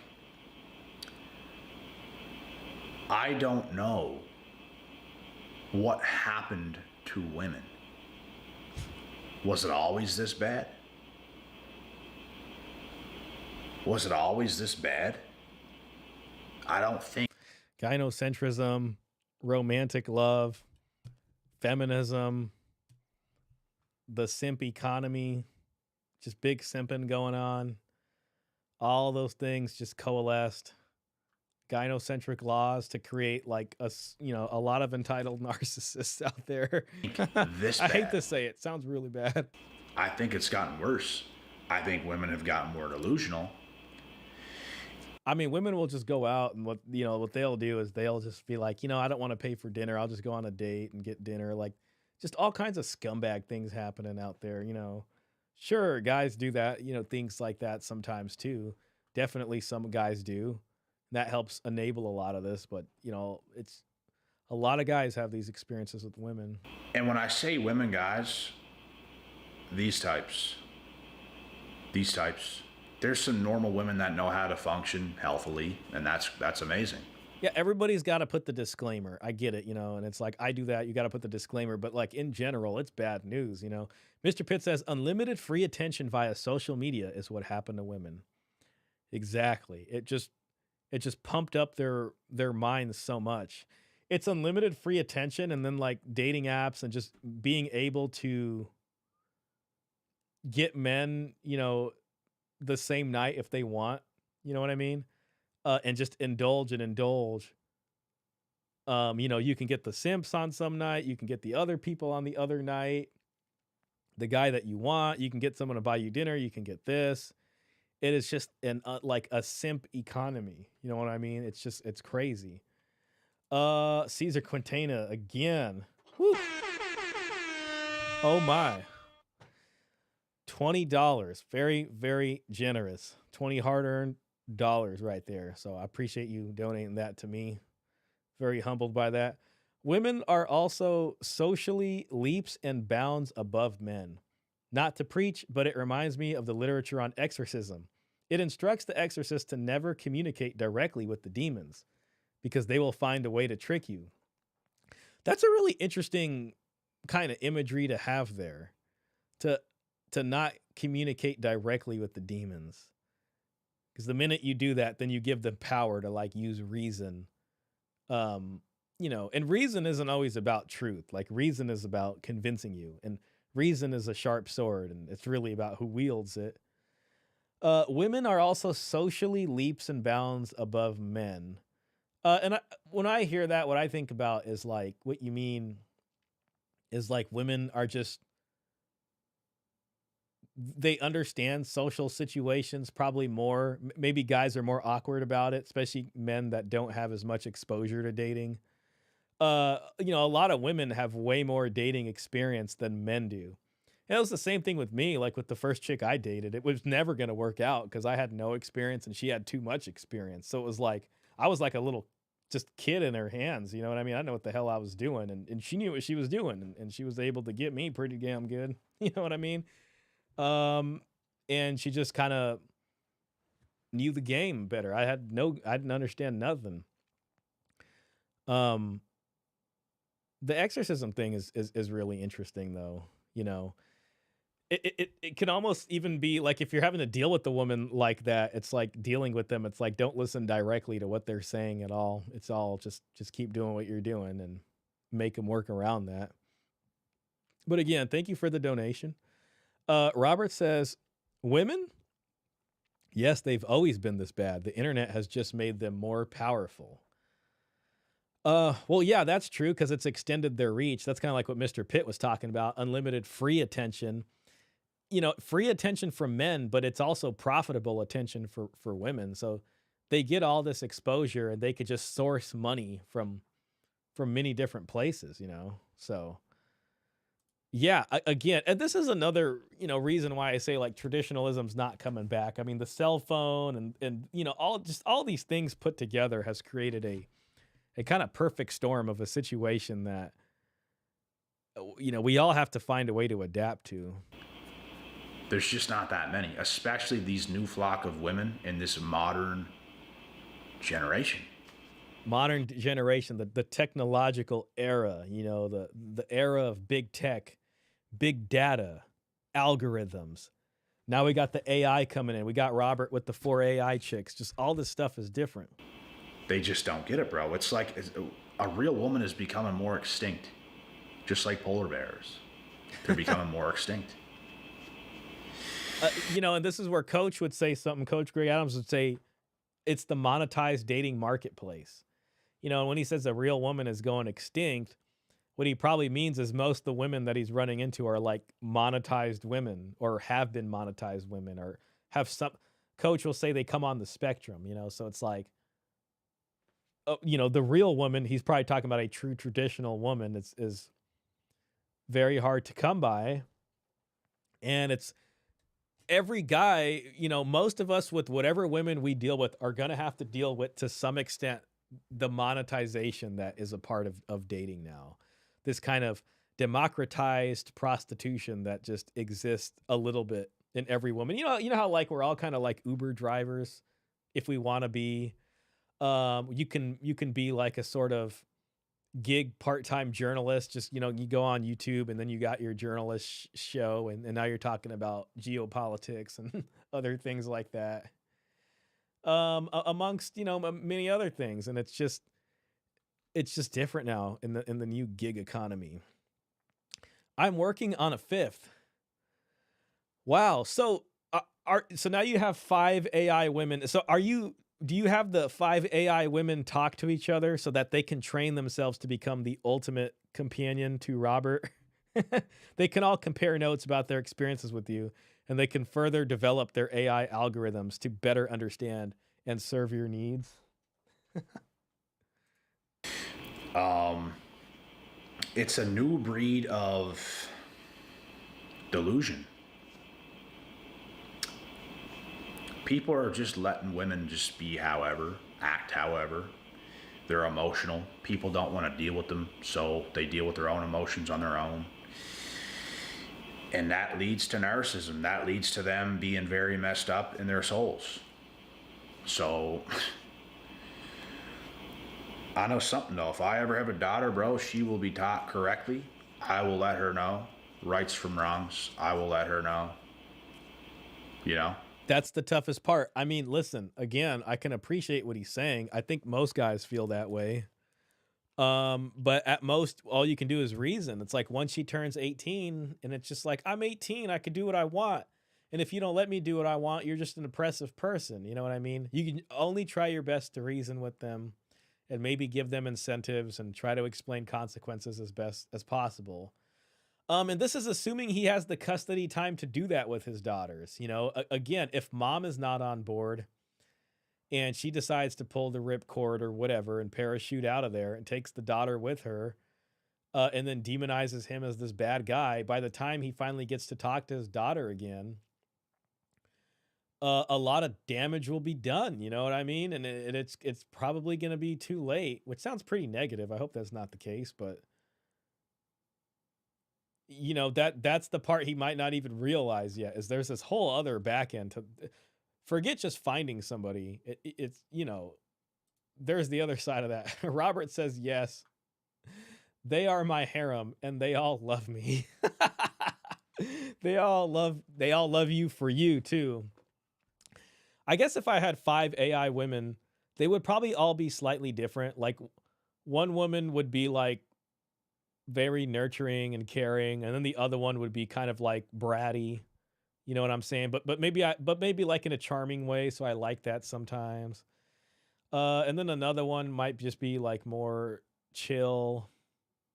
One of them might be kind of like gets mad kind of easily, but in a charming way. I kind of like that a little bit. Just kind of like a nice resistance sometimes, and you know, it makes it fun. Another one might just be really outgoing, and one of them might be really quiet and introverted, but I like that sometimes. So like each of them will kind of just be like this different thing, and they can all serve a different need. Mr. Pitt says a harem of 8 AI holograms would make for an interesting love life. I'd like Robert to document his experience and publish his findings. Please, please, Robert. I would react to every vlog that you do. And see what we could learn about this, you know. I imagine you like tinkering in your garage and like it slowly. I love garage science. Like I love finding YouTube videos that are just like garage backyard scientists. That's like my favorite science to watch. And I can imagine you, Robert, just slowly just building a better AI lover, the ultimate AI lover. And it's almost becomes, but then it takes a wild turn. It becomes like a Frankenstein AI lover. And you're like, oh my God, what have I created? And she becomes so lovable that like a bunch of guys just keep trying to get this AI, or I don't know, something's going to happen here. The corporations are going to take over this. It'll be called Polybuzz. That's an interesting name for an AI harem. How to treat men. You should call it the honeycomb, and just every little, you know, hexagon in there has a different AI woman you could choose from. Caesar Quintana says, yeah, what I mean is like women can pretty quickly access what makes a man tick, then can figure out a way to manipulate us, especially those of us unaware of red pill ideas. Yeah, I mean, you know, I agree with that. And I do think that part is part of our nature. You know, women in general have a body that's not as strong as a man's. It's more delicate. They rely on their beauty more. And, you know, so their way of doing things is a little bit different. And a man can manipulate physically, and that's maybe, you know, on some reductive level, kind of what he's good at. And a woman can really do that emotionally, or tug at your heartstrings, and, oh, you know, here come the tears, and oh my God, oh, she's crying. Oh, what happened to her? You know what I mean? So sad. And,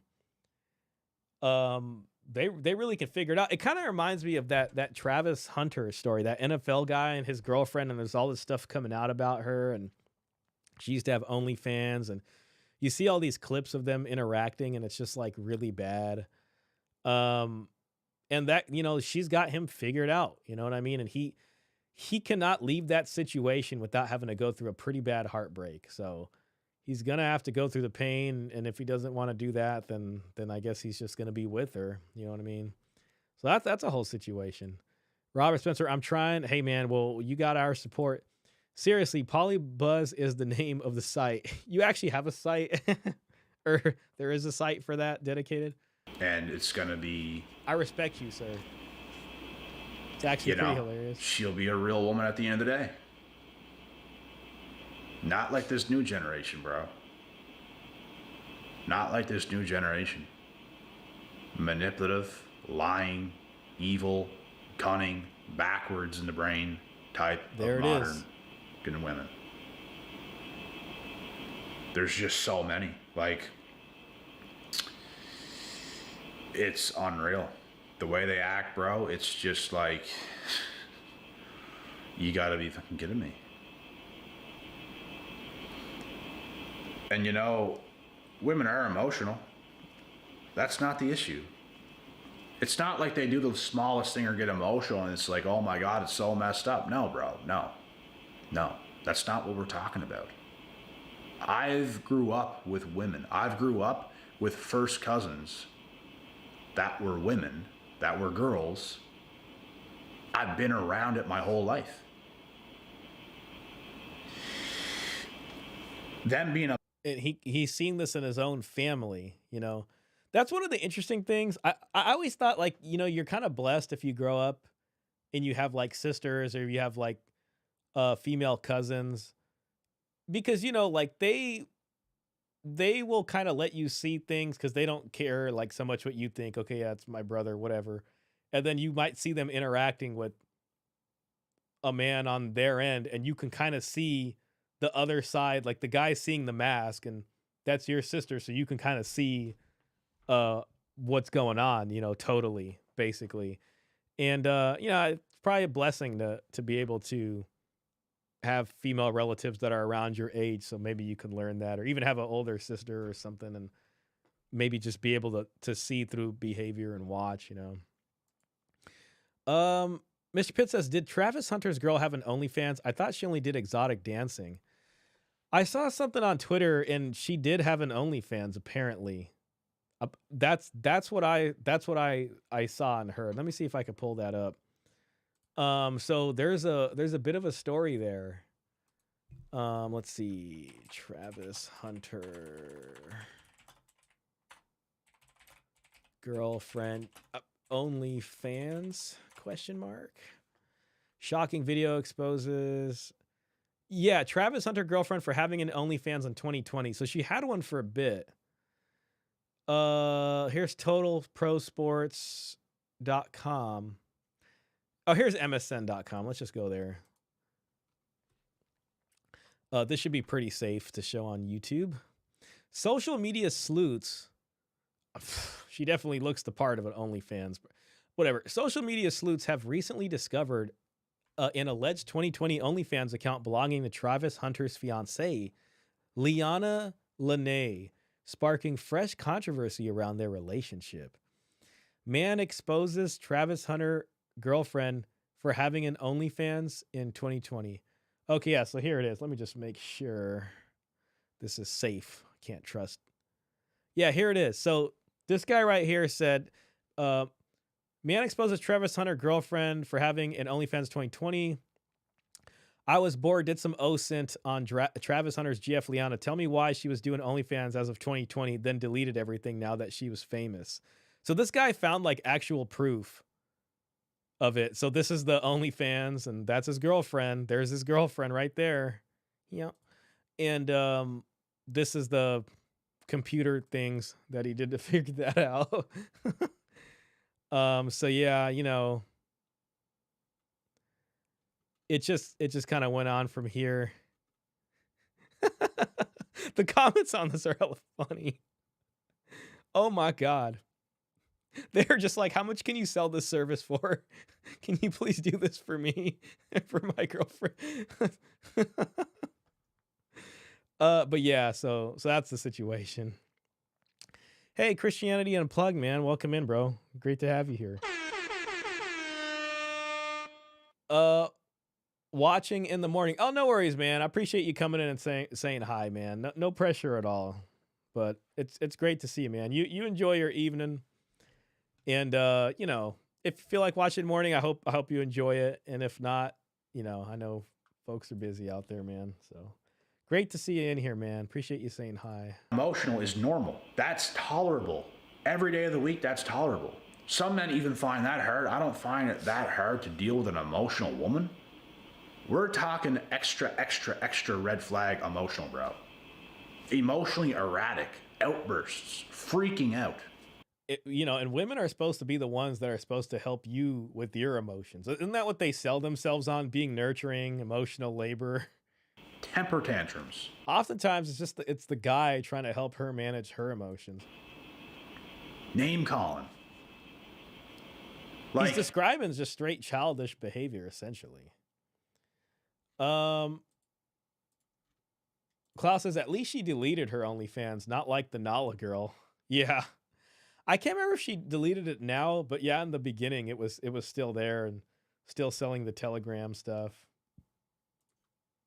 Out of control behavior. You can't calm them down. You can't tell them anything. They're absolutely losing their minds. That's most modern women today. That's because you have to be wrong and she's always right.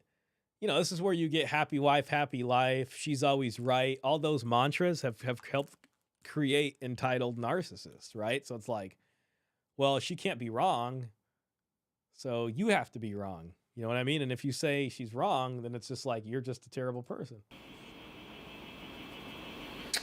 Yeah. And if they're not like that, they're just very manipulative. Yeah, exactly. Unpaid. And then that entitles them to like get everything dang near like, well, I did all this emotional labor. But in general. Lying about their intentions. They're saying things to you to lie, to try to set you up, to try to do some, some crazy. I swear. It's funny to think about the unpaid emotional labor. Like, women will get mad. Like, they want you. It's not even, they shouldn't even call it unpaid emotional labor, because women go fishing for you to be emotional. They try to get you to open up emotionally because that gives them power over you. So them doing any kind of labor, it doesn't even count. Like, they're trying to do this to you because they want to. It's like, if a woman tries to get you to like, oh, how are you feeling? How's that make you feel? I'll be like, I feel great. Everything's really good. Every single time. And like, when you do that to them, like, they will get mad. They will be like, how come every time I call you, you're just like having a cup of tea or reading something, or you're just going on a walk? Like, they will fish for you to have problems. You know what I mean? Like, if every time you ask, they ask you, or they try to, find that chink in the armor, and you're just like, everything's great. I feel fantastic today. Today's a fantastic day. How are you doing? They're just going to be like, damn it. I'm trying to either find a problem with this guy so then I can just dig into that, Crazy stuff. They just can't deal with a man anymore. It's like, bro, if you're dealing with a woman, prepare to be manipulated. Just prepare for it, because it's going to happen.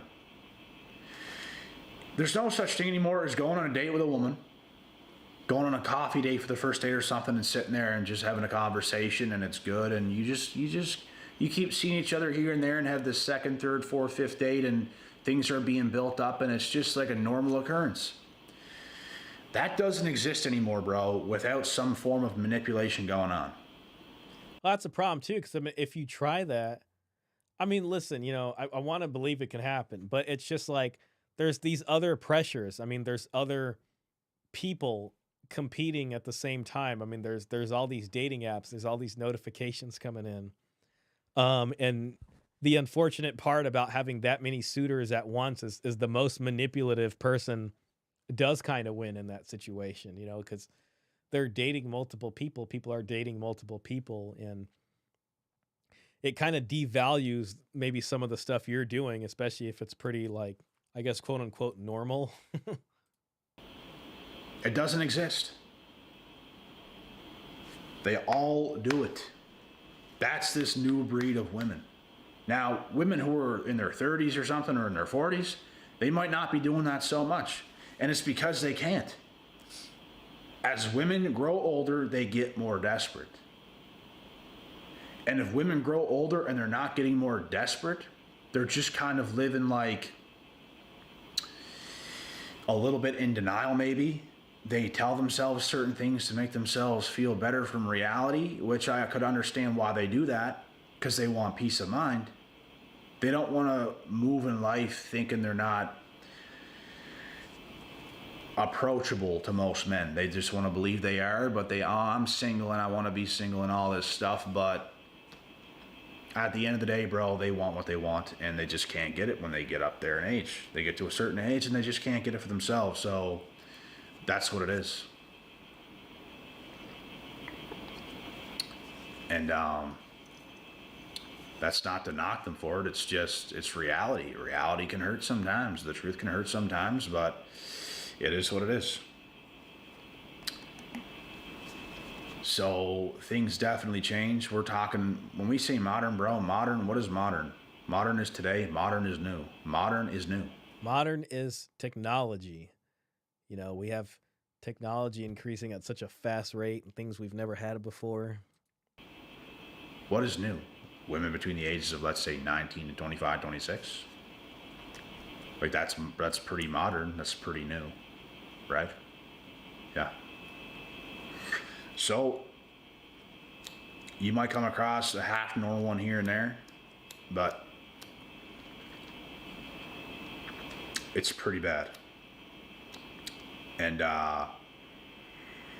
this isn't just from my own experience. This is from hearing countless amounts of different men's experiences, including friends I have from here, people across the world that I do calls with all the time.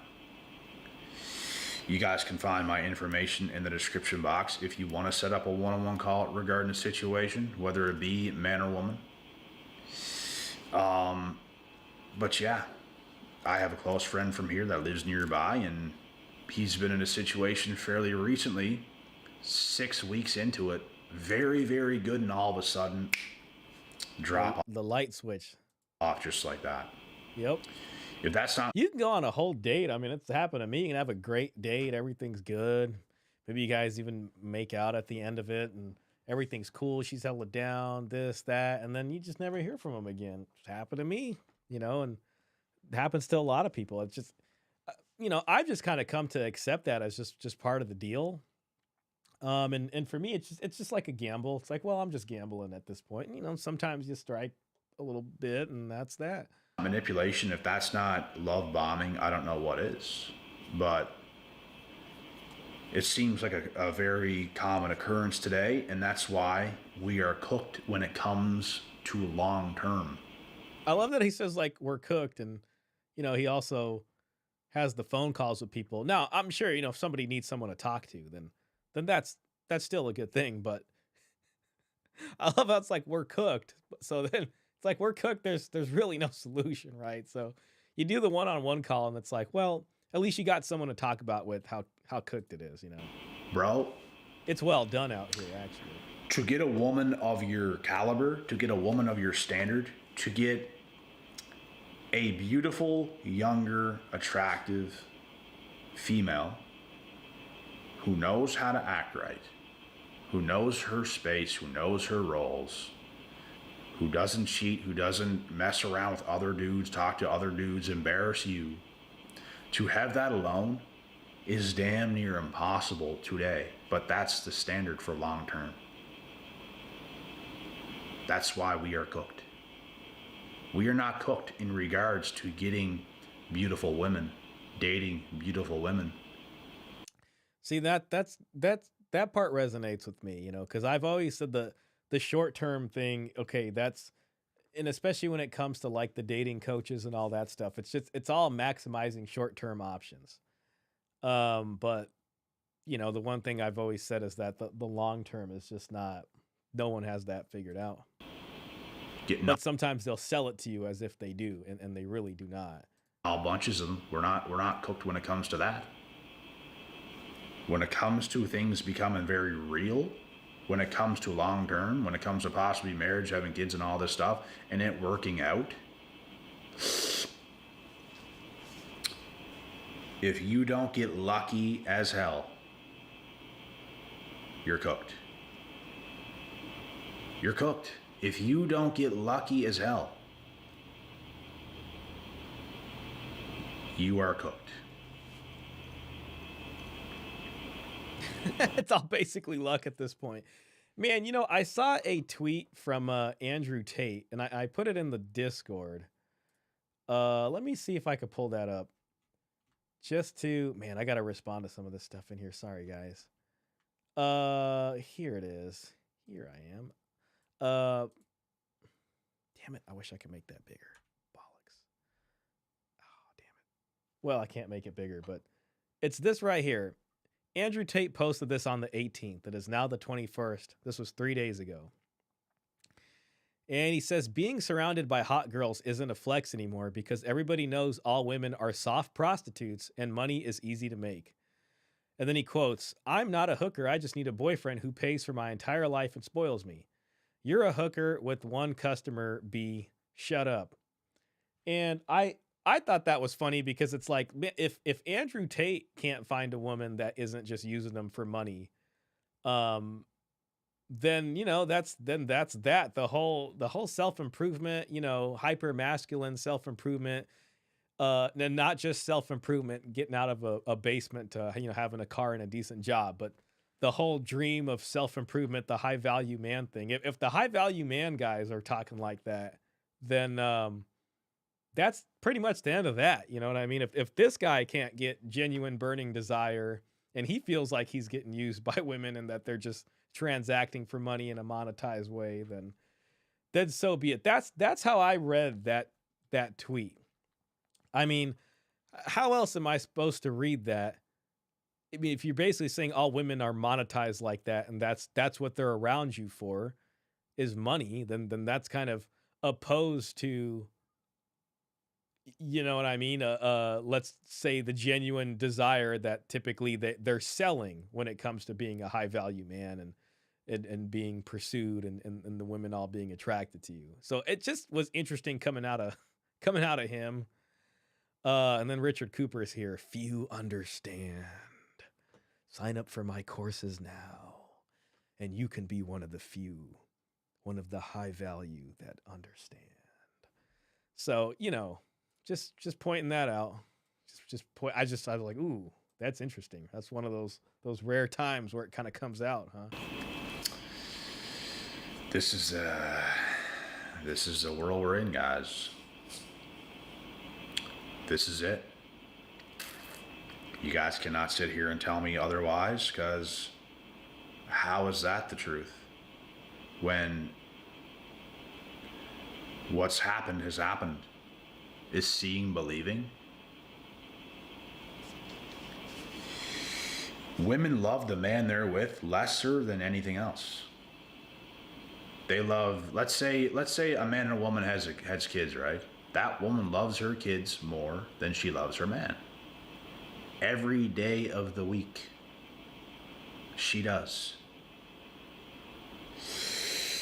Men are loved less than anything and anybody else. Yeah, well, a lot of society just see men as utility or as disposable. By a lot. Women are good at acting and pretending like they love a man. They're very good at it. But when certain expectations are not met, you don't do enough for her, you didn't spend enough money on her, you didn't do this, you didn't do that, like, they're a true color shell, bro. They're a true color shell. This is when they want payment on the back end. All the time. So, this is just the reality of the world, and don't expect to be loved genuinely by a woman, because it's not going to happen.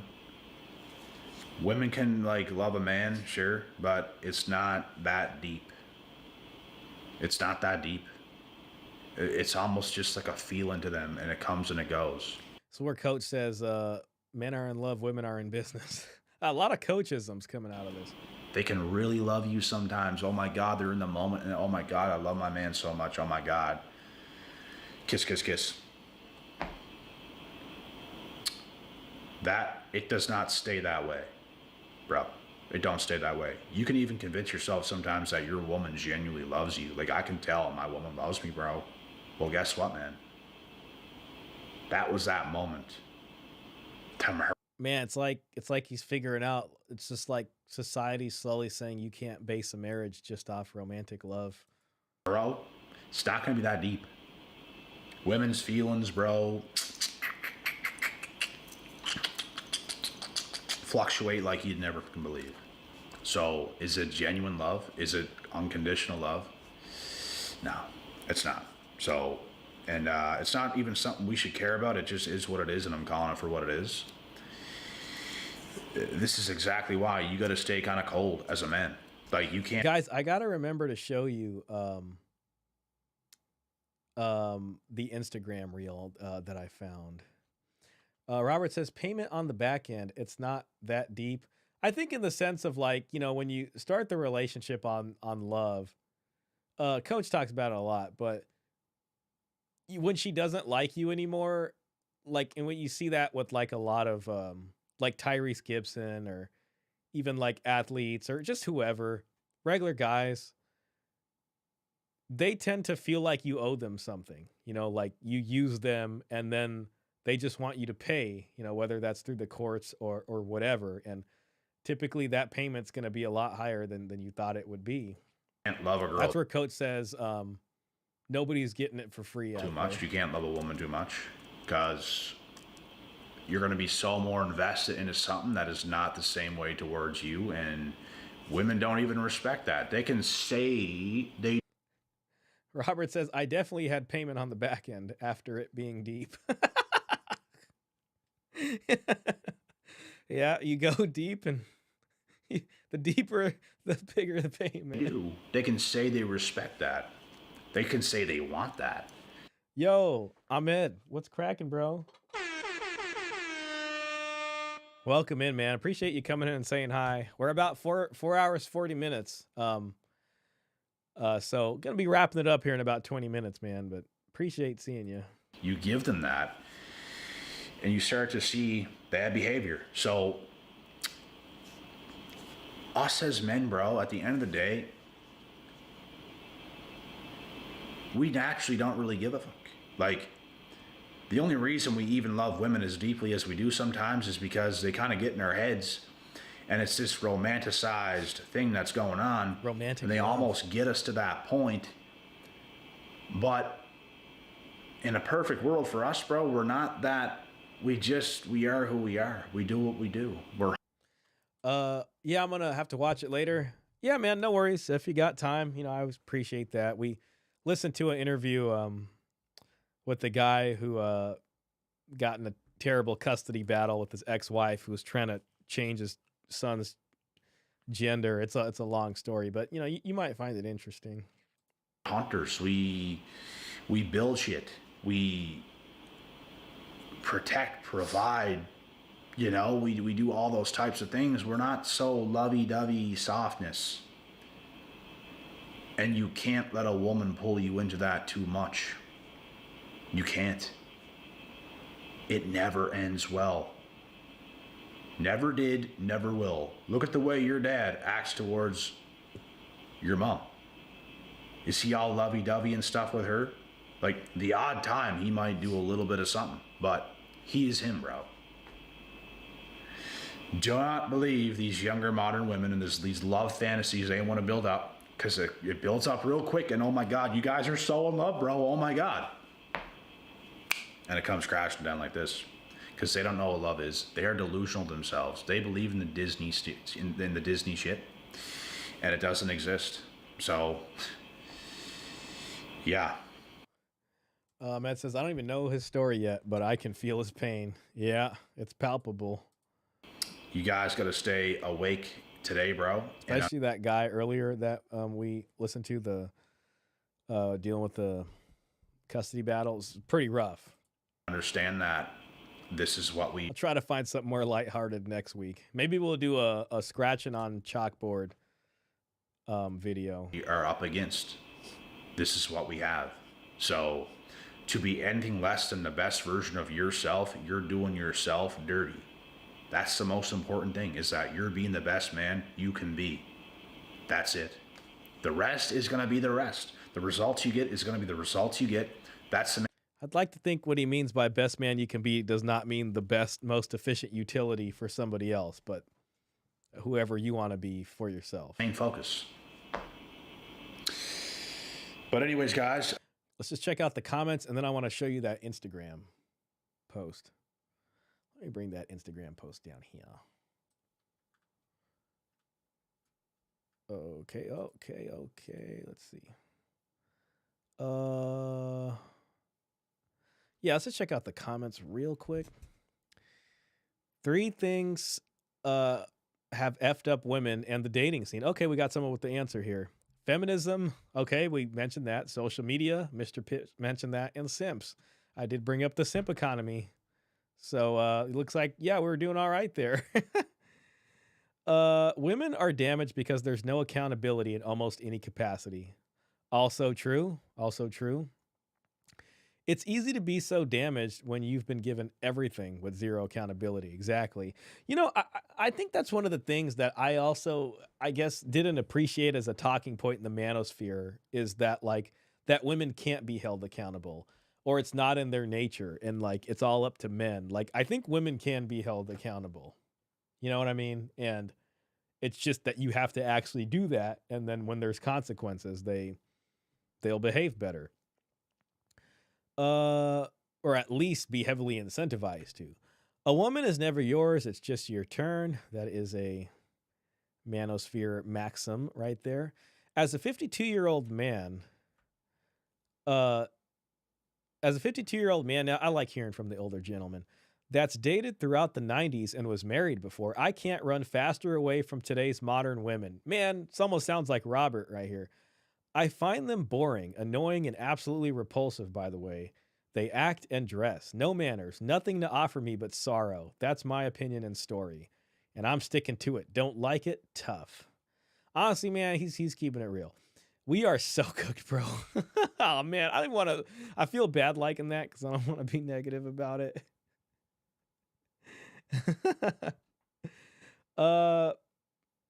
Ahmed says frustration and venting is good. At least men are beginning to talk. Yeah, I think that's important too. You bring up a good point. It's cathartic, it's therapeutic, it's important. How did the simp economy even get started? Well, you know, I mean, like before social media and stuff like that, I would say a lot of it's social media. But there was the sort of simp economy of like the sort of blue pill guy that catches the falling knife, you know, of a woman who's hit the wall that she wants to get married at 27 or 30.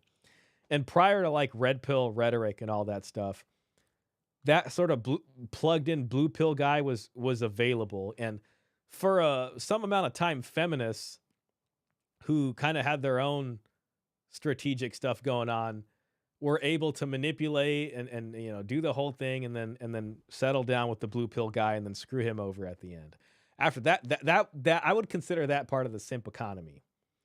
You know, so that went on, and then finally guys started to get like a little bit smarter, and then social media and OnlyFans and all that stuff popped off. That also made a huge simp economy, things like that.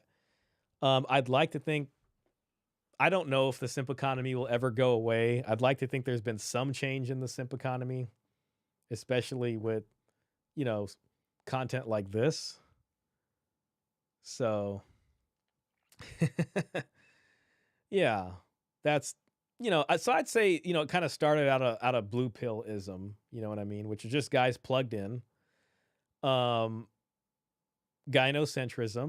but especially with like no fault divorce and things like that.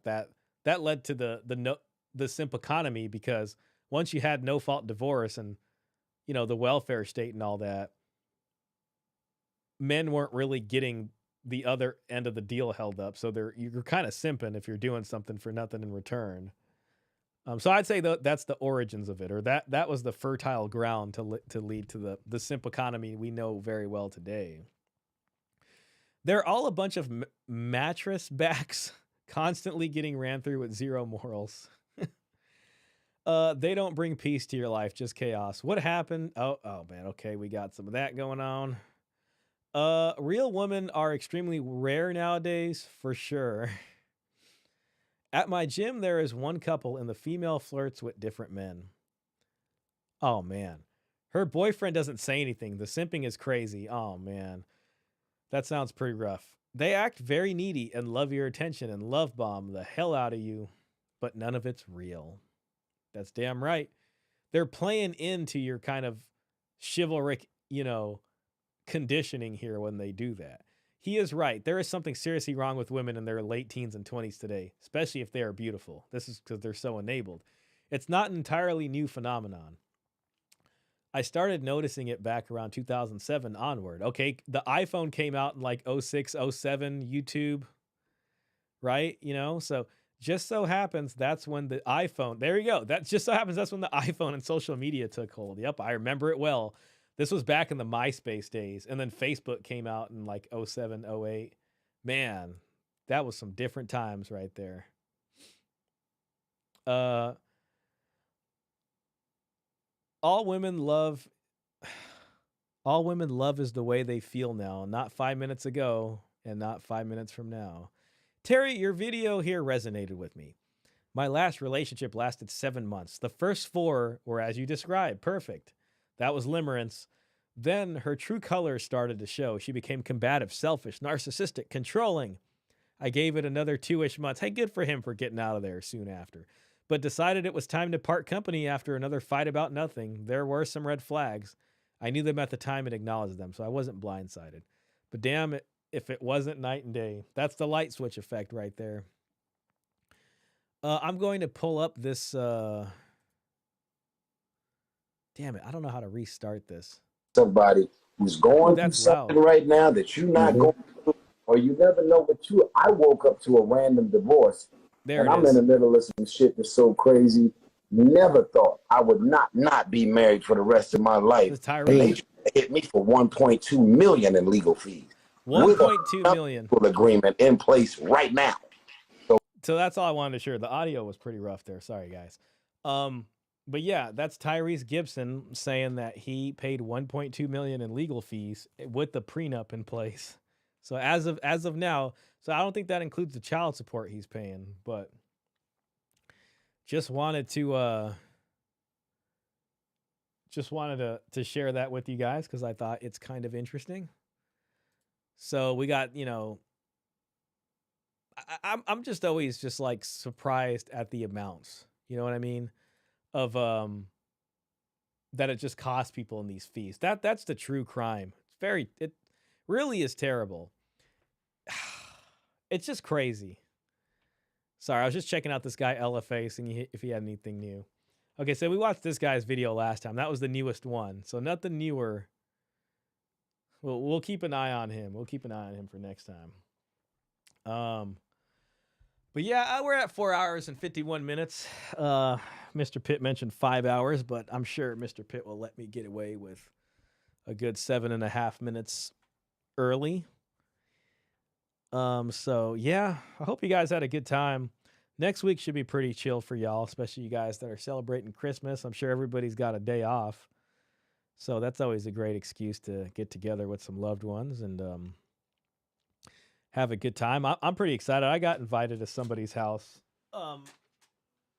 for Christmas Day, so we're going to hang out and have some cigars probably and just chill. So I'm pretty hyped about that. I'm going to hang out with my buddy.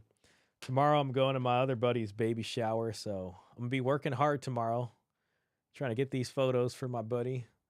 And I just really want to be able to do a good job, and hopefully him and his, girlfriend are super happy with those photos. I'll also probably be getting some pretty good, Vietnamese food. So it's going to be a kind of Vietnamese thing. Big Vietnamese community where I live. W Stream, man, I appreciate that, Mr. Pitt.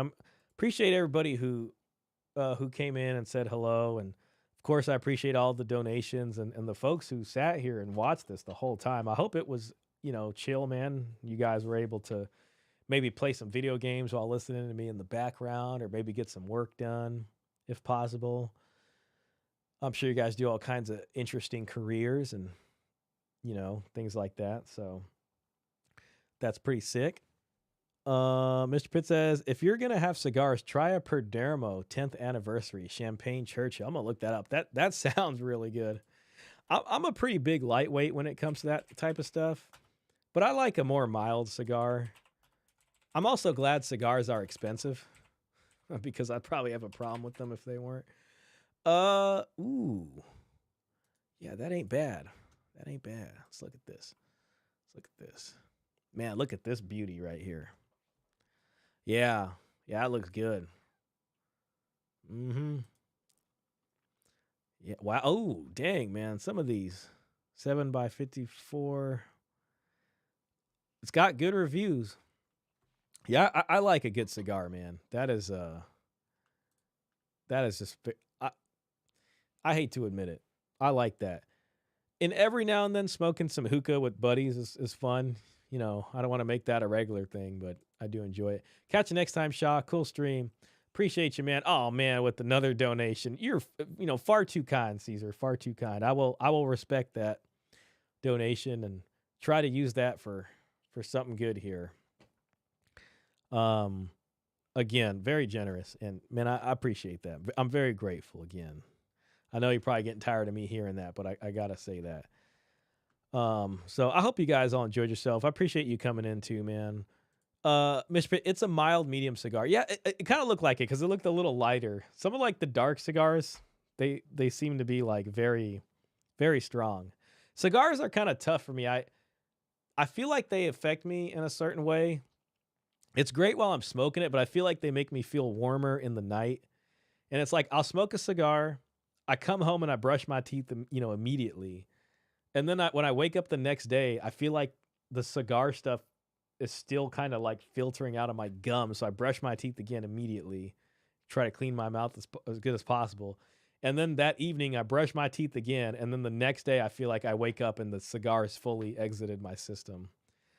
I don't know how people smoke cigars every day, but I'm going to see my buddy and we're going to this doctor's house. And my buddy's dad, who's good friends with the doctor, and I know the guy, both of them, all of them since I was in high school.